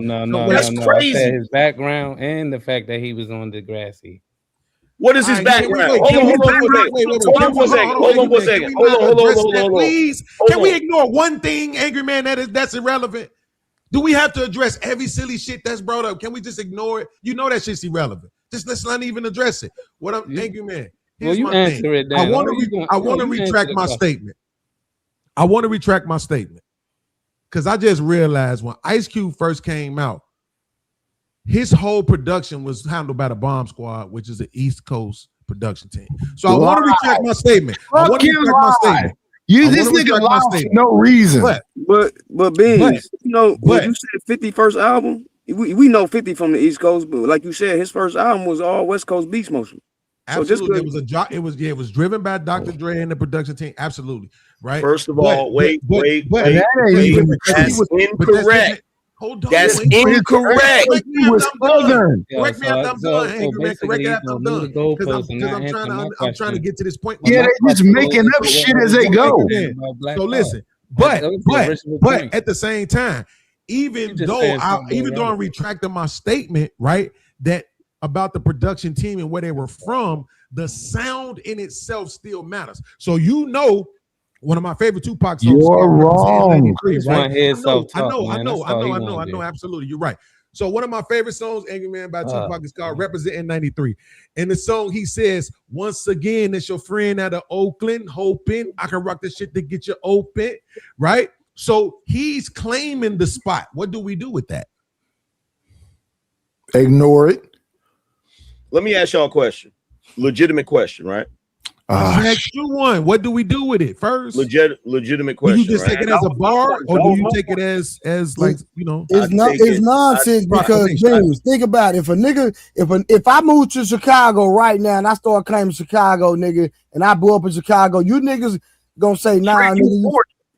You say what? Angry Man, when you tell him that's not true, Trey, this how you know it ain't true. Watch this. What I'm trying to say. Hold on, Trey, watch this. I'm gonna show you how that's not true. Angry Man, where's Kanye West originally from? I thought he was originally from Chicago. No, he's originally from Atlanta. Angry Man, where's Ludacris originally from? I thought he was originally from Atlanta. He's from Springfield, Illinois. You see what I'm saying? All these people went places when they was teenagers, bro. But we know them as the places they claim. So that's what I'm asking. But here's the reality. Here's the reality of this, right? You got to bullshit. Come on, Angry Man. Come on, please just ignore it. Come on. I really don't know why you let that shit piss you off. I don't even know the original question. Like, what's the original question? Like, what are y'all even arguing about? Y'all arguing. Bro, the man is literally trying to make a statement. In the subcontext is about Drake, interfering with his bullshit. I'm not interfering with shit. Suck my dick, nigga. I just asked him a question. The original thought was Black TV. Goofy nigga. The original thought was Uncle Jeff had mentioned something about Black Thought because Angry Man said something about Drake That was the original. The original premise of everything is the same argument that's been going on forever. Niggas is ashamed that a half a white boy has been running circles around them for 15 years and they trying to rationalize why it is instead of just giving the nigga credit for being talented. That's all it is. He's talented. That's all it is. It's the same shit y'all do with Eminem. It's the same shit. But he is talented. He's just a Bruno Mars of rap. No, he's not. No, he's not. You can't put Drake on that. Actually, keep addressing this. Yo, check this out. I'm somebody. Wait. Check this out. When we having these conversations, outside of rap, have y'all ever heard this statement? Whoever you are, by the time you 7 years old, that determines who you gonna be. Yes. Y'all ever heard that statement, right? Yes. So this is why this is significant. When you have somebody coming from somewhere and then they move later, they're already who the fuck they are, bro. So to sit here and say, oh, because he moved to Oakland in his teens and shit, now he an Oakland nigga. The only reason why Oakland and the West Coast would claim him like that is because of his level of success. If it wasn't for his level of success, because y'all niggas on the West Coast be desperate for a new rap god. Let's be real about this shit. Let's be real about this shit. Y'all niggas on the West Coast are always desperate for another nigga that's gonna bring the shit back to the West Coast. That's not a lie. That's not a lie. And now that y'all have crowned Kendrick the damn king of hip hop, you niggas really been showing your ass and talking crazy about New York. Kendrick is not the king of shit. I know he ain't. East Coast, West Coast. So we don't all think that. But let's stay right here on Drake for a minute. So tell me what's really going on is definitely Soulja Boy.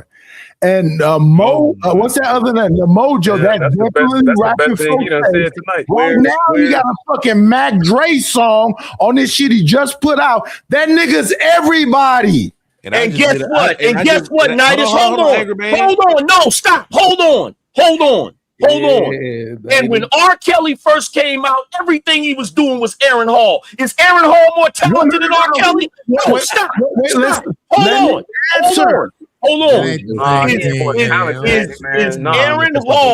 Is Aaron Hall more talented than R. Kelly? I want to answer your question. Fucking R. Kelly is another motherfucking amalgam. That nigga was lost your mind. Let me answer, please. Let me answer, please. That nigga is Charlie Wilson. He's Aaron Hall. He's fucking who else he tried to imitate? Everybody was influenced by somebody. Everybody was answering the question that was asked. Let me answer the question. Is all. Can I answer the question, please? Nope. You ain't answered it yet. I am answering it. Some people are students of the game. When Chris Rock first came out, he was a white person's comedian. When Dave Chappelle first came out, he was a white person comedian, but they study comedy. Right now, Dave Chappelle is doing fucking Dick Gregory. Bro, check this out. It's obvious. And I'm gonna get back to Drake, and then I'm gonna shut up. Drake he's a fucking Bruno Mars of rap. No, he's not. And this is the thing that annoys me. This is what annoys me. What annoys me is when it's an artist that you don't like, you saying he's stealing. When it's an artist that you when it's an artist that you do not like, you say that when it's an artist that people do not like, they say he's stealing.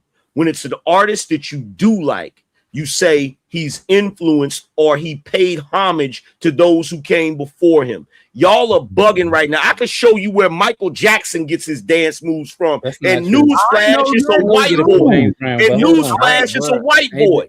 So let's not play this bullshit. So wait. Let me say this right quick, and I'm gonna shut up. Hey, hold on. Angry man.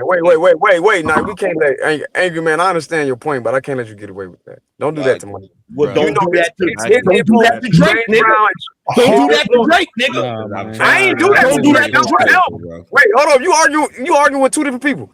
Don't do that with Drake, nigga. That's all I'm saying. You arguing with That's two all I'm different saying. Because if we really want to get into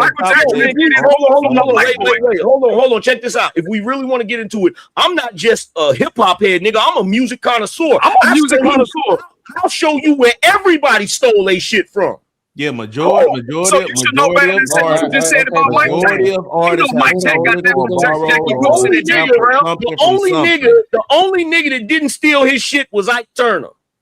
All right. See, no, not Ike Turner. But I will say this. I did a video today where this artist, 1900 Rugrat, said Drake. Nobody cares. Nobody cares. Nobody cares. Harwin, go ahead and say your point. I don't know why these Stop doing that, bro. Stop doing that, man. Finish what you said. Don't save him, angry man. No. Angry man, 1 second. Hey, Knight. Hey, hold on, Knight. Hold on 1 second. Hey, Knight. Specialized. 1 second. Black TV is my guest, my nigga. Don't do that. What? Just say don't save him? No, nigga. You try to talk over him. No, I didn't. I said don't save him. That's all I did. No, you said before that you interrupted him. You said nobody cares. Don't interrupt him, please, respectfully. Hey, I appreciate that, Trey. You know I specialize in pissing people off. No pun intended. And I rock with Black TV, even though we disagree. Yeah, angry man, cool. Yeah, I don't care. Argue when we get on panel. I don't care. I mean, like I said before, I did a video today where it's an artist that's claiming that Drake stole from him, but he's not the Bruno Mars of rap, bro. If anything, he's over succeeded what Bruno Mars have did in his genre in rap. But you can't really sit there and say that Drake stole, because majority of every artist have sampled or did something or borrowed from some other artist. So that argument is irrelevant. Like with the R. Kelly thing. R. Kelly wrote for Michael Jackson. Does that mean R. Kelly's better than Michael Jackson? No. Yes. No, it don't. No, B. Michael Jackson? No, B. No. Everybody don't do that.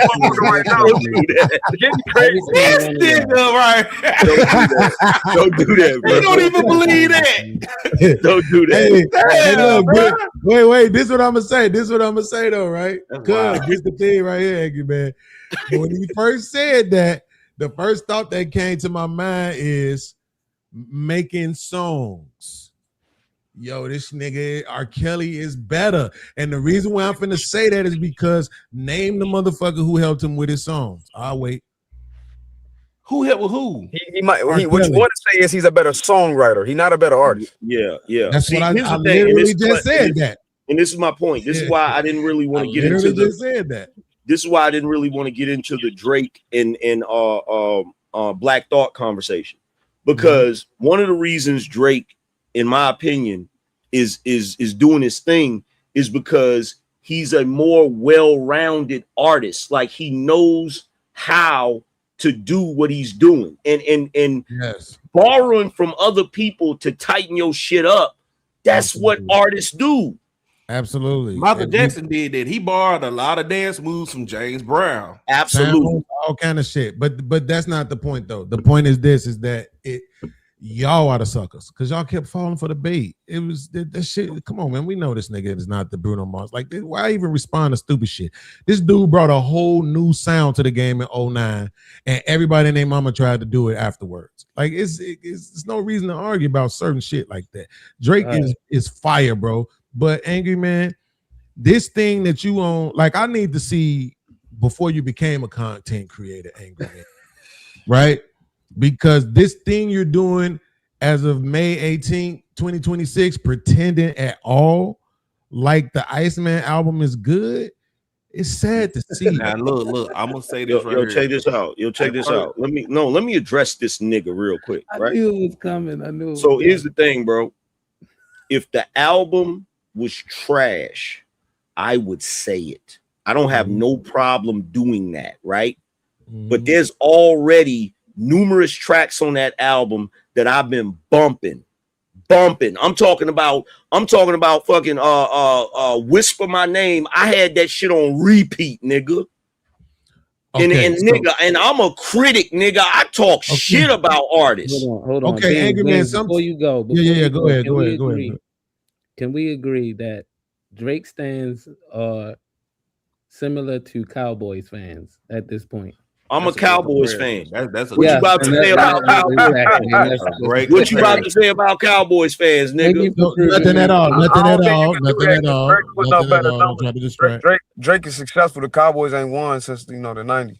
See, this why you know what, Harwood? We was cool before this, nigga. We was cooler than a fan. I'm just saying. I just can't but then you had to be disrespectful. Why you gotta be disrespectful, bro?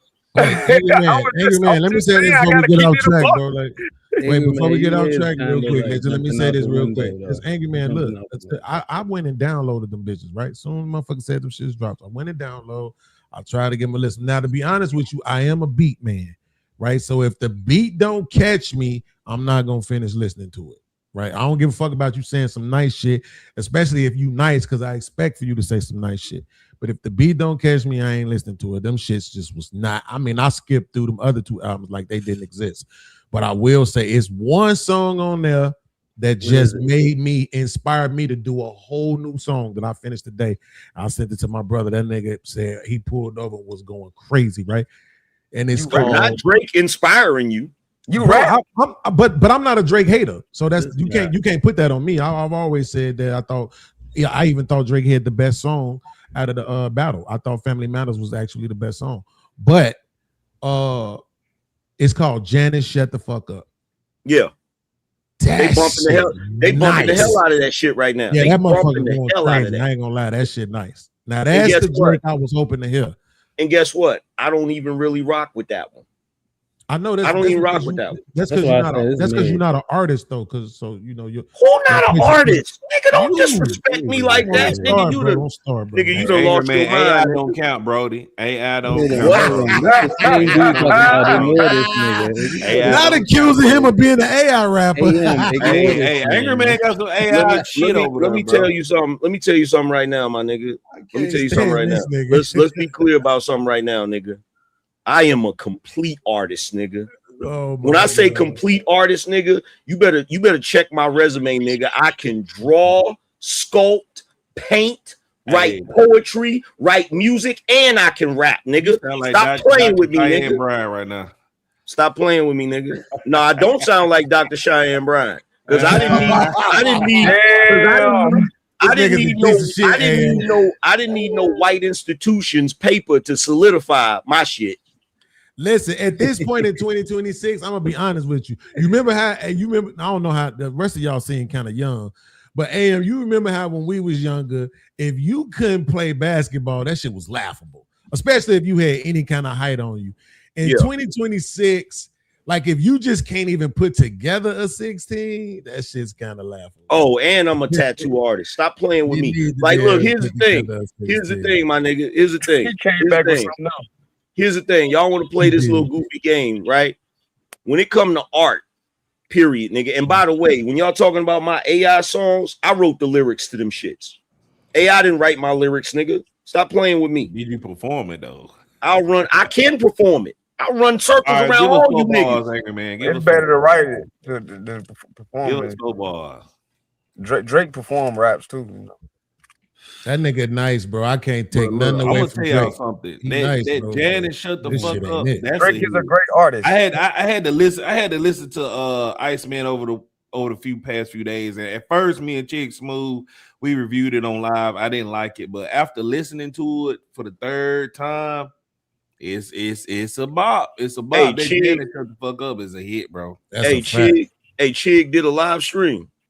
Yeah, me and Chig did a live stream. Was What's the Dirt up there? No. He had his own separate live. Me and Chase did one. And he had a few other folks up there.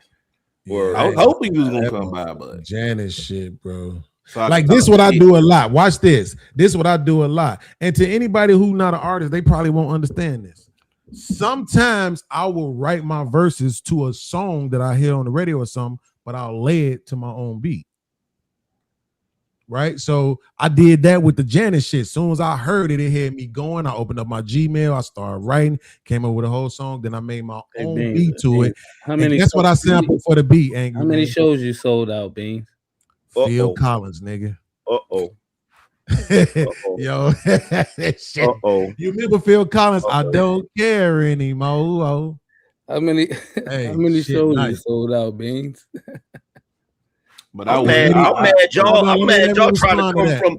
I'm mad y'all trying to come for the one talent I've had my entire life, which is art. Y'all niggas, y'all some disrespectful ass niggas, man. I'm mad. I'm more mad about that. I'm more mad about that than that damn cowboy comment that Harwin said. Like y'all is disrespectful, bro. Real talk. I sold out as many shows as your grandmama did, Vapors. Hold up, Angry Man. What you talking about? You said what? You said what was disrespectful? That Cowboys comment. I mean, it was just the truth. You know, they ain't won since like 96, 95. Hey, look, check this out, bro. Check this out. You feel me? Like, I don't know what you on today. Or whatever. Stop coming for my Cowboys, bro. Stop it. Like, chill. I know we done had a rough patch, but we gonna get it together, man. Stop it. Our problem ain't the team. Our problem is the owner. So cut it out, man. Angry Man, I got a question for you, Angry Man. Actually, I was about to do a video on this, but I'm gonna ask you. Max B and French Montana did an interview with $1 Million Worth of Game, and Max B said the only artist better than him is Big, J, and Nas. What you think about that? What's your thoughts on that? Oh my god. Okay, so here's Max the thing. B said that? Max B said that. Here's the thing. Here's the thing with Max B, right? I gotta hear this. I don't really want to be unfair to Max B because his potential got cut short when he got locked up. But if we being real about it, that was a wild statement for him to make. But at the same time, he did influence a lot of niggas. Niggas ain't never gonna give him credit for it. But that whole wavy style, that shit he was doing where he was singing and shit, he influenced a lot of niggas. That's like saying I would even argue he influenced Drake. Answer this question to me, Angry Man, because this is really what's been disturbing me about this lately. Who the fuck is he? Who, Max B? Yes. Bro, do you remember that track when Cameron was going at Jay-Z? Yeah. The one where he started the shit out where he was like, yo, first of all, you stole Rock Fella from Game. You remember that, Beans? Not off the top, but keep going. That hook is Max B. You gotta love it. I didn't know that. That shit was fire. That shit was fire, bro. Yeah, that was my shit. Yo, I bumped nigga name. I be seeing this nigga name on so many motherfucking thumbnails and shit. And I'll be like, who the fuck is this nigga? Beans, the fact that you don't know the Silver Surfer, the wavy one. Okay, look, let me tell you something. Jim Jones arguably made the biggest fumble in rap history, in my opinion. Yeah, because he had Max B and he had Stack Bundles. Oh, Max B was the one writing for him, wasn't he? And like he the one that wrote Ballin'. Oh yeah, I do know Max B. Okay, now I'm really Max B wrote Ballin'. You feel me? So like, look, and don't even get me started on Stack. Stack was the truth. Stack Bundles was that. Yeah, he was. For sure. Stack was the truth. You feel me? And he lost his life, and then Max B got locked up behind that dumb shit. That's a whole different conversation, bro. Dipset would have been a whole different monster. It was already a monster, but it'd been a whole different monster with them. You feel me? Yeah, so Chinks Drugs was on that camp too. Chinks Drugs. I can't believe you saying it was intentional, like with Big L. I feel like it was.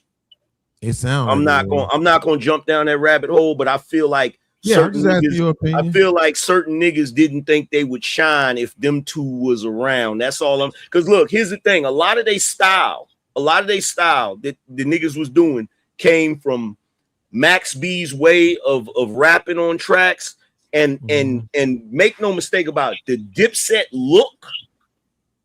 They try to attribute that shit to Jim Jones, but that was Stack. The way them niggas was dressing, Stack was the one dressing like that, doing all of that rock star shit. You feel me? So they got a lot of shit from them because now you got Jim Jones out here saying that Cameron don't know how to dress, and he was the one that showed Cameron how to dress and shit, all of that wild shit, right? That's some weird shit. Hey, you know what? I will say this though, just really quickly. It's not a subject I'm trying to broach, Angry Man, but the last couple of projects that Jim Jones did, that nigga has motherfucking, like, what's that saying they be saying? Improved. When they say certain albums, that's yes, but when they say, yo, this album, oh, he's aged well, bro. Like that nigga, like them last couple of projects, like he really do have his own style, his own range. It's because it was pretty good. It's because he's in an era where niggas don't ride the beat. So it's acceptable. That nigga don't know how to ride a beat. That what it is? That nigga don't know how to ride a beat. You feel me? If he knew how to ride a beat, he'd be decent. You feel me? But he don't know how to ride a beat.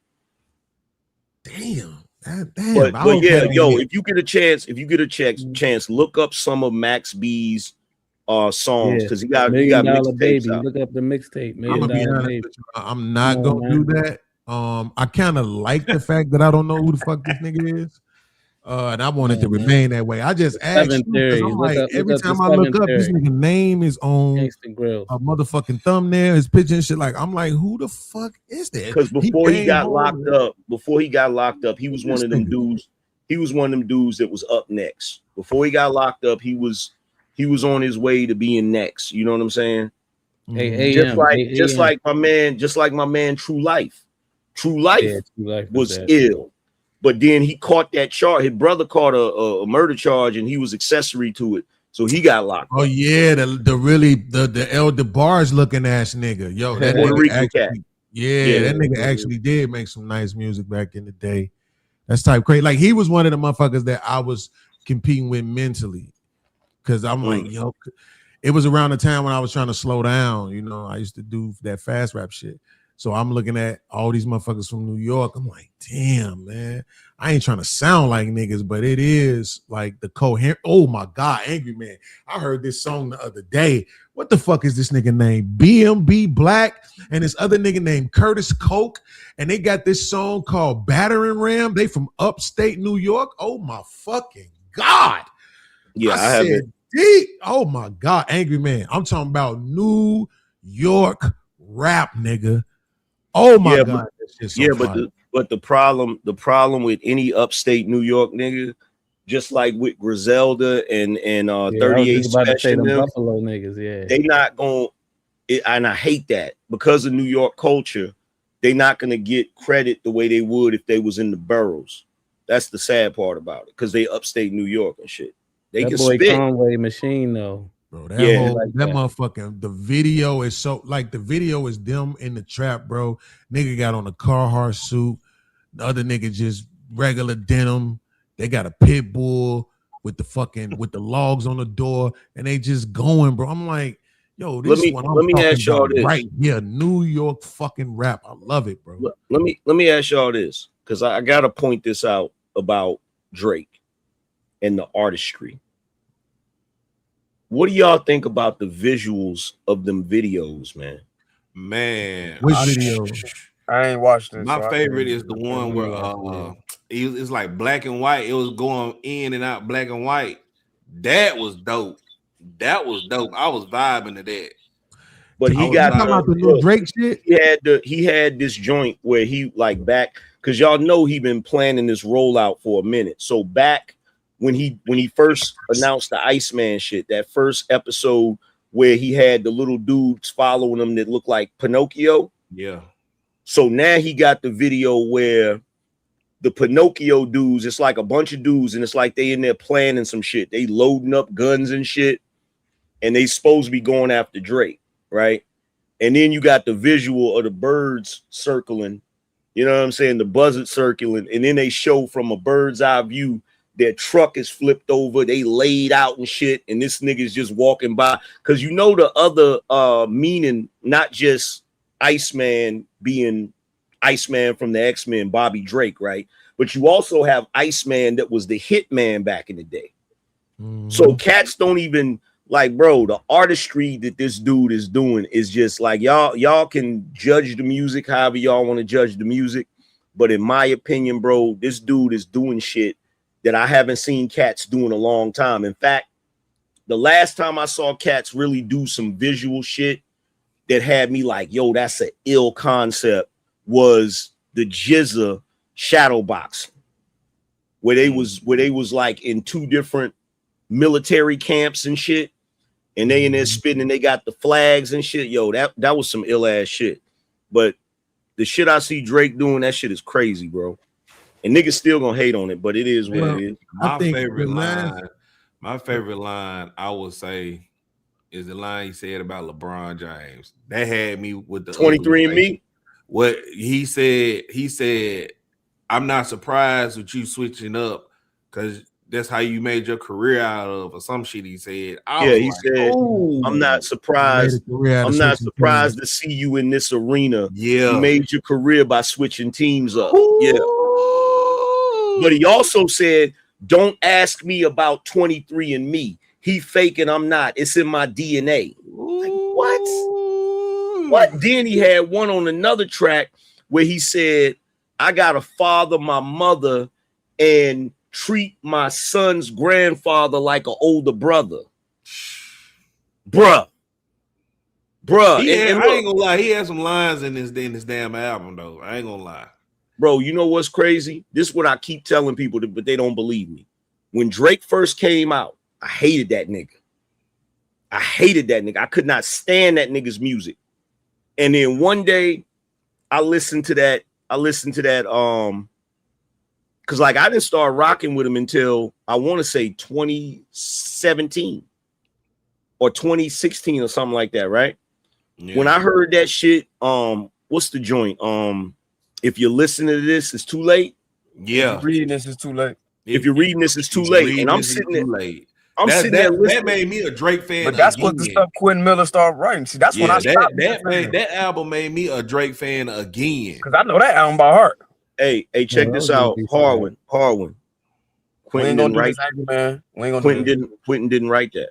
I know he switched up and said something different. I know, I'm aware. No, bro, he didn't write that, bro.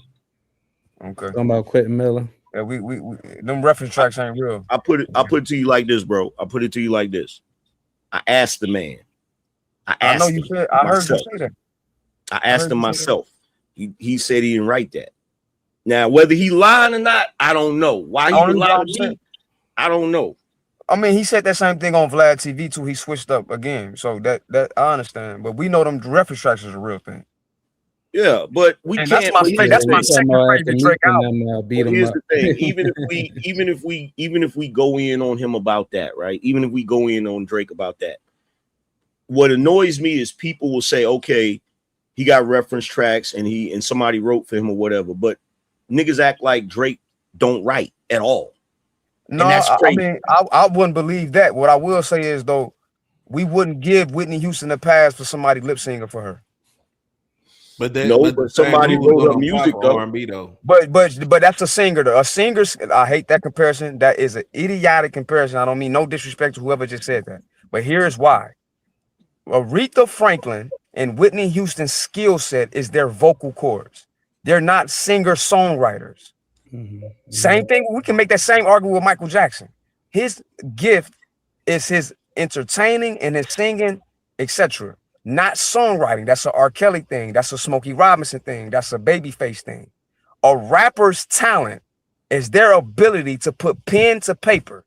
When what's the white boy name that found Nas? When MC Serch went on the Mad Fafa show, and he even insinuated that he wrote something for Rakim. You know what Rakim said? He said, "Yo, I'll slap the fuck out you, B." MC Serch had to come back and clean up what he said because it was as if like he wrote something for Rakim. when you a rapper, you the greatest rapper, you cannot claim to be the greatest rapper if somebody wrote your hooks. I'm cool with hooks. Okay, but here's the thing though, right? That's crazy, bro. Here's the thing though, right? Here's the thing. Niggas was giving Lil Wayne that greatest title. And niggas definitely wrote for him. And niggas definitely wrote for him. Definitely. Drake wrote for him. Gilly? For sure. Go listen to Lights Out and 500 Degrees. Matter of fact, go listen to the Carter. It's worse than that. It's worse than that. Not only, and anybody that, see, back in the day, like I used to rock with Gilly and Major Figures, right? Yeah. Here's the thing. And I know the whole story behind it, because what happened was BG got locked up, Juvenile left, Turk got locked up. All he had was Wayne. So Wayne he put Cash Money on Wayne's back, but he had to figure out a way to get Wayne hotter than he was, right? That's when that nigga went up there and linked up with Gilly and all of them. Wayne didn't just get lyrics from Gilly. He got Gilly's whole style. The whole Carter sound like a Philly nigga. From fucking with the ball. That whole thing sound like a Philly nigga. His whole swag. Even when you look at the way you look, the way Wayne talk and his mannerisms and shit, all of that shit is Gilly. All of it. So yeah, I agree with you. I'm just not one of them guys that said that. So that's all I'm saying. So yeah, my thing is where he definitely, did his own thing too. I mean, that's cool. I ain't knocking that, but you can't say you're the greatest if somebody rhymes for you. That's my point right there. So there's a lot of niggas that's gonna get disqualified from that greatest conversation. For sure. And here recently, you gotta put that hypocrite Pusha T in that same conversation. Well, I ain't seen no evidence of that. You show me some evidence of that, I'll be right along with you. What? I don't know. I'm not saying I agree or disagree. Bro, this last album that he dropped, Quentin Miller's all over that shit, bro. Yeah, he got reference tracks. I did a video on that. He got reference tracks off of that album. But that's the it's thing. audio. That's It's what I'm audio. saying, like, to be honest with you, bro. To be honest with you, Black TV. Truth be told, right? If you have never actually sat down and created a complete concept album, right, in the studio, you probably just don't even understand what you're talking about. A lot of people try to hold people to standards because they think that's what they're supposed to do, right? But it's like it's not necessarily the case. Like it's not one rapper, particularly the successful ones, that you can name that have not done this. Right? If you show me anybody that wrote lyrics for Nas on Illmatic real quick, or wrote lyrics for Nas on It Was Written real quick. You can't use Nas. Wait, man, please, because he said everybody, right? Because this is the thing about it, right? Look at how even disingenuous the statement is, right? He's literally soloing Me Too one album when Nas has about 11. No, I was gonna go down the list. Right? I went to 1 and 2. Then I was gonna go to Nostradamus. Then I was gonna go to I Am. Then I was gonna go to etc.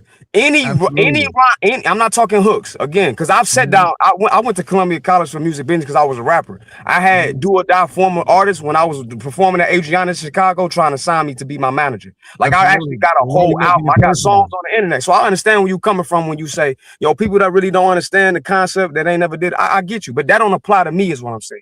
But so what I'm saying is, you think I was talking about you. No, I ain't saying you was, but I'm saying I'm letting you know that I'm qualified. I understand what you're saying. When I wasn't talking about you, I'm making a general statement. You see what I'm saying? Like I'm saying for people in general, yeah, motherfuckers who don't like. If you ever been on a label, if you ever been signed, I don't give a fuck if it was an indie. If you ever been in a studio, like if you ever sat with a producer, a real producer. If you think for 1 second Dr. Dre ain't told motherfuckers, no, say this like this. Yeah, no, bro, it's all kind of input that go into these albums, right? Look at what Hove is. Like now, I know Hove got some shit that he used a lot of Biggie lines, and people like to use a lot of Nas lines. But it's really something to that though, actually, right? When you find out the paperwork behind it, it's like, oh shit, salute to him for doing that. But the thing is, if you watch when he was recording the Black album, you see the encore song, that's basically all Kanye. The whole encore song, that's all Kanye. The beat, the hook, everything. His It's verse. all We know that. Kanye, We know that. But what we talking right? about? No, I and don't what know I that. think Wait, hold on. See, this is what I'm everybody's saying though. messages Wait, see, Hold this is on, what I'm wait, brother. saying Let though, Mr. right? Bean go. Mr. Bean, I just want to interject to ask the question. Are you saying that Kanye wrote the verses for Jay on Encore? I said the song, not his verses. See, that's what I'm saying Okay, though. see, I said the Things, hooks. right? Cool. I want you to understand. I said I'm not talking hooks. I'm not talking about a producer in the studio with you producing a song with you. I'm talking about sitting down, putting pen and pad to your verses. Absolutely. So, Yes, but and that's this what what I I'm was getting saying down though. to. But this what I'm saying though, Harwin. They started killing Drake for 10 grand, 50 bands, 100 bands. You know what I'm saying? They started killing him for that, and basically that was a hook. That is a hook. That's what I'm trying to tell you. Like, what I'm saying is, people are like, oh my God, he wrote that for you. It's like, bro, like, what the fuck are you talking about? Not like, just the hook, though. yes, Some of the bars it's in a the lot of yeah, fucking see, songs yeah, out, exactly. right? Where people, you can dancing listen around to what he's people, right? saying. They might have a song, and then, like, what you will see is they'll have a hook, right? And then each rapper who raps will take their turn saying the hook. But somebody had to write that. Yo, that's not every situation though. Like, Bro, did you really just make a not every argument? Wait, No, did y'all? that Did 10 y'all bands, look? 100 Check bands this song, out. someone Quentin Miller Check had this some out. verses to it. Hold on for a second. Check this out. What would y'all say is 50's biggest hit out of all his music? I don't know. It gotta be in the club. It's in the club. It's in the club, right? It's in the club, right? That hook, go, shorty. Yeah, that's Banks. That's Banks. Banks wrote that hook. But again, I don't mind hooks. Yes. I don't mind hooks. And the reason the only reason why I know he wrote that hook is because there was an interview that 50 did before Get Rich or Die Trying dropped. And he was talking about the new music he got coming out, and he did a little short snippet of it where he just started go shorty, and he admitted that was Banks' concept. All right. It's respectfully though. Like, I think the elephant in the room is, and what Harwin is addressing is, does Drake write his lyrics or do he not write his lyrics? He wrote some of them, bro. You can't say shit right now. No. That 0 to 100 is one of the best rap performances I ever heard. Okay, hold on. But I'm asking a distinctive question. But you got to be fair when you ask, because I'm not being delusional and saying that he didn't write some of his own actual verses. I'm not saying that. What I'm saying is, here's the question: what verse didn't he write? Well, like this song you just wrote, 10 bands, 50 bands, 100, you only mentioned the hooks, but there's also certain bars from the reference track from the verses that Drake also used, but he put his own spin to it for sure. It's not exactly word for word the same, but there is some same bars in there. So that's one song. I mean, we can go other, but I don't care. I don't care if it's half a verse. I got you, I ain't gonna lie. I appreciate you for at least being honest, right? In your assessment of it. Angry Man, what the fuck is the name of the song? Mobb Deep got a song with Cool G Rap, right? For street niggas living with their lives on the yawn, for the young guns coming up during these times, for police who find drugs letting niggas slide, for niggas out slanging like 4 in the night, for your man's not snitching when the pressure's tight. They going back and forth, right? And just really quickly, because I want to ask you about a second song. In your mind, do you think they wrote that together, or do you think one of them probably put that together and then said, yo, we're gonna say this together? Both is possible. It is, but that's what I'm asking you. That's what I'm asking him and you, if you want to. What do you think happened? Both is possible, because look, here's the thing. Just like y'all had a point in your life where you wanted to be rappers, I had a point in my life where I wanted to be a rapper. I've sat down, put pen to pad. I've been in the studio and shit, so I know how the shit go. You could be spitting some shit, you could be writing some shit, and fuck around and get writer's block, and somebody make a suggestion. Yo, maybe you should say this. That don't mean that nigga wrote your whole shit. That just mean that nigga contributed to it. And then on top of that, you'll have niggas that's in the studio with you, and a nigga will give you a songwriting credit so he can get you paid. It don't mean he wrote some shit. Yeah, he just give you some of either the publishing or the writing side of it. He giving you some coins. That's why I say you can't look at credits. That's why you can't go to the album and look at credits and say, look, he got a ghostwriter, because it don't work like that all the time. That's just like 2 albums ago, DJ Khaled gave credit to his son, right? Executive producing credit, because he wanted his son to have some money. Exactly. So you can't really go by that. I mean, either one of them could have happened, but again, that's a hook. You know how I know? You know how I know which artists are purists when it comes to writing their own lyrics? The ones that are redundant. The ones that are redundant. Their style never really changes up. They recycle certain bars and shit. That's how I know. Tupac, check this out. Tupac, Rakim, Nas, DMX. It's a bunch of them that I know wrote they shit. Huh? The thing I hate about the Tupac conversation, Angry Man, is that niggas have gotten so prolific with the way that they write that you damn near had to be there to understand how fly Pac really was. And I'm not even talking about his swag. I'm talking about lyrically. Like you had to understand, you had to be there to understand the actual impact of it. Just because it wasn't I sit back with this pack of zigzags and this bag of this weed and shit neat. Like it wasn't that. Sometimes he did that and people didn't give him his credit. Well, the reason why Pac was like that is because Pac wasn't just rapping. He knew how to enunciate certain words and drag certain shit out to make it vibe more or feel more. Like that's when an artist turns his damn voice into when you turn your voice into a musical instrument, right? Eminem good at that too. You feel me? Because some niggas just spit. They just get on the mic and spit because they just got, like, you look at somebody like Prodigy. Prodigy just spit. The nigga could spit. You feel what I'm saying? But then you got some people, that know how to put the swag on they shit. Like, for instance, everybody know Jeezy ain't the most lyrical. But can that nigga put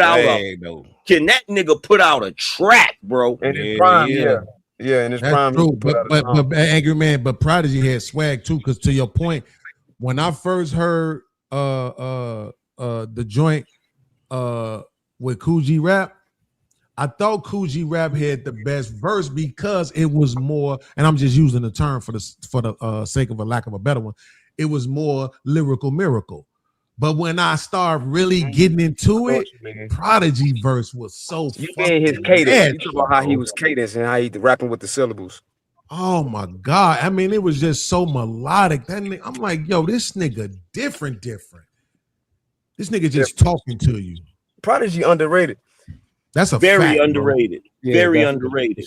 That nigga was the first nigga to say some next level shit that nobody ever mentioned. That nigga said, Illuminati want my mind, soul, and my body. Secret society trying to keep their eye on me, but I'ma stay incognito in places they can't find me. My move strategically to God is sort of similar but iller than a chess player, bro.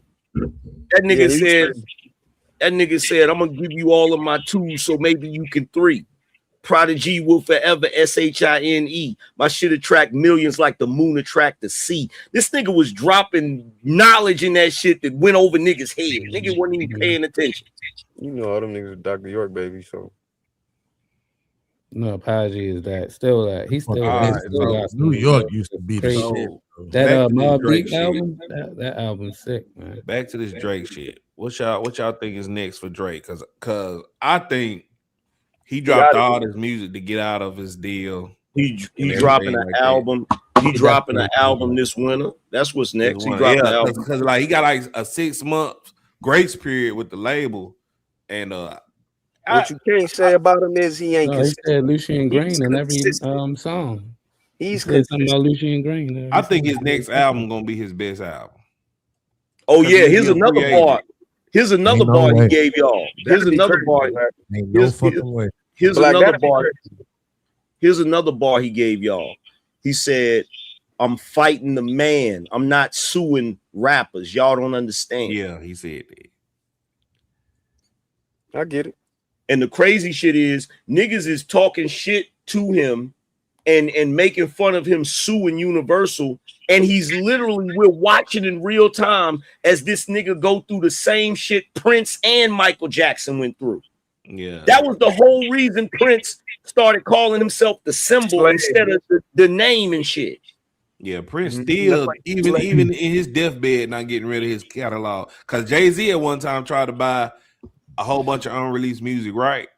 Mm-hmm. And he couldn't even get it. He tried to put Yeah, that shit Prince on ain't title. play that. Thank God he didn't. Nas, hey, Black, Nas asked Prince if he could sample something, and Prince said, "You own your masters?" Nas like, nah. You know what, nah, you can't sample my stuff till you own all your stuff. Yeah, You got Prince somebody didn't in the play, back. bro. Cause he ain't want to give them folks no money. Yo, Man, business I wise, actually heard a backstory on how Mike and Prince got into it. It's like a story about Mike got on stage with James Brown. I seen that. So James Brown, he seen Yeah, Prince in yeah, the James Brown crowd, to tell and he Prince just to come up. embarrassed Prince on stage. I'm like, damn. And then Prince tried to run over the Prince Jackson, tried to run over Jackson family. Prince tried to run over Mike's mom. Yeah, I'm like, damn. I heard that story today. Hey, did you hear? But I don't know if that's really what he was doing. I thought he was trying to show love because he asked James, James Brown, Michael Jackson idol. He went to James Brown like, yeah, can you bring him? No. It was Prince the battle didn't- between Prince did and- not. Prince did not fuck with Mike like that. No, he didn't. Didn't. But look, Because he asked him to be on that bad album. He wasn't feeling it. He was trying to make him play a side role. Yeah, look, here's the thing. He Here's the deliberately thing, right? embarrassed that man on purpose. Here's the thing, right? Did you hear the story about when Mike beat up Tupac? No, yeah, but I don't know if that's real though. That comedian said that. I don't believe that. No, this story. No, check this out. You talking about I think his name is Pooh. I forgot his name. Yeah, but it's something like that. Pooh something. Yeah. He told that story, but guess what? I've heard that story from other niggas too. Yeah. I've heard that. And look, here's the thing. This is what niggas don't realize. Mike could throw them hands. Niggas don't realize that Joe made all of them niggas fight. He made all of them niggas fight. So look, all I'm saying, and look, niggas in the Bay Area admitted, they said Tupac was not a good fighter. They said Michael Jackson also put his money up on that bad video. Bad video. I said Tretch said different. I forgot one of the outlaws. He got a spot in Dubai right now. He be on Art of Dialogue a lot. He said different. A lot of people said different. So I heard different stories from different. Yeah, Napoleon.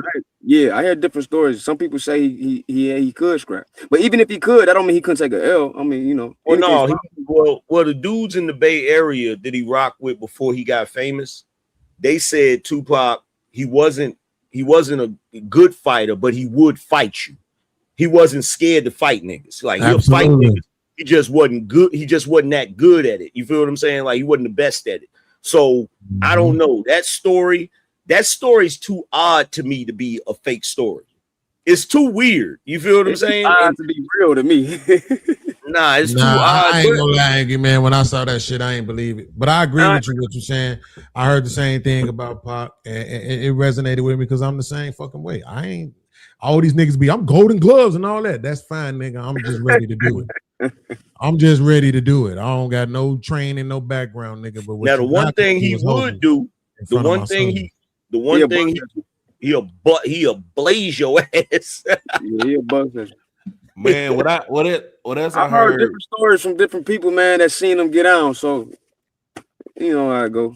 What else I heard weird coming out of Oakland? I heard that Hammer wasn't no damn pussy neither. I heard that from everybody that speak about Hammer that said he was like that. I heard Hammer was a boogeyman. Hammer was a bruh. Yeah, that must say. Listen, we could go down the list. We could go down the list of the niggas he checked. Him and Suge Knight close friends. That's why they close friends. And guess what? Suge didn't play with him either. At all. Humps and the bumps. Hey, let me ask you a question real quick, Angry Man. And everybody too, I guess. Some of you niggas seem young though. But and I ain't trying to dish y'all by saying that. But Pac used to accuse Big of stealing his style. Baby. To this day. That's Pac. No, I think that was more Diddy. No. That was Pac. That baby, that's Pac. That's Pac's cadence. But that goes back to the argument we just had. Like he got borrowing from other artists. Like they was cool at one point. Yeah, they was cool. They was cool. He borrowed that from him.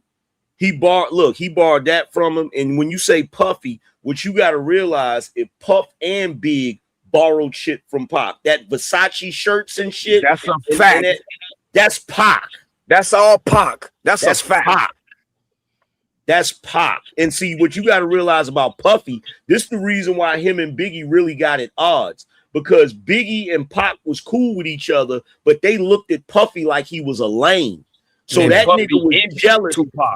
He was jealous of Tupac's friendship with Biggie and shit. Yeah, facts. But this my thing though. Like I don't. The thing about it is most of the stuff that Pac be saying, it seems like, or let me say the perception of most of the things that Pac says, it seems like it's evidence for it. Just not in this case. Like even when he say, "Now it's all about Versace," you copy my style. It's like, where was it at, nigga? I watched every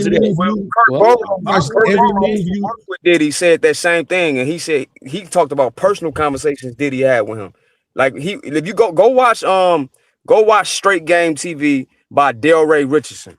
He exposed a lot of that, bro. Diddy was infatuated. It was a love-hate relationship. A weird relationship he had about Pac, man. It was weird. I think I'm gonna tell you what I think personally. I think he tried Pac. And when I say tried him, I know what you mean. I think he tried to get with Pac in that way, and Pac, like, nigga, what's wrong with you? You know what I'm saying? Like, and that caused a lot of animosity. That do make sense, Angry Man. That would explain the fallout. Because the nigga said this in this rap. Y'all remember this? And Puffy, he said, Puffy, remember when you was in the Vibe saying I was a thug? And then he said some shit about some, you can tell everybody what you want, but you and I know what's going on. That's what he was talking about. That bar never made sense to me until recently, when I saw the dudes coming out on the Diddy documentary talking about how he came at them and all of that shit. I said, that's what that shit was. That nigga tried Pac, and Pac wasn't having that shit. Yeah. So Kurt Burrow came out and said that he had him and Diddy had a little, No. This is why I feel like that's why Pac got shot, is because they also was rumors that Pac had linked up with some other cats from New York. You know what I'm saying? No, that was Jimmy Henchman, bro. Well, that was Jimmy Henchman's bullshit. Diddy was cool, but Diddy had had his hands in on that with Jimmy Henchman. Allegedly. Well, this is what happened with the Jimmy Henchman shit, right? That whole what was it? It was I thought that was Quad Studio, right? It was Quad Studios, right? Yep, Quad Studio. So this is what happened with that whole situation, right?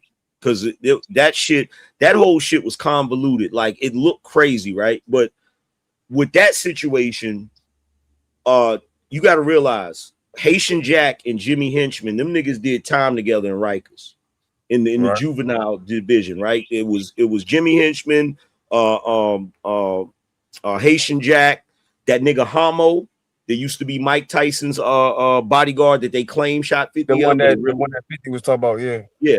And then the original 50 Cent. All of them niggas was tight with each other. They met each other in Rikers and shit, right? So Jimmy Haitian Jack was trying to extort Pac. He was trying to get money out of him, right? If you go back and watch the Biggie movie where Biggie tells Pac, yo, them cats you hanging with got a rep, you might want to be careful. He's talking about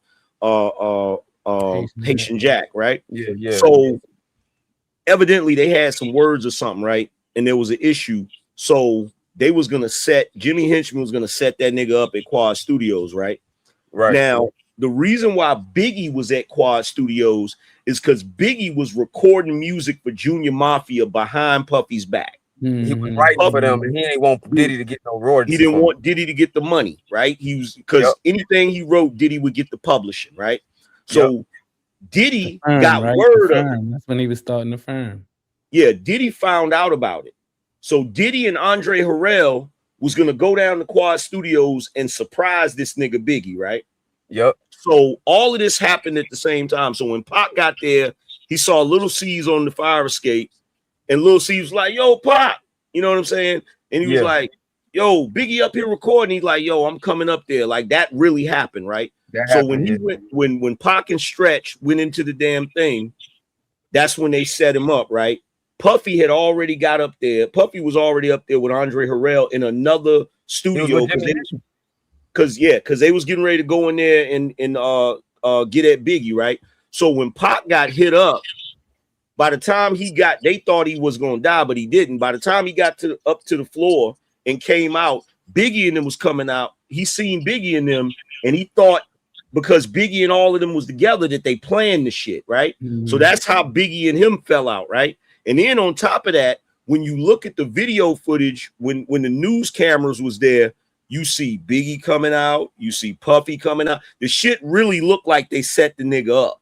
Yeah. And so the most tragic part of that whole situation is Pac really believed Biggie set him up. Yeah. And Biggie didn't even know nothing about that shit. You feel me? Biggie didn't know nothing about it, but Pac was, according to what people around there say, you know, I don't know. But Pac knew Biggie didn't have nothing to do with it, but when he was upset about that, he was in his city and he ain't warn him or have more say about what was happening. That was what was being said that Pac issue was with Biggie. He kind of knew, but he the knew whole reason Biggie didn't have nothing to do with it. That was more Diddy and henchmen. But the whole reason why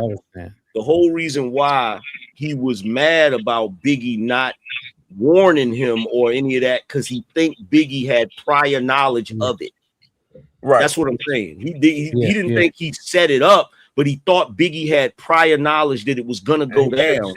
That's what you're saying. At the same time, he was also all they needed to have a conversation.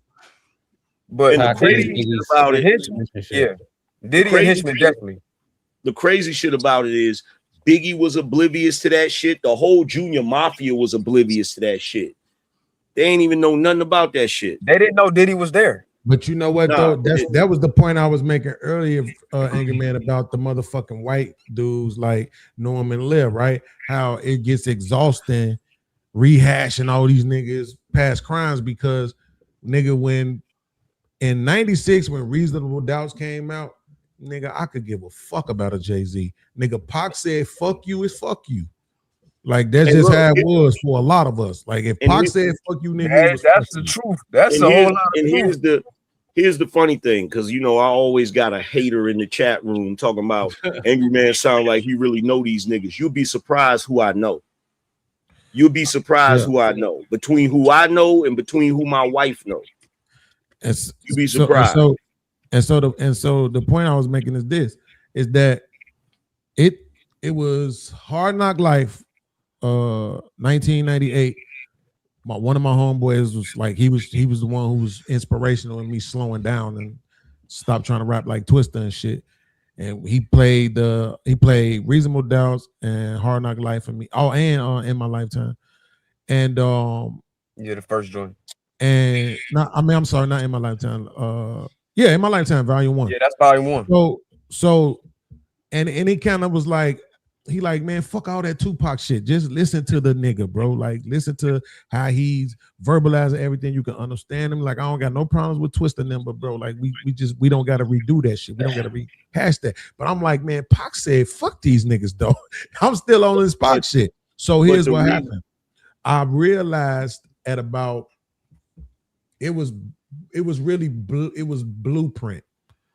When the Blueprint dropped, I realized that I had become a Jay-Z fan somehow, some way.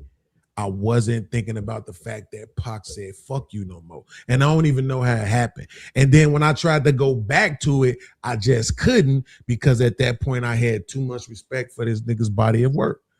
You see what I'm saying? Here's the thing with Pac, right? Because the whole situation is tragic. And Pac, I get why he did it, but in my opinion, he miscalculated, because when he got upset with niggas behind the Quad Studio shit and some other shit that went down, he decided to say F the whole city. And so niggas in the city was like, why is it F everybody if it's these specific niggas that did XYZ to you? Why you gonna hate the whole city? You feel what I'm saying? Because he was like, man, F all you niggas from New York. We gonna kill all you niggas. Y'all remember that shit? Well, he switched up. But see, that's out of context, though, right? That's not. That's a word. Context, right? It is a little bit. If I say fuck all you podcast niggas, but then I'm dropping names, I'm being specific. I'm saying the names, right? But when I say all y'all, I'm saying all y'all about these. This nigga dissed De La Soul. I ain't even fucking know that shit until like 2 years ago, right? De La Soul got dissed on Against All Odds. Like that shit's crazy, right? So I'm just saying, like, he was naming names. So even when he says all you nigga, it's all you niggas I named and all you niggas that I named, because it was still too many motherfucking people in New York that he actually fucked with. You know what I'm saying? He only named Nas because he thought that message was about him, and him and Nas chopped that up. So he wasn't talking about all of them. Beans kind of right on that. Oh no, he's not right on that, and I'm gonna tell you why he's not right. You got to understand New York culture. You got to understand New York culture. I don't care if he said 10 specific people. The moment he said fuck New York, yeah, that's East Coast. That was a problem. The moment he said that shit, bro. New Yorkers don't play that shit. The moment you start, New York culture is like this. New Yorkers will walk around all day complaining about the city. But if you're not from New York, you better not talk shit about New York. That's the way New Yorkers are. They don't play that shit. Angry Man. And also, not to mention Angry Man, that New York was running at the time. So yeah, New York represented East Coast rap. You know what I'm saying? Angry Man, major source. Pac man's was Stretch, right? Yeah. If your man's come back to you and say, Jimmy Henchman said you gotta get your money up to go to war with me, how you gonna look at him after that? Say that again. Stretch came back and told Pac, Jimmy Henchman said you gotta get your money up to go to war with me. Hold on, you mean Stretch? You mean Stretch? No, Stretch. Stretch is one of his homies that was there when he got shot at Quad Studio. That was one of his main mans. Okay. Yeah. Stretch is the nigga. Stretch is the nigga got pulled out of the way when they shot his ass and shit. Okay. Right. And Pac felt like, if I'm not mistaken, y'all correct me if I'm wrong, Pac felt like Stretch had something to do with it too. This is my point. If your homie came back to you and told you something, his enemy told him, why would he not? So if you said something, if he said that to you, what you say to him? It's the same situation as Slim. It's the same situation as Slim and 50. Like, come on, fam, you my man. And then on the Art of Dialogue, one of Pac girls at the time said Stretch tried to holler at him when he pulled up at her crib. Yeah. Now we know we can take that. Well, you know, I mean, but take the that with a thing grain is, of salt. though, Just lie. but But this is years later. Why would she just randomly lie 30 years later, bro? Because people do. Because I'm telling you, people conflate memories, bro. It's you young niggas is lucky. I promise you. When you start getting older, you start conflating memories, man. It's happened to me several times. Why in yourself? No, but it's too much. You know what I'm saying? Hey, yo, check this out. Hold on, man. Do me a favor. Hey, yo, check baby. this out. I'm gonna say this right? one more. Hold on. I'm gonna say this one more time to this punk ass nigga in the chat room that keep trying to thinking he doxing me, nigga. I'm not from no fucking Martinsville, Virginia, you dumbass nigga. My baby mom is from there, nigga. Stop it. You got a hater in the chat. You got a hater in the chat. I got one on the pond. That nigga follows me around. Eat a dick and keep going. That nigga follows me around everywhere talking that same dumb shit. Right. Cool. I understand that. Right. His name is probably VJ Dapers. But listen, this one I'm trying to tell you, though. This one I'm trying to tell you, though, right? Your boy Ed Lover stands on it that Stretch didn't have shit to do with it. I mean, he stands on it, but he wasn't there. Right? So your boy Ed Lover stands on it that Stretch didn't have nothing to do with it. When he talk about it, he's so fucking passionate, bro. It's hard to kind of like not accept it. But the problem is that it's okay. Before Tupac gets shot, right? If he has a certain level of paranoia, I think it's problematic. I didn't necessarily see it before he got shot, right? After he got shot, every drip of paranoia that he have is completely understandable. I'm not arguing that it's rational. I didn't use rational. I used understandable. You get shot 5 times. In that particular predicament, you don't know who the fuck to trust. And then niggas start dying. Right? Niggas who obviously had connections to people who you thought had something to do with it, shit start happening to them too. Right? So it's like I completely understand it because somebody tried to create a narrative about Pac, like, oh, once he got the death row, shit changed. I'm like, no, once he got shot 5 times, shit changes, right? Like it changes who the fuck you are. So to that point, can't you just kind of understand it though? Like even if you believe that Stretch didn't have nothing to do with it, can't you understand it? Yeah, I understand it, but you don't want to make. I understand it, but you don't want to make. That's just like if I have a problem with one nigga from Los Angeles. I'm not gonna talk crazy about the whole Los Angeles because now every time I go to LA, I'm gonna have a problem with LA. You feel what I'm saying? I'm not gonna talk shit about it's certain places. It's just like Chicago. If I have an issue with a nigga in Chicago, I'm gonna have an issue with that nigga. I'm not gonna talk shit about all of Chicago. But yes, but you saying that with Eric B. He was still doing he was messing with people on the East. Yeah, but more than that, Harwin, what I'm saying is, and I think Angry Man knows this, I think he's just making the point of how it relates to folks when they hear it, but it's hyperbole. Like, and for motherfuckers to try to pretend like they didn't get that, it's like, come on, man. Like, okay, my Prodigy, I get it, nigga. Your name was mentioned. You should feel offended, right? Like, I get it. Nas, Jay-Z, all these motherfuckers, I kind of get it. But anybody else who was not taking that shit as hyperbole, bro, they just was looking for an excuse to have something to say. Even my niggas from the boot camp clip, they had some shit to say. And it's like, come on, fam. Well, you know like, that. Y'all know this is the same nigga. This is the same nigga that, what's the name of the song again? You brought it up earlier from motherfucking Me Against the World. The Old School. This is the same nigga that made the Old School, bro. Like, stop it. And that's the reason why it's such a, if you ask any niggas in New York that are podcasters that talk about these topics, they will tell you flat out, New York felt like Tupac turned his back on New York. That's how niggas felt. That would have looked like though. Some niggas felt like that, some niggas didn't though. Shit, he should have. You know what I'm saying? That's my point, nigga. If y'all want to claim the nigga, right, then I ain't saying niggas should have went to the police, but I think it should have been way more clear communication. Like, yo, this what happened. This who the fuck did it. Do you remember the climate back then? Yeah, I do. I lived through it. I remember. Yes, I lived through it. Okay, you remember it then. If you remember it, you remember the Source Awards. You remember Snoop Dogg standing up there and telling them niggas, y'all ain't got love for Snoop Dogg because they was booing him. You know, the Swords magazine actually blew that up. But Angry Man, this is what I'm saying. Really set that fire on that. Shout out Harwin's from the crib, right? So watch this. Let's just say I know Harwin, right? I know him. We might have even like he got an artist and he get with me to do a song with his artist, all that type of shit right there, right? Then whole time we got Twister. Matter of fact, I'm gonna go with B-Lo because that's my nation member. We got B-Lo from Do or Die. This nigga Harwin has something to do with B-Lo getting shot, and I know it. Nigga, I'm telling. I ain't trying to hear none of that shit. Niggas talking about, hey, yo, B-Lo, let me holler at you. Yeah, nigga, I got it on Nation, nigga. On the fin. This the nigga that had something to do with that shit. Absolutely, nigga. I was blase escaping. What the fuck we doing? Like that's, and I'm saying, and for that's the same my issue with Stretch, bro. Do y'all right, I get that now. That's a great point. That's my issue.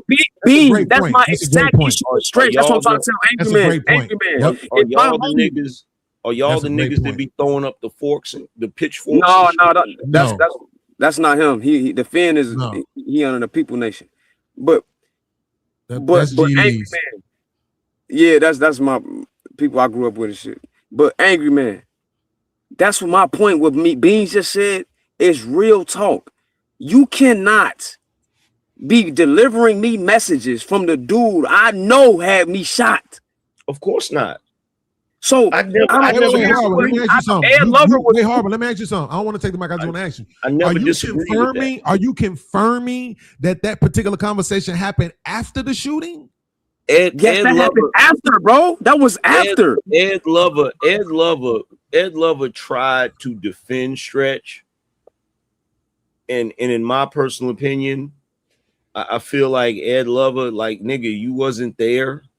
You feel Exactly, me? bro. I get what you saying. I get what you saying, right?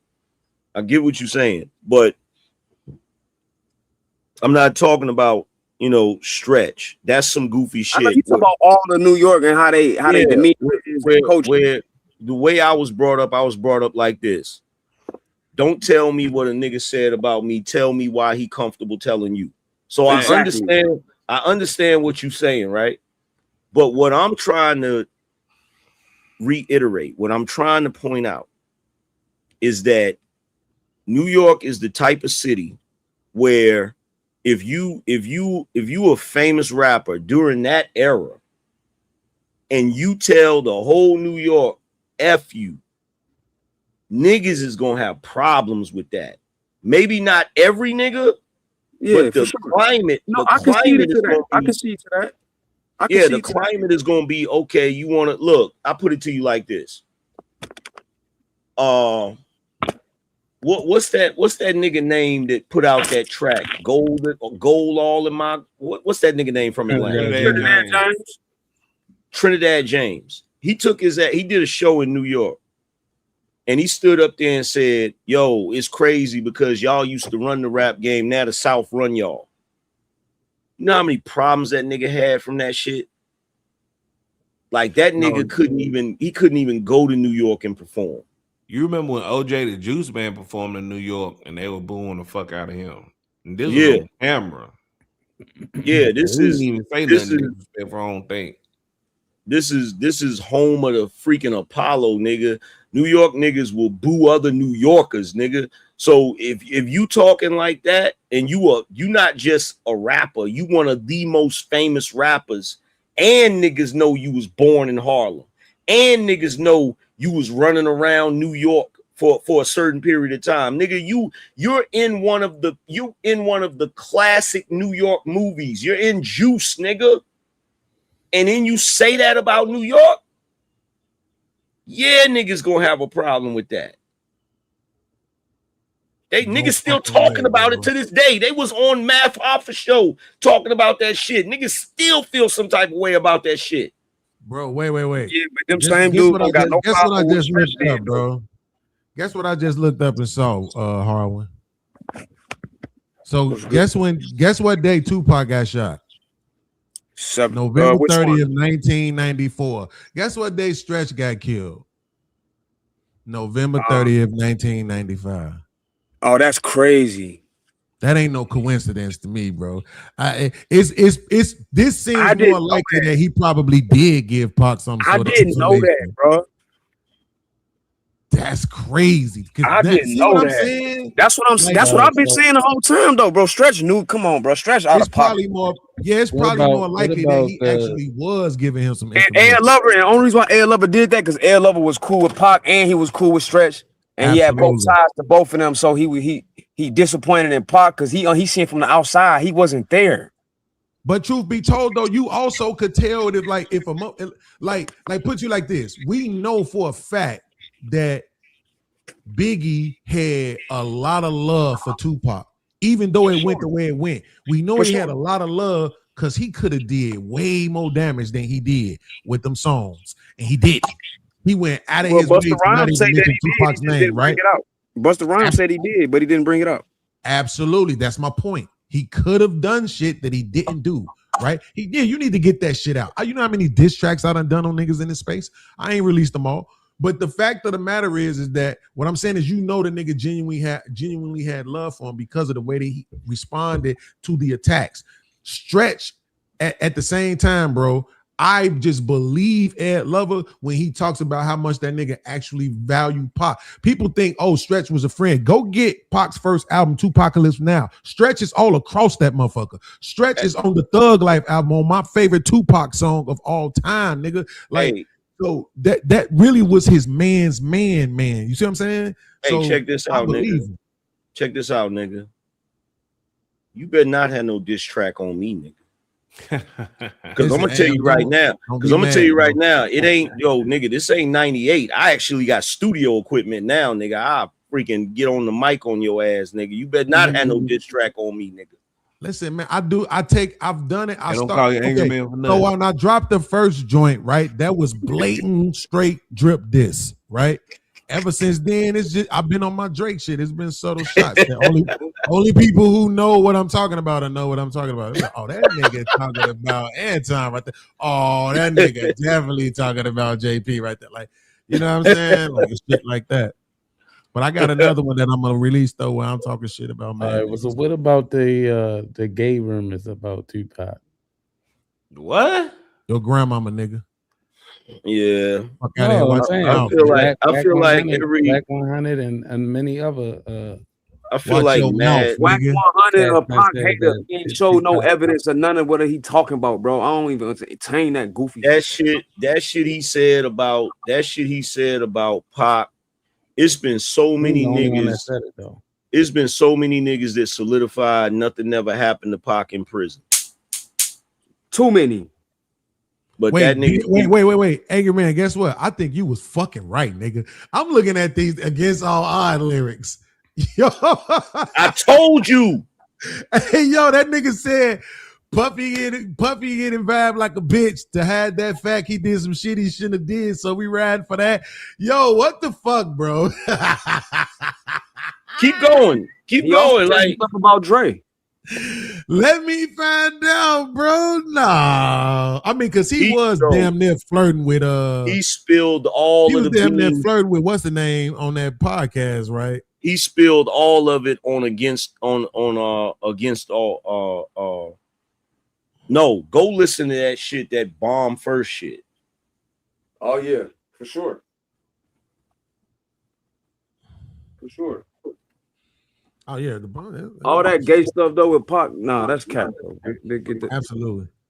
That's cap. I ain't never heard that shit about a lot Pac, of people, like people that I respected, says speak on Pac name. They ain't did no research or talk to people that was really close to him, like Michael Jai White. Jai White saw something, he feminine and all this. That was the real him. Man, you know the real said something. Man, Michael Jai White was saying that about Pac because Pac was smashing his chick. And here's the other thing about Michael Jai White. You talking about his wife? All right. She was. I stopped listening to Michael Jai White saying anything on Vlad TV when he said he could beat up Bruce Lee. Yeah, I've seen that shit. Because here's the thing. Back in the day, I say back around, I want to say around 2011, 2012, right? The boxing gym that I used to go to all the time, right? They also had MMA fighters. And I never forget this. Everybody was excited because Michael Jai White was coming to an event and he was supposed to fight a mixed martial artist, right? Here in Raleigh. He got his ass whooped. So the funny thing about this shit, because I thought he was going to win. He got beat up. He don't talk about that, right? Wait, you seen that or just something you heard? I didn't see the match. I didn't see the match. I'm not going to say I saw the match, but everybody was excited about it because they wanted to see what he was going to do and shit. And then after it was over, everybody in the boxing ring was telling me that he lost, right? Right. But my thing is, he'll say stuff about Bruce Lee, right? So my pops was a Bruce Lee fanatic. You feel me? That's part of the reason. That's part of the reason I took martial arts when I was a kid. I didn't even care about it. My pops put me in it because he's just a Bruce Lee fanatic, right? So he said something about Bruce Lee. And when he said the shit, I said, oh, dude don't know what he's talking about. Because he was saying Bruce Lee was just performative. And I'm like, no, Bruce Lee, back in the day, like everybody look at his teacher, Ip Man. Ip Man wasn't going to teach Bruce Lee at first. And the reason why is because Bruce Lee was part of a street gang. Bruce Lee was going around beating people up with the street gang and shit. And he went to Ip Man so that he could learn how to be a better fighter so he could fuck people up in the street. You feel me? So for him to sit there and say Bruce Lee was purely performative, I'm like, bro, that's all cap. Jim Kelly, Joe Louis, not Joe Louis the boxer, but Joe Louis the former karate champion. All these people. Jim Kelly said he's seen him spar champions that he ain't going to speak on. He's seen Bruce Lee whoop on him. Yeah. So Michael Jai White, and it's crazy because I'm like, why is he speaking on niggas? Why is he speaking foul on niggas that ain't even here no more? That shit is crazy, bro. Talking about his size and all that. That ain't. I mean, it's a factor, but that ain't the only factor in fighting, bro. Like, and then he went in on he be going in on what's my man's name that used to play in all the movies, the one with the ponytail. Damn, what is old boy's name? He used to play in mad movies. He played in Glimmer Man with Keenan Ivory Wayans. Hey Trey, Big Aaron said he's still there if you woke, if you could hear us. Steven Seagal. Oh yeah, I don't disrespect my boy. He fake, bro. And I was like, damn, he going in on Steven. They claim he shit on himself one time. Like, it's going in on bro. Yeah, he fake. Man, listen, to all them niggas, bro, fuck them niggas. Ruining my childhood. I loved all them Steven Seagal movies. Hard to Kill, Above the Law. But I tell you what, fire, nigga.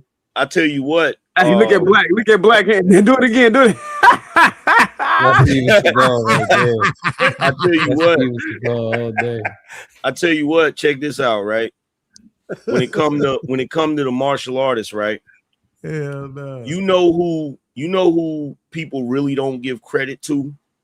Me, nigga. Fuck you, me. I'm saying. No, I mean as far as being like niggas joke about the shit and all of that, whatever. Because you had, yeah. That nigga Chuck I would say Norris. John Claude. That nigga Chuck Norris. Chuck Norris. Okay. Another dude. Chuck Norris. Yeah, Bruce Lee beat the fuck out of Chuck. No, bro. That's a movie. Check this out. Check this out. Bruce Lee was a bad motherfucker, but even Bruce Lee is quoted as saying that nigga Chuck Norris is the truth. Even Bruce Lee. That dude was Chuck Norris was whooping karate champion. Yeah. What about Kareem? Kareem too? Nah. Bro, listen. I wasn't gonna say nothing, angry man. I was kind of gonna just let it slide, but in real whole life, I do think Michael J. White would be Bruce Lee. I think he made a really good point, right? I think he made a really good point, right? It's the same reason why they have weight classes in fighting. To some degree, and particularly if you strong enough, or if your chin is good enough to take a hit, you know what I'm saying? Like, and you have some sort of defensive awareness. If you can just get your hands to him, like if you just talking about standing there and what karate shit, it might be a problem. Man, you talking about a real ass fight, nigga? What you talking about? He's not no movie dude, bro. Beans. I saw Chuck Norris. Excuse me, not Chuck Norris. Beans. I saw Bruce Lee do push-ups on his thumbs, nigga. That's fine. I saw Michael J. White kick 3 people with one jump. Yeah, that was guess what? Blood, you know what I'm saying? But and there wasn't no camera shit. He got games though. You know, Michael J. White can fight. So you think Michael J. White? So you think Michael J. White could match the speed of Bruce Lee? No, I don't think he has to. That's the point. No. That's he does have to. What was my very first piece of evidence, angry man? What was my very first piece of evidence? Did it have anything to do with speed? No, I said that's why they have weight classes, right? I said if you just talking about some motherfuckers standing there, first of all, Bruce Lee shit, which you couldn't hear me say because in a street fight. Right? Hold on. No. In a street fight, that weight class shit don't matter. You talking about boxing? You talking about weight divisions in boxing? You talking about organized fighting in a street fight? It's different. That's different, bro. Bruce Lee. Did you ever read? That's why he didn't. Did you ever read Jeet Kune Do? I read all of them. Tower Jeet Kune Do. I still got the Bruce Lee commentary Jeet Kune Do from 8th grade. Bro, check this out. The style of fighting in Jeet Kune Do is so dirty. There's no way. That's why he didn't get into sport. And that's what I was saying. The different styles alone would like give. He's the father of modern day MMA. They gotta keep it a bean. Yeah. Okay. How many? Did you see that dude? What's that dude? What's big boy name that be on them streams and shit with Rampage, that big ass dude that slapped that streamer. Larry Wheeler? Or Larry Wills or something like that? I think so. Did you see that nigga fight that MMA dude that was smaller than him? He got pieced up. He made that big ass nigga tap out. I'm telling you, and on all them moves, when you see them ground moves and shit that they be doing, that's Bruce Lee, bro. Straight up in that arm bar and shit, that's Bruce. He know all that, bro. Yeah, that's Bruce, bro. That nigga's literally, just like Harwin said, that nigga's literally the father of MMA. Because that's all Jeet Kune Do is. That's all Jeet Kune Do is MMA. That's what it is. Don't forget Tiger. Yeah, I still give him a chance though. I give either one of them a chance. You know, anything can happen in the fight. But what I'm saying is, he was trying to make it sound like he was just delusional, like he just too small. Wouldn't be close. He tripping. But the only difference with MMA, because it is organized. Bruce fights you. He hitting you in your nuts. He biting you. He biting you. He gouging your eye. No, real talk. That's in his books. He gouging your eyes out. He's stepping on your feet. Like that's why he don't compete in sport. He said that ain't really fighting. He didn't look at that as true fight. A big nigga square up with him and get ready to swing at him. That nigga drop down, bow, right in the nuts. It's a wrap, bro. Dirty G. As fast as that nigga is, you not stopping. Hey, Angry Man, so that is nigga Johnny Cage. Listen, the power of Jeet Kune Do is on the internet for free now. You see the Jeet Kune Do doing the shoulder roll. Like Ip Man, that's the guy that Angry Man, you read the Tower of Jeet Kune Do? That the black book. I got it upstairs. Look at the first few pages. You see the shoulder roll. Yeah. I got it. My pops bought that shit for me. We definitely, this nigga know how to read. We definitely jumping you, Harwin. I'm sorry. Bro, I know Jeet Kune Do. I just don't be saying shit. Listen, it's a lot of shit. I'm really a fanatic. For real. Up, bro. I hate that we got to stomp you out without tempers, You could apologize and I'll let it go, though. Because you know I was just joking. You ain't have to come at me like that. I'll give you a chance. Go ahead. Just say you're sorry. I'll let it go. Bro, that Jeet Kune Do shit is like Krav Maga. Like, bro, it's the type of fighting style that's meant to stop the fight as fast as possible. As quick as possible. When Michael Jai White get up there and get into his traditional stance and shit, fight gonna be over before it starts. Bro, get that racist shit out of here. Michael Jai White is the GOAT.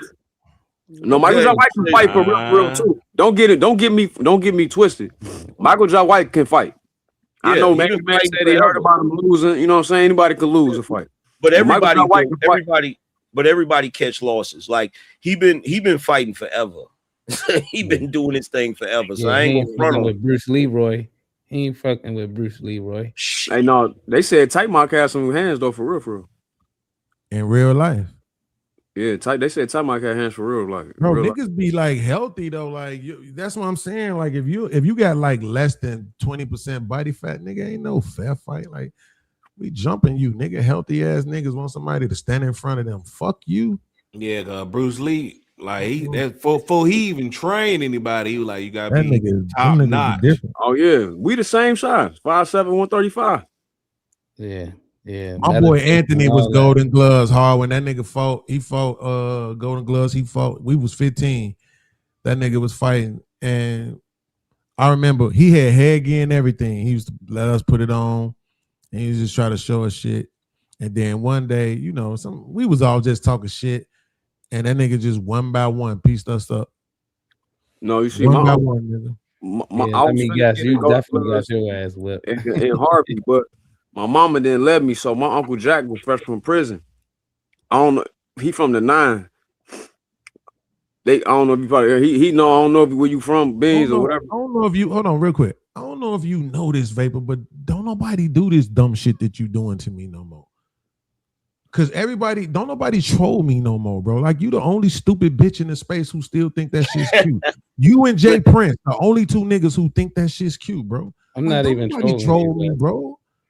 Like, but don't worry about it. Don't worry about it. Here's what's gonna happen, bro. Gonna Here's what's gonna happen, bro. Here's what's gonna happen, bro. Here's what's gonna happen. You think you're gonna when get I get to Chicago, right? I'm gonna link up with Harwin. I ain't gonna even be on no violent shit because I'm gonna get an apology out of Harwin. He gonna apologize to me, even though he don't want to, right? But he gonna see me, all my brothers, and all my nephews, and then he gonna be able to tell you like, "Yo, leave this universal elite nigga the fuck alone, bro." None of you niggas not Hey, gonna. Mr. Beans, you hear that screaming in the background? Well, it stopped. You got a hostage, that K2, man. You No, know I got that game K2, dogs. buddy. I don't roll with niggas. I'm like DMX. I keep game dogs with me. There you go right there. There you go right there. You heard that? Yeah. They scream like that when they want to eat something. She's not crying. Okay, well then I'm just gonna wait. Let me ask you something. She's not crying. Let me ask you something. Are bulldogs good fighting dogs? Pit bulls are bulldogs. Not though. I'm talking about them motherfuckers with them little ass arms and shit. No, they not. They not. Damn. Fuck. Okay. They got horrible plans. They not quick. They horrible. The real bulldog is the American Pit Bull Terrier. That's the original bulldog. What about German Shepherd? They good on humans, but fighting animals, they don't want nothing with no game dog. They not bred for that. Okay, what kind of dog would I need to be able to fight one of your dogs? A game dog. Ain't that a bitch?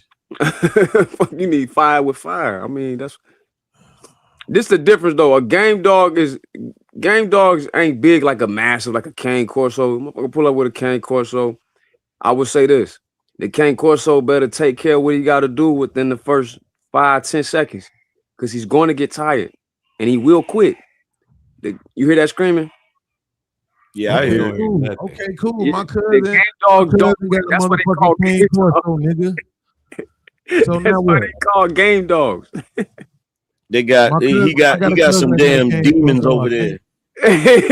He got some demons over there. But see, here's the thing. This is what I gotta say to Harwin with his demon dogs and Beans with his brothers and his cousins and shit, nigga.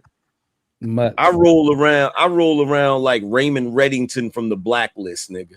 This nigga ain't shit. In other words, I got that too. I got the hammer cock, nigga. Ready. It's always one in the head, angry man. One in the head with the hammer cock, nigga.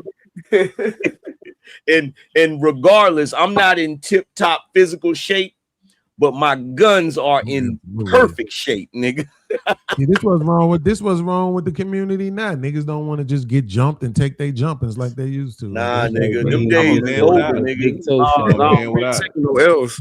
Hey, I graduated from scuffling with niggas in the dirt when I was a teenager, nigga. No, not no scuffle. I'm saying lay down, let these 4 niggas kick you a little bit, punch you a little bit, and then go home. I had a conversation. Y'all niggas soft, nigga. I had a conversation the other day that if Friday was a real movie, that shit wouldn't have happened. First of all, why? And look, wait, let me say this real quick. Black and Beans. I'm so grimy as a nigga that I'll back the joint out like that. I'll be like, stay right there, nigga. Then what I'm gonna do is I'm gonna back up slow, and you're gonna stay right there. Take that with you. Man. You like what? This nigga stupid as hell. My thing is like, did just slap me? Yeah, I was like, what? You can't do nothing. You gonna get shot, nigga? Yeah, fucking no. Fucking crazy. Nah, look, I'm gonna keep Debo wouldn't have had joint up. Look, all over Debo Black. Hey, look, I'm gonna keep that joint up like this the same way I keep the joints up like this, nigga. Yeah. It ain't gonna drop. Man, if Friday was real, that shit would not have happened how it was. First of all, Craig had a whole pistol in his room, bro. You mean to tell me you let this nigga Debo come on your own porch and try to rob y'all? No, nigga. No. And y'all in Compton? Come on, bro. Come on. It is what happens. I'm gonna go back. Movie would have been over right there. You told him he don't try that with them niggas up the street. You know why? You know why he didn't go in there and get that pistol? You know why he didn't go in there and get that pistol? Movie with Because he was afraid that damn high .9 was gonna jam on his ass. That's why.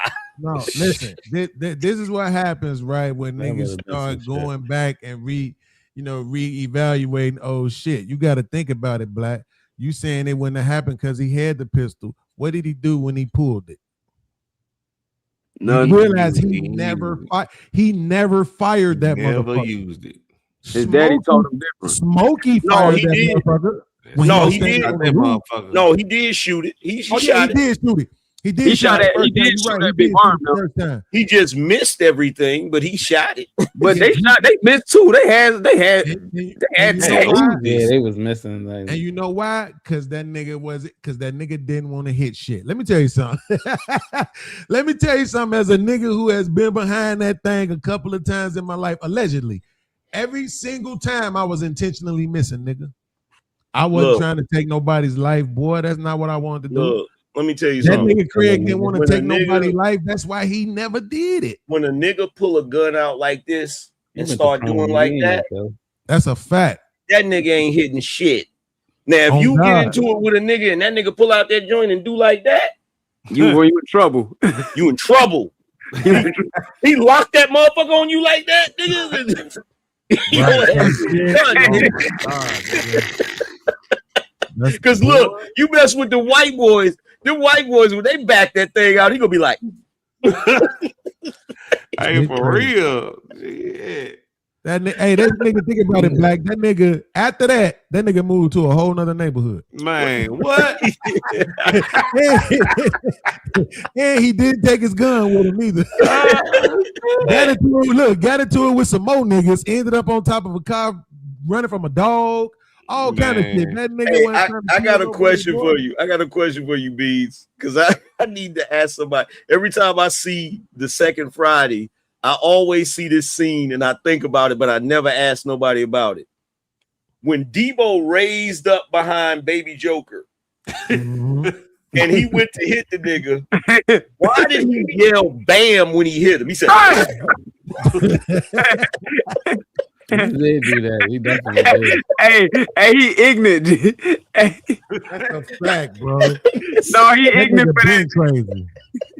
That nigga been crazy. I know you saw that was not a sound effect from the Bruce, nigga. That he did that himself. Debo is fucking hilarious, bro. I swear to God. Rest in peace, man. God rest the dead. Shut up, fool. Hey, I tell you what. When Day Day and Craig tried to jump Baby Joker, he was my man was getting away from them niggas. Oh, I said, God. bro, y'all lucky that nigga just didn't straight up fight y'all. Like another motherfucker. Hey, you know what's so crazy? Hey, Angry Man, me and my uncle be talking about this shit all the time, right? Because that dude, Baby Joker, it's another motherfucker too. I know you know him. It's a couple of Hispanic niggas that whenever they need a Hispanic motherfucker, they like the go-to. Yeah. Dude who plays Baby Joker, and that other motherfucker from Training Day, the bald head. Training Day. Yes. Hector. Right? Hector. But this was so crazy. To me, the coldest Hispanic, I know mostly everybody gonna jump to Al Pacino. No, I'm gonna go Danny Trejo. No, Yo, Machete. my man's who played Peoples, nigga is black. He's not Hispanic. He's black, bro. That's the point. That's the point. Hey, look, Beans. I ain't even going front. That nigga, Jeffrey Wright, that's his name. Yo, Jeffrey Wright. Yep. He played that role so well. He had niggas thinking he was actually Dominican. That's a fact, bro. That is a fact. When I saw that nigga talking, That seatbelt on his vein was boasting. You know he's a whole hey, man. You know Jeffrey Wright is a whole thespian. Like if you see this nigga talk in real life, oh my God, that's the most proper shit you ever heard in your life, bro. Let me tell you something, bro. He's one of those actors. He's one of those actors that is extremely underrated, bro. Extremely underrated. Him, and I tell you somebody else that's underrated. You remember the dude that played the boss in what was it, Four Brothers? The one that fought Mark Wahlberg at the end when they was out there. 12 12 years a slave. 12 years a slave. He's another one. He's another one that's underrated, bro. He's another one that's underrated. Doctor Strange. Yep. Yeah, bro is underrated. It's a couple. Yeah, I definitely like him. I ain't gonna lie, I like him. He and fucking 2012. That's the one. He was fire in 2012. You got that Peoples Hernandez. He said it's all good due process for illiterate. He said, Peoples, you still here? the belt on the bag. He said, oh damn. That's called due process for illiterate. Teflon down, nigga. Teflon. Hey, yo, check this out. Look, my wife loves that freaking movie just because of that character. On God. He made that motherfucker, bro. Dying laughing watching that movie. Talking like that. That's how I know how to talk like that. That motherfucker got out with you that best pit. kill me. You best kill me too, man. You get my brother. You best kill me. He said, what? You can't hear? You got something in your ear? You got something in your ear? You got something in your ear? No, he told that nigga. He told that nigga punto while you flinch. Bro was crazy, fam. Well, you know how I knew. You know how I knew he was nobody to play with for the white boy. You know, the dude to play. That's why I can't see that nigga as Batman, because that was the first movie I seen him in, being that racist, right? So look, here's the crazy shit. When I knew he didn't realize what he was dealing with, is when the money got taken from him and he went like the bag with all of the damn jewels or whatever got taken from him. And he went to Peoples to let him know. And as people was talking to him, he went in the bathroom, sat down, and started shitting. I said, yeah, this nigga, like you playing with the wrong nigga, because any nigga that's comfortable doing that, you know that nigga done did a bid. You know that nigga done went to prison. You feel me? God, bro. He said he did a bid. You know he did a bid, bro. That nigga. But and yeah, that motherfuckers be wondering why people celebrate niggas when they come home, bro. That motherfucking shit ain't, man. Please, you better celebrate them niggas. That nigga was crazy, bro. No, yeah, Peoples was that underrated character. You see when he came out the first time, he said, "Oh, here he come." You see the walk with the dog and all that. Said, what? Yo, when he got the whole squad together, this is Egyptian culture. That nigga was walking mad. Oh my God! But yo, hold on. When he did the b-boy stance, he did. No, he said, "You best sleep in that vest." Oh, now you done did it. Damn. Oh damn. Yo, when I first heard that Samuel Jackson was gonna play Shaft, I kind of had my doubts, but I ain't gonna front. He did his thing in that shit, bro.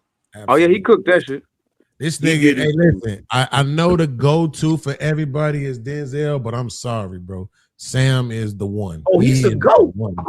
Oh hell no, Denzel killing y'all. He as far as records, he has earned the most money. That's because that nigga play every role. Yeah, he's in the Guinness Book World. You're not doing that. You're not doing that. But wait a minute. Earning the most money. Samuel Jackson. But let's be clear. Let's be clear, because I know where y'all gonna go, because he take a lot of different roles and shit, right?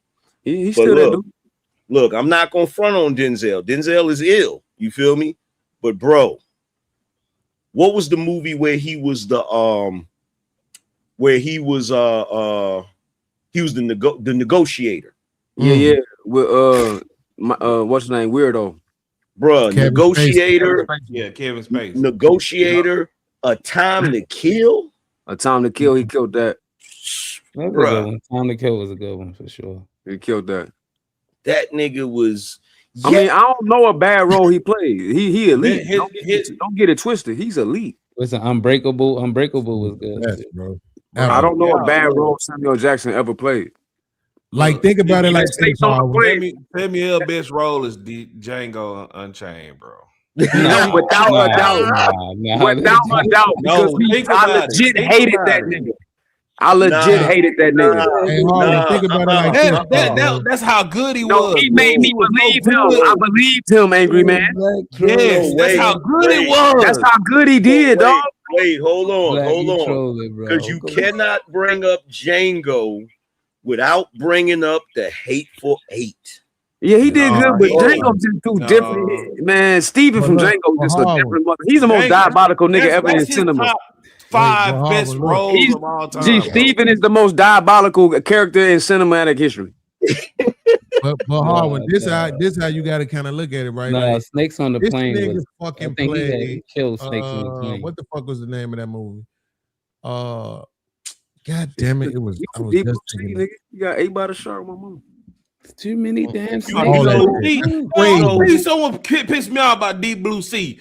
I remember that shit like it was fucking yesterday because I used to watch the trailers and shit. I was like, oh man, this movie gonna be dope. Got Samuel L. Jackson in it, blah, blah, blah. Okay, I remember that. My motherfucking mother took me to this shit. I said, yeah, man. This nigga died in 15 minutes. Type shit. I was like, what the fuck? Type shit. And it was crazy how he died, dude. It was crazy. Hey, That but in motherfucker came out of all nowhere, fairness, didn't LL make it all the way to the end of the movie? Did. Absolutely. He made it. Absolutely. Yeah. Oh, I know what I was And- gonna say. I know what I was and- gonna say. Hold on. I know what I was gonna say, Angry Man. Let me get it out before I forget it again. Harvard, this is what I was gonna say. Think about it like this. So, and because Angry Man and me is close in age, right? He knows this.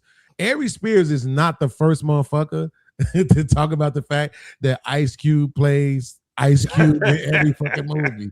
He not the first nigga to say that. We've been saying that And I shit ain't for a agree long when he time. said that because Ice Cube killed boys in the hood. That's a fact, but we thought that was Ice Cube at the time, though.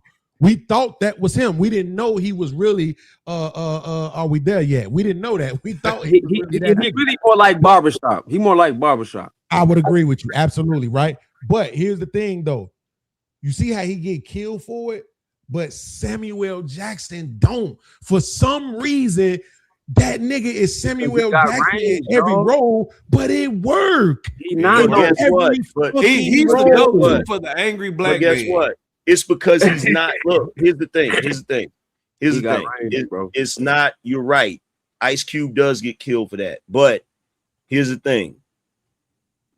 He's not a method actor, right? So there's a few actors that's like that. Samuel L. Jackson is always Samuel L. Jackson. Denzel is always Denzel. Jack Nicholson is always Jack Nicholson. Right? Another good So one. So the thing about it is they're always the same character.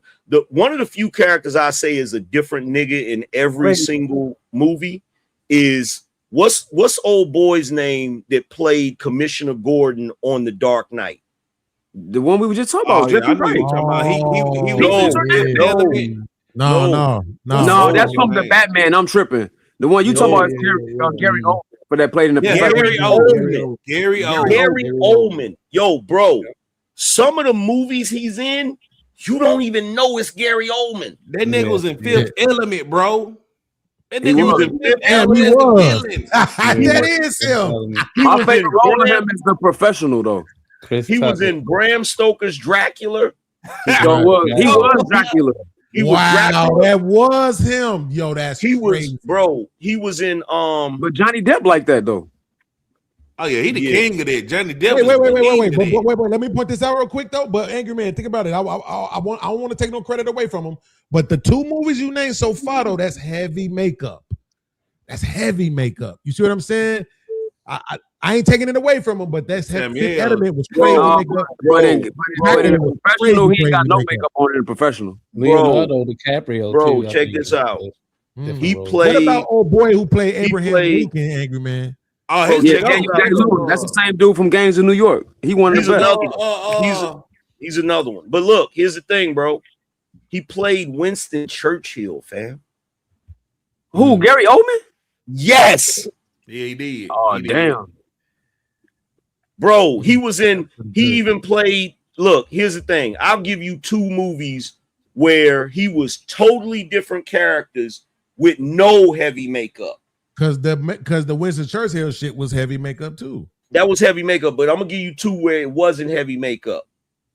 He was in The Professional, like Harwin said, with Leon, but he also was in The Book of Eli. He sure Oh, yeah, he was. sure was. And Oh, those wow. were two drastically different characters, and he didn't have no makeup on. Two way different characters. So let me ask you this. Let me ask y'all Hold this. on, hold on. Do y'all Wait, say think that when they Denzel talk about don't be Denzel in every movie? Say what? I don't think that's what I would name the one where it wasn't. Malcolm X. Denzel is always Nah, come on, that was Denzel, bro. That's still Denzel. That's still Nah, bro. Yeah, That Denzel was was Malcolm Denzel X, and Malcolm bro. X, bro. That was Malcolm X, bro. In He was every even Denzel in the movie, last movie he played the look, I'm gladiator. gonna tell had you no why. makeup on. Hold on. I'm gonna tell you why. And to be truthfully honest, the best actor to ever play Malcolm X is the dude that played Malcolm X in the first couple of seasons of The Godfather of Harlem. See, He was the best Is that Malcolm. Mario He was the Van best Peebles? Malcolm. He was the best Malcolm, bro. I don't care what You nobody saying this say. right now? Oh no, that's the. I'm saying I it. know you talking I'm about. saying it. Nah, hell no, I'm baby, saying man. it. I'm This is the saying first it. time we hard disagree. I'm saying it, bro. He had his voice down. He had his voice down and everything. Look, here's the Amen. thing, right? No, it is what Better it is, than bro. the Michael X that we all know. Yes. Bro. I don't know Wait, about let that. me just ask this question real quick. Yes. Hey, let me ask y'all I'm this sorry. question real quick. Hold on before you go, Beans. Let me say something to this dark-skinned nigga and to you. You feel me? Malcolm X was a light-skinned brother. Denzel is not. I'm sorry. But he looked real red though. He looked real red. Nah, bro. Like, nah. I'm Then he sorry. had some red We're tint. gonna go down. We're gonna take it there. We're gonna take it Let there. me ask y'all this question though, right? Because when I listen to these people, when I say these people, I'm talking about like the white thespian crowd, right? When I listen to them talk, the way that they rave about Daniel Day-Lewis, right? I'm not gonna lie. When I watched that Lincoln movie, that shit was fire. I ain't gonna stunt. The film community suggests that Daniel Day-Lewis is the GOAT. Right, absolutely. Nah, they voted the Denzel to go. No, nigga. Go look it up. Hey, bro. The film Daniel community. Day-Lewis like number 2, bro. Look on that list that they brought out. Look, what's the name of that list, man? The most Every influential. time Daniel Day-Lewis is in a role, he's considered the reason in the Academy. He's nominated. I'm for sorry. The reason why Samuel L. Jackson is the same character in every movie is because at some point he gonna say motherfucker a certain way, right? The reason why Denzel is the same character. Don't you say my name? No. The reason why Denzel is the same nigga in every movie is because in more movies than I can count, that nigga has said, "Nigga, get your hands off of me." Two hands. All right. Bro, Okay. he did it in the Soldier's story. He did it in Malcolm X. He's done that shit in damn near. So y'all saying he was Denzel in Man on Fire? He's gonna look. He's gonna do. Look, Denzel. He did. Denzel is gonna do that thing where he snatches his arm away. Samuel L. Jackson is gonna say motherfucker. Tom Cruise is gonna run in every movie, and Kurt Russell is gonna say fortuitous. People never notice this. Kurt Russell in damn near every movie figures out a way to say the word fortuitous. Nobody notices that shit. I noticed it. Hey, this the other thing too, Harwin. That boy got 3 Best Actor Academy Awards. The only motherfucker in history. They love that white boy. I'm telling you, hold they on. love that. We ain't gonna do that because they took a couple from Denzel, bro. We ain't gonna do that. I'm just saying what the ones they gave out. That's all. That's why I just. All I know about Daniel Day-Lewis is this, bro. They gave Al Pacino 1% of a woman, knowing they should have gave that to Denzel for Malcolm X. Look, hey, listen, all I'm saying is they gave them to him. All I know about Daniel Day-Lewis is this. That motherfucker was hell in Gangs of New York. Yeah, he was that dude in Gangs of New York. He was hell, bro. Man, I ain't never watched that. I think I might have to check that. Go watch that. Leonardo DiCaprio snap too. Bruh. You know what I want? You know what I want, Harwin? I want somebody, because I stopped fucking with Ice Cube for a couple of years behind that third barbershop. I want somebody, especially in this AI age, to do a movie about the gangs of Chicago and really make it look like us. That bullshit they had going on with Tiger and them in Barbershop 3, that shit was so fucking offensive. Like, hey, like we don't want to move know, like the West bro? Coast Look. How You want to know what was? You want to know? You want to know what was? You want to know what was a good show about Chicago, but they didn't. It ran out of steam before it really got started. Did you ever see that show Boss with Kelsey Grammer as the mayor of Chicago? Nah, I thought you should. That ain't Go the one watch with that Martin, shit. is Oh, it? man, No, Fences. Go watch that shit, bro. Go watch that shit. Man, how you think I feel about The Hustle shot and was Flow, good bro? though in the beginning. Like that's not Memphis, bro. Hustle and Flow, I feel the exact same way with that, bro. Word. Oh, that ain't Memphis. No, that is not fucking Memphis, bro. Damn. That's You just like messed up my freshman year of high school, Memphis. boy. So was that based on? Wasn't that based on that kind of time? They made the story around this rap artist named Al Capone, and it took little hood stories from here to there and everything, but Terrence Howard was portraying this rapper named Al Capone. Mhm. That's what In it's the all 90s, based right? around off of. Like the 90s era. Say what now? Like in the 90s era. Yeah, early 90s. Hey, Black. So that's what I'm saying. If it was based on that, don't you think it would maybe more accurate if it was based on the But early. none of the movies that are about certain cities ever really get the shit right. Especially Chirac. That shit hustle. The closest, I can't even get into that shit. The closest thing you got to an authentic show about a city is The Wire. That's the closest thing we got. I heard a lot of people. That's right. Yeah, you got Bro, that. no right, fucking way. There's no way. I'm gonna tell you something. shut up, I'm not disagreeing with you that The Wire wasn't goofy shit, accurate. please. This is what I'm saying. What about the I'm Ozark? not agreeing with you that The Wire was accurate. Okay, But I am yeah. saying no. You can't convince me that Boys in the Hood and Colors was not accurate. Bro, it's gonna take 30. I can't tell you.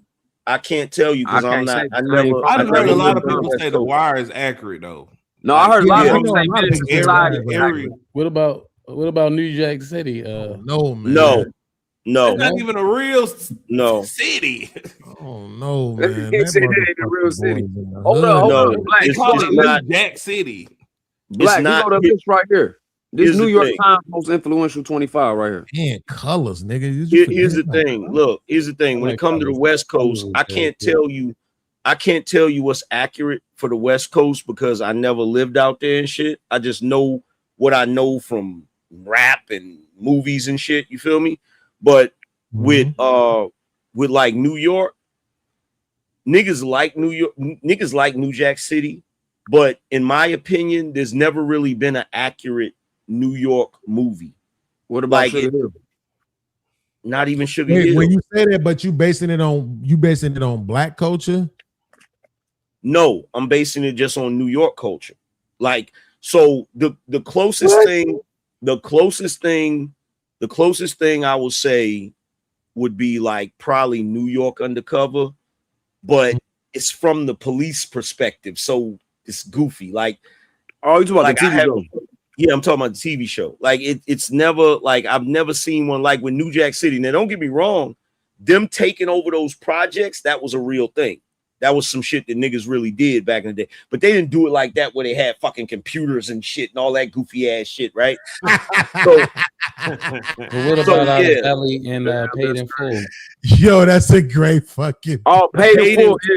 But the people that AZ Belly. said it wasn't that accurate. I mean, Yeah, it was it accurate. AZ said, they kind of messed that up. It what wasn't. about like Belly? they, Yeah, but he was talking more about the storyline than the visual. Hell no. Belly, let me tell you something about Belly. The best thing about Belly is the opening scene. That's it. No, come on. Man. Niggas don't want to have this conversation. Yo, and DMX. Let me tell you something. Niggas do not want to have this conversation, but I'm going to tell you right now, as a movie, I had so much expectations for that movie. And I'm telling you right now, as a movie, the storyline was all over the place, bro. The actual opening scene, don't get me wrong. They got one of the best opening scenes in cinematic history. Nah, DMX played that, man. Come on, man. No, bro. I got one movie that you can't deny. I got a bunch of movies out No, there but that the best, it had the best opening scene, but it had the worst ending scene. Oh my god, dude. It had all of that shit. All of that shit in the middle and the end was horrible, bro. That was not. No, I'm sorry, and I love DMX. That's my favorite rapper. I love X. I love Dog, but no, one scene in there real though. On the stoop.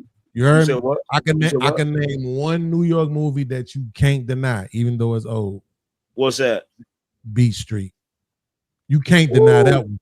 And see, and this is the thing about it. This is what I was gonna say, Angry Man. The reason why Colors, I think, survives, the reason why B Street survives, the reason why Boys in the Hood survives, is because you actually have documentaries and documentation, video evidence of the real places looking like that. You see what I'm saying? I got a better one for you. Accurate. Acknowledge Beat Street first before you move forward. I'm not denying Beat Street. Beat Street was I the want shit, you to say it's the greatest New York movie of all time. No, I'm not gonna say that because we still haven't seen the greatest. We still haven't seen the greatest New York movie. Look, here's the thing, right? Here's the thing, right? Is it the greatest thus far? I'm gonna tell you one everybody sleep on, and to this day, I still fuck with it heavy. The Warriors. Oh yeah. That's my shit. Oh yeah. Well, You ain't see my thumbnail for Thursday? It's based out of Chicago. You said what? My thumbnail for Thursday? No, I didn't see. Warriors was in Chicago. No, it's based off of Absolutely based not. off of what's the name when they had that meeting in Chicago? No, and sir. shit? Nah, I don't think that so. shit was definitely in New York, sir. Yeah, that's New York. Definitely. Well, no. Yeah, What they I'm was running saying through all them is, different boroughs what and I'm shit. saying Yeah. is, when they on one side of town and they gotta get Ain't no back Chicago home. movie. You feel me? They gotta make it back home with all of these gangs and shit. Yo, that shit is ill, bro. Ain't no Chicago. Hold on, you messing me There's up no- now, there's Angry no Man. You said Chicago no New movie York that represents movie. Chicago. There ain't one. There ain't one. There ain't no care Chicago what. movie at all. There gotta be one. There ain't I mean, one. barbershop is cool for a barbershop type shit, but that don't really Yeah, show. the first barbershop, absolutely. But that ain't really. That's just any black barbershop. You know what I'm saying? That ain't really showing you Chicago. Okay, so here's the Nah, but thing. you gotta remember they showed you something that was really going on in so that here's the area. thing, that, right? that land development shit and all that they was doing, that shit was really happening over there because I had a chick on 81st and Nah, Exchange. good times. That was part two. Chicago. So here's the thing. Here's the thing, DJ Vapes. Here's the thing, right? Part two. Here's the thing, right? This is why I say that, right? Mm-hmm. I like, you know how you have to have a point of reference, right? So my point of reference is The Wire.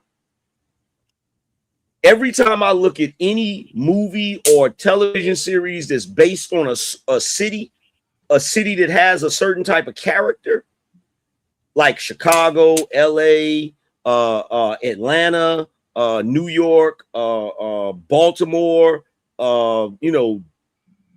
any city that's well known, right? When you look at The Wire, they had every element of the character of that city, from the way people talked, from them going to certain restaurants, to all of it, the row houses, like, and the only reason it was like that is because they had so many people from Baltimore that had input into the writing of it. And the problem with these other movies is they have outside people, influence it. Like, here's the crazy thing. They'll have a movie about New York and won't even cast New Yorkers in it. They might have one or two New Yorkers, and then everybody else is from some New Jack City. Ice-T was starring in it, bro. Yeah. That's wild. Hey, Angry Man, blow the screen I'm up tripping, on your though. side. Blow I the screen forgot, up bro. on your computer so you can see my thumbnail. No, that I see did it. for my Thursday I show. can see see it. That's just fine. I'm tripping on Chicago right now, that's man. me and the guys. Judas and the Black Messiah. That was my shit right there, boy. Judas and the Black Messiah are pretty accurate, bro. I'm gonna tell you the truth. When I saw, wait, hold on real quick, Angry Man. To your point you just made, I couldn't stand that they cast that African nigga in that role as Fred Hampton. I couldn't stand it, bro. Bro, I tried to get into The Shy. I never watched it. I couldn't get it was it. good like the first 3 seasons, and then I never watched couldn't it. get into it. I couldn't get As a into matter of that fact, shit. that's a lie. I did watch one episode. It was an episode where somebody posted a clip that Lala Titties was out. So I went and watched that episode. and look, and I'm gonna tell you something else. Her TV was out on Power. I'm gonna tell you something else too. It was out on Power too. Look, I'm gonna tell you something else.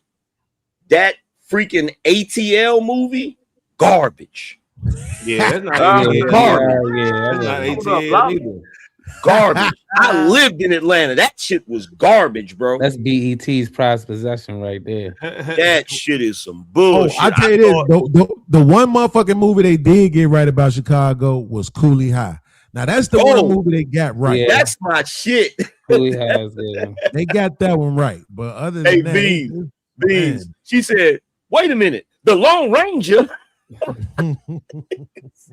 Cooley High was a took good on one. Reddit. She said, well, what you looking for? Well, I didn't find it. Traumatized me, bro. Growing up, I couldn't fucking bro, deal. bro. I still To this, can't watch the rest of that. bro. To this day. Look, there's a couple of movies that's like that. Beans. I can't watch them kill Cochise. Yeah, can't do it. I can't watch You talking about Tony. Cooley High? Yeah, Yep. I can't watch Tony shoot Manolo. You feel me? I can't, bro. Y'all can't tell me I ain't cried when old buddy died and Manolo was bogus, though. the little kid Oh, died in baby. Hardball. Oh, you is snapping right now with that. What was it, Black? Hardball. He talking about G-Baby and Keanu Hardball. Reeves coached Keanu that Reeves. little black baseball team, and the little kid got shot in the drive-by. I never saw that movie, but I did see that clip. Oh yeah, Hardball. I don't know if it my represents God, Chicago. I'm bugging. Why am I tripping? There is one New York movie that is close. There's one that's close. No. Fresh. Oh yeah, That was a good one. That is a good one. Fresh. Damn, I forgot about Fresh. Yeah, Fresh. Fresh was Fresh. Samuel L. Fresh. Jackson was in that one. Yeah, he was his daddy. Yeah. Hold on, you ain't like Crooklyn? Time out. Time to With the fuck clock out. on. Nigga, are you Crazy. trying to sit here and convince us that Juice wasn't accurate? Juice was cool, but it's certain things. It's certain things I had an issue with in Juice. It's certain things I had an issue with. I wouldn't know. I never been to New York. No, Maybe man. Juice Juice looked exactly like the rap videos from back in the Juice is always gonna be like that's always gonna be a classic. You feel what I'm saying? It's always gonna be a classic, but it's certain elements that get left out. It's got stuff in there. It's got a lot of stuff in there, but it's certain elements that get left out. Shit. All right, what about Jungle Fever? AM, you gotta give me one. I gave you one. Fresh. I gave you one. Fever, Fresh. that's Spike Lee. Fuck Spike. Wow. Fuck Jesse Jackson. Wow. Fuck Spike. I said it. Like Quentin Tarantino. I said it. Directed. I said it. I tell his knock-kneed ass fucking. Fuck the nigga that gave us Chirac, huh?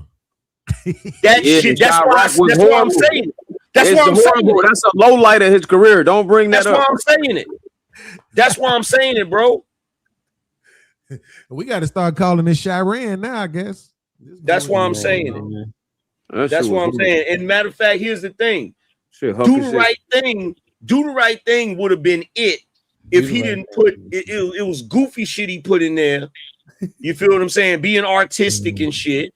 Right. And it's like, and that's another one of the movies. I can't watch him choke out Radio Raheem. Yeah, man. Yeah, that's tough. I can't watch him choke him out, bro. That shit is crazy. Man, I'm so glad you admitting this, bro, because I be feeling like I'm the only motherfucker like that, bro. It's certain shit I just can't watch, bro. Yeah, I can't watch Raheem, but I can watch Manolo get popped. Nah. Why? Cause what you doing, bro? He told you to leave his sister alone. You know he crazy.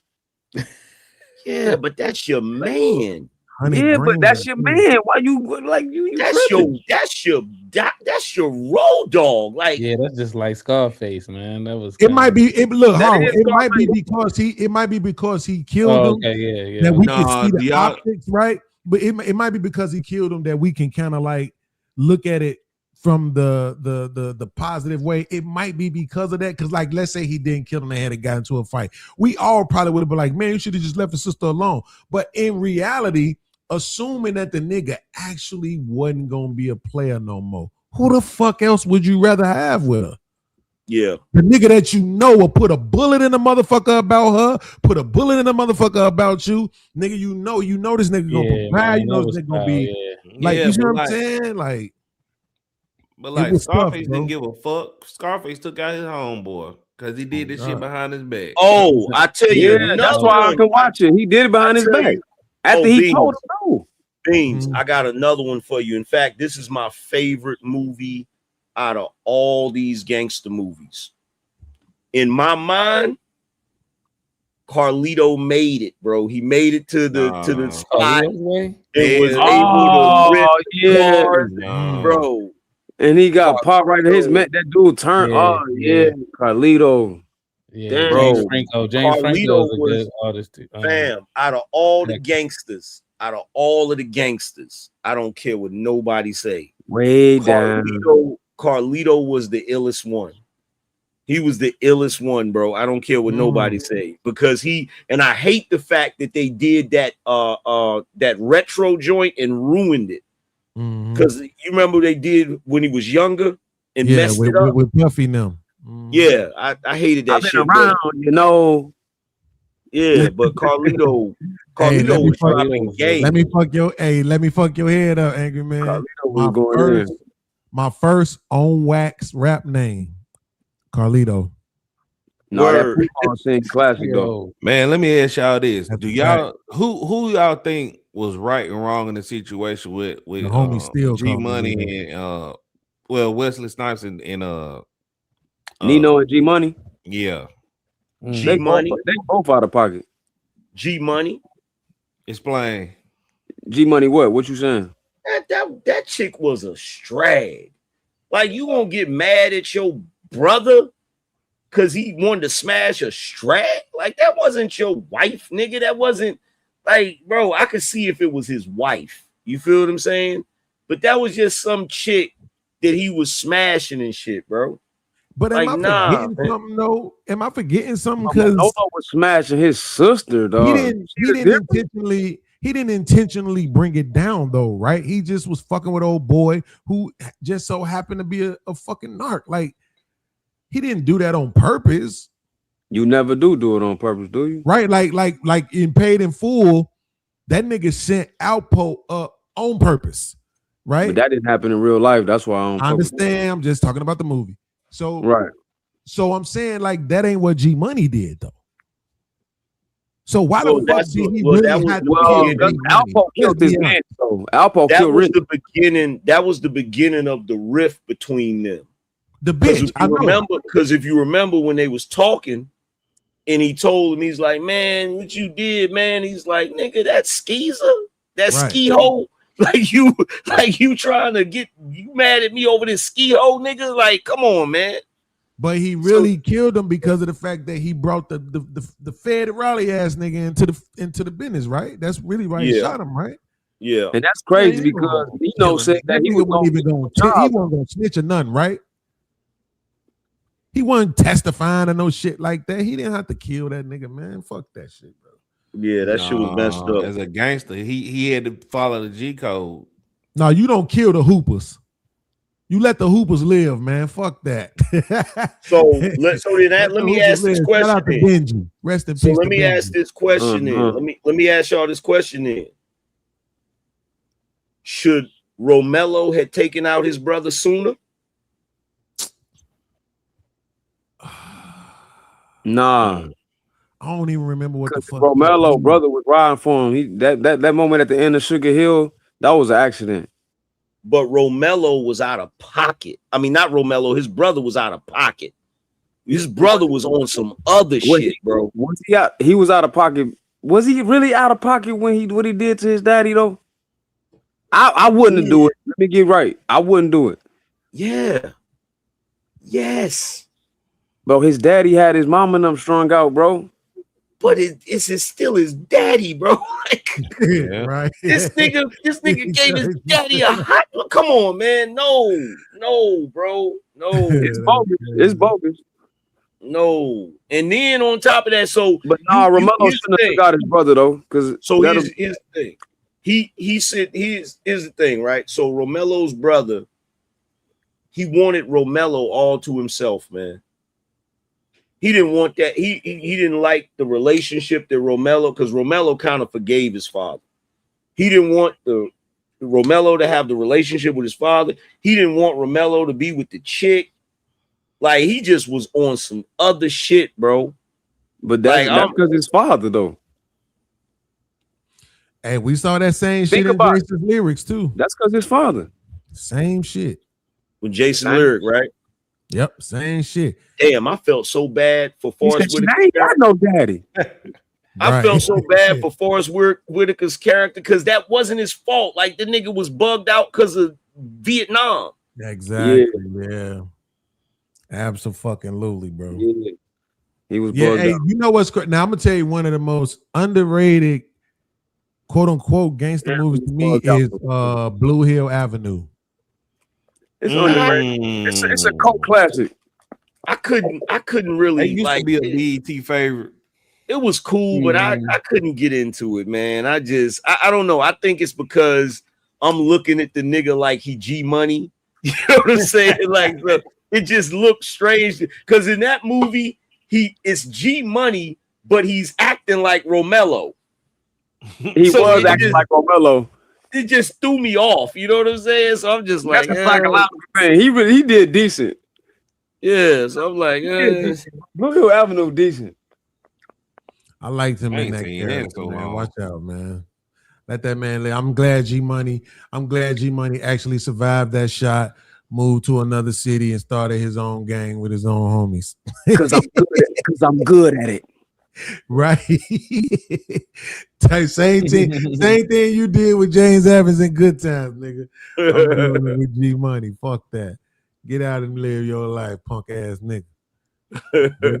They're gonna kill you just to get his own self shot. I like that scene though. That's one motherfucking death scene I enjoy. Your soul is required in hell. Let me ask y'all this question. The turning point for Tony Montana when he asked him to blow up them folks' car and he seen them kids get in that car. He ain't do wrong. Did y'all agree with Tony Montana? Yes, I do. I agree with Tony Montana. Sosa looked at him as a crash dummy anyway. From the beginning. Here's the thing with that. I can't really say that. Here's the thing. Go back and watch it. Look at the psychology of it. Here's the thing with that situation, right?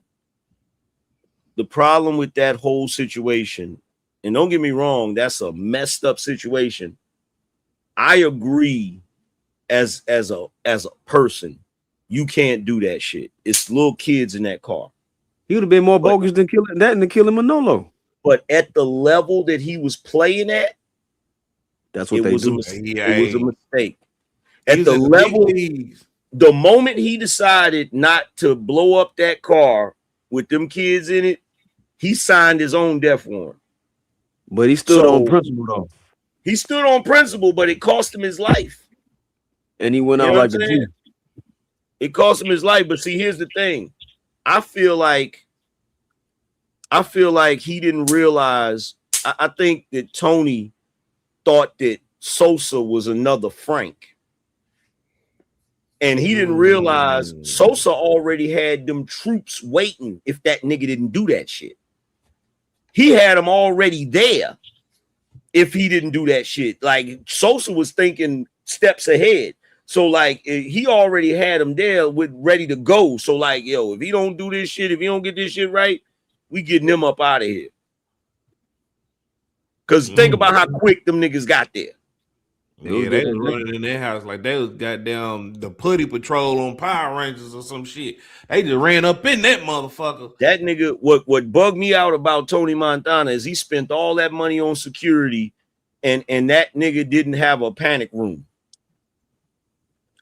It's like, bro, you gotta have a bunker. You gotta have something like, yo, that nigga said every. Now that you mention it, goddamn it, yeah. And then on top of that, he done killed his man. So he in there, he got his head in a whole pile of coke. Like I still take that over Carlito because Carlito went out like, man, Carlito went out bad.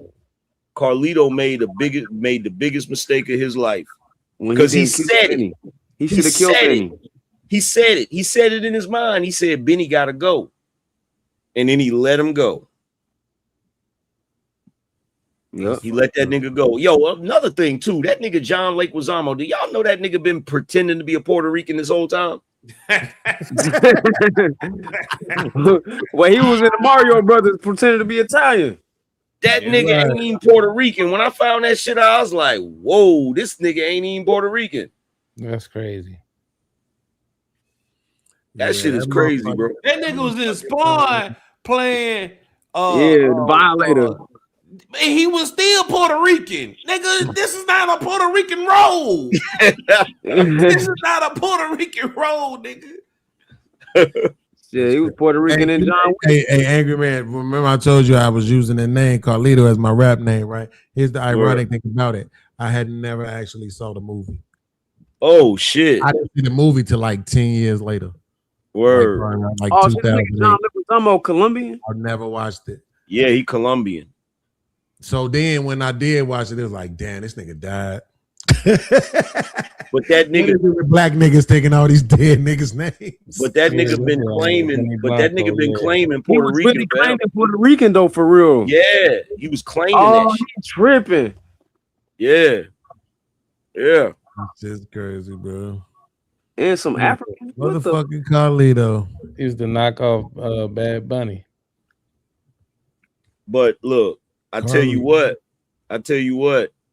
This nigga Al Pacino played a Puerto Rican, he played a Cuban and Italian. This nigga, yo, he has he got three of the biggest gangster roles, nigga. That's a fact, bro. This and nigga, in that movie with Fat Joe, right? Empire. Yeah, he was in Empire too. Hey, let me ask y'all this, because this is something that be tripping me out. What's a movie? I'm gonna shock you with mine, probably. What's a movie, or more than one, that, like, as a black person, you should have seen it, or everybody you know have seen it except for you? I'm gonna give y'all mine. The Godfather movies. I seen the third. I've never seen the Godfathers. I seen the third one last year. Bro, go watch it. Go watch the first one or the second. The Godfathers are long. That's the only thing about I got one for you. Yeah, I got one for you. The Last Dragon. Wow. I've never watched that entire movie. I've seen clips of it. Wow. But I've never, and it's one of my wife's favorite movies. I've never really sat and watched that movie. That's a very inspiring movie. I ain't gonna lie, that's crazy. You possess the power. You ain't seen the last. And this what make it so bad. And this what make it so bad.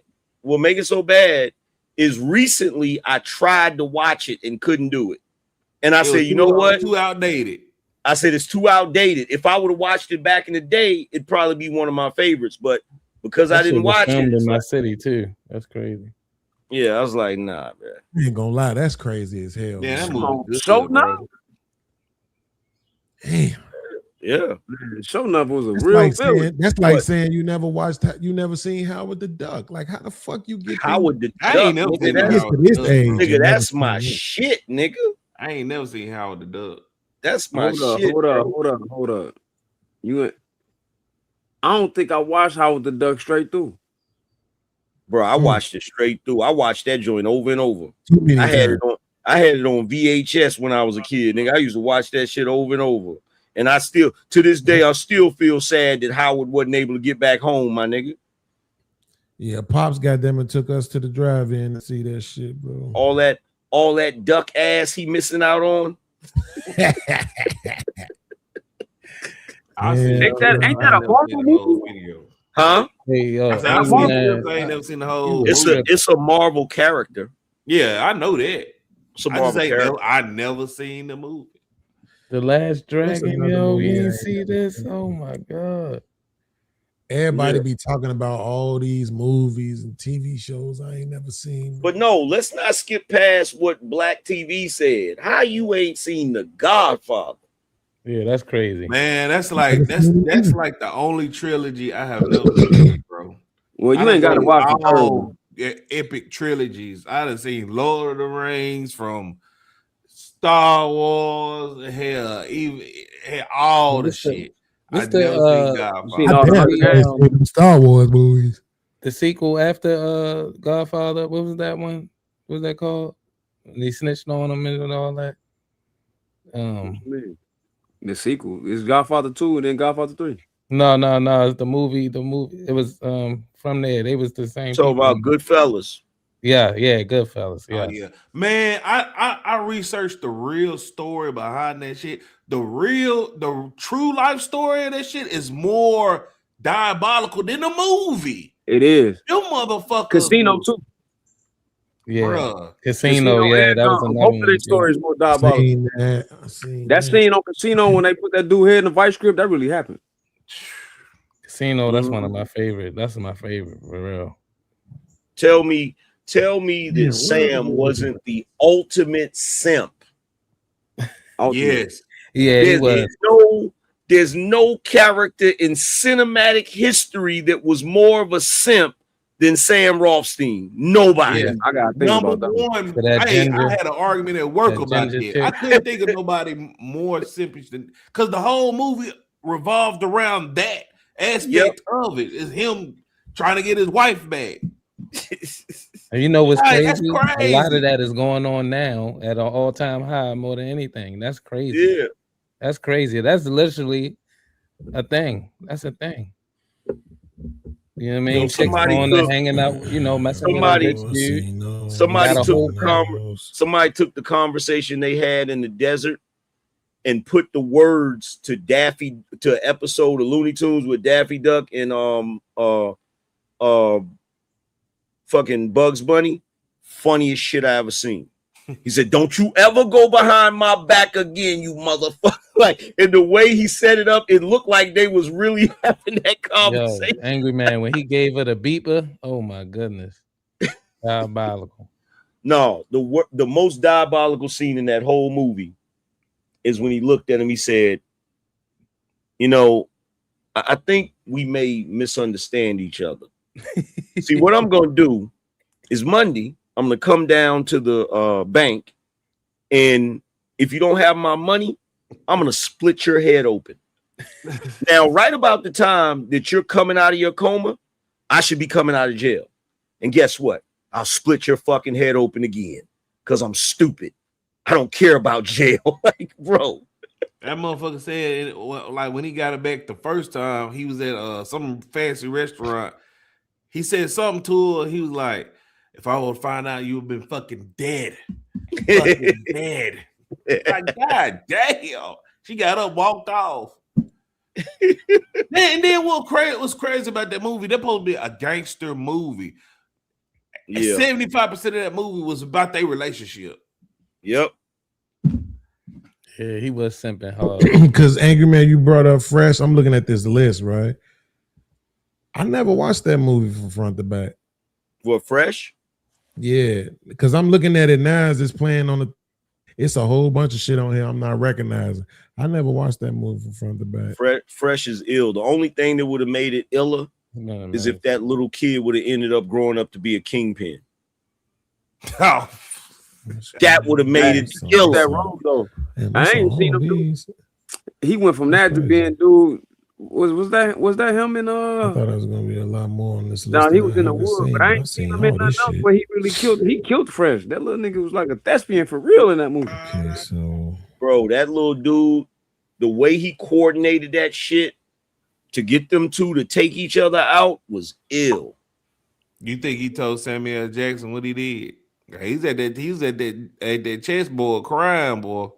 His daddy taught him how to play chess. That's what see, he did. now that's making me want to watch it now. I might playing have chess to. with them.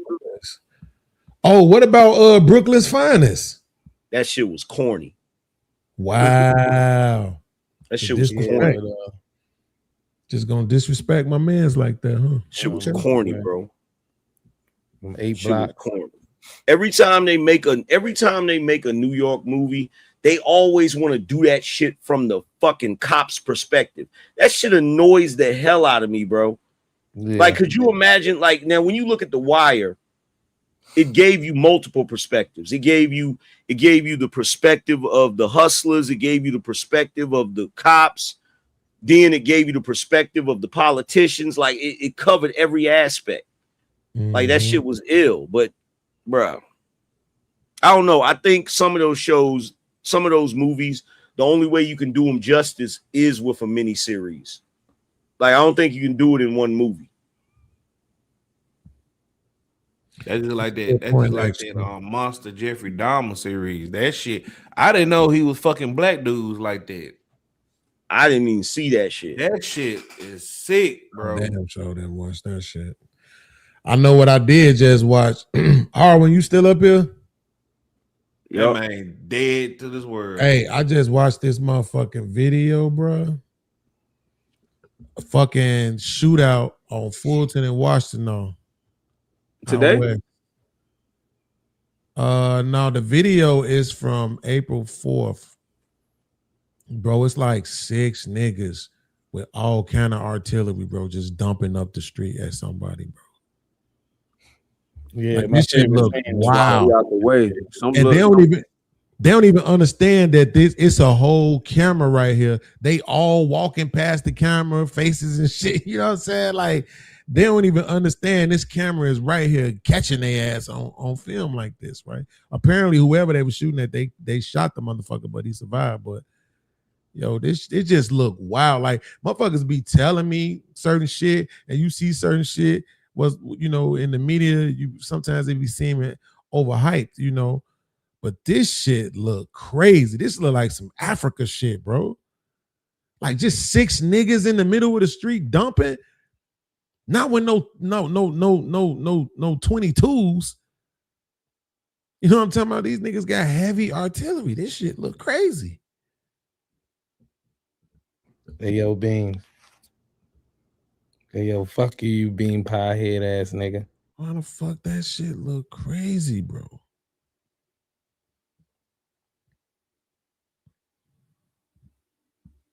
Damn.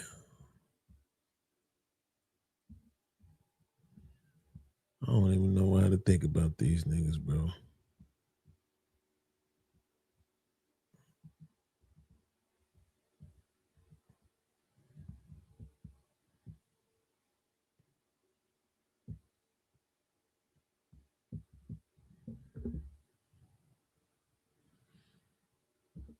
This shit doing dumb shit, bro. Somebody got controls.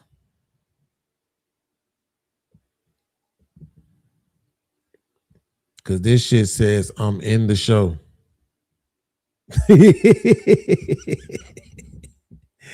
Oh, that's because I am in the show. I wasn't looking at the thing. Oh, yeah. Oh, okay. How the hell I end up in the show by myself? Harwin said he got kicked off. Bro, this video look insane, bro. Watching these niggas just shoot up the block like this, bro. Man, the fuck is going on in my city, bro?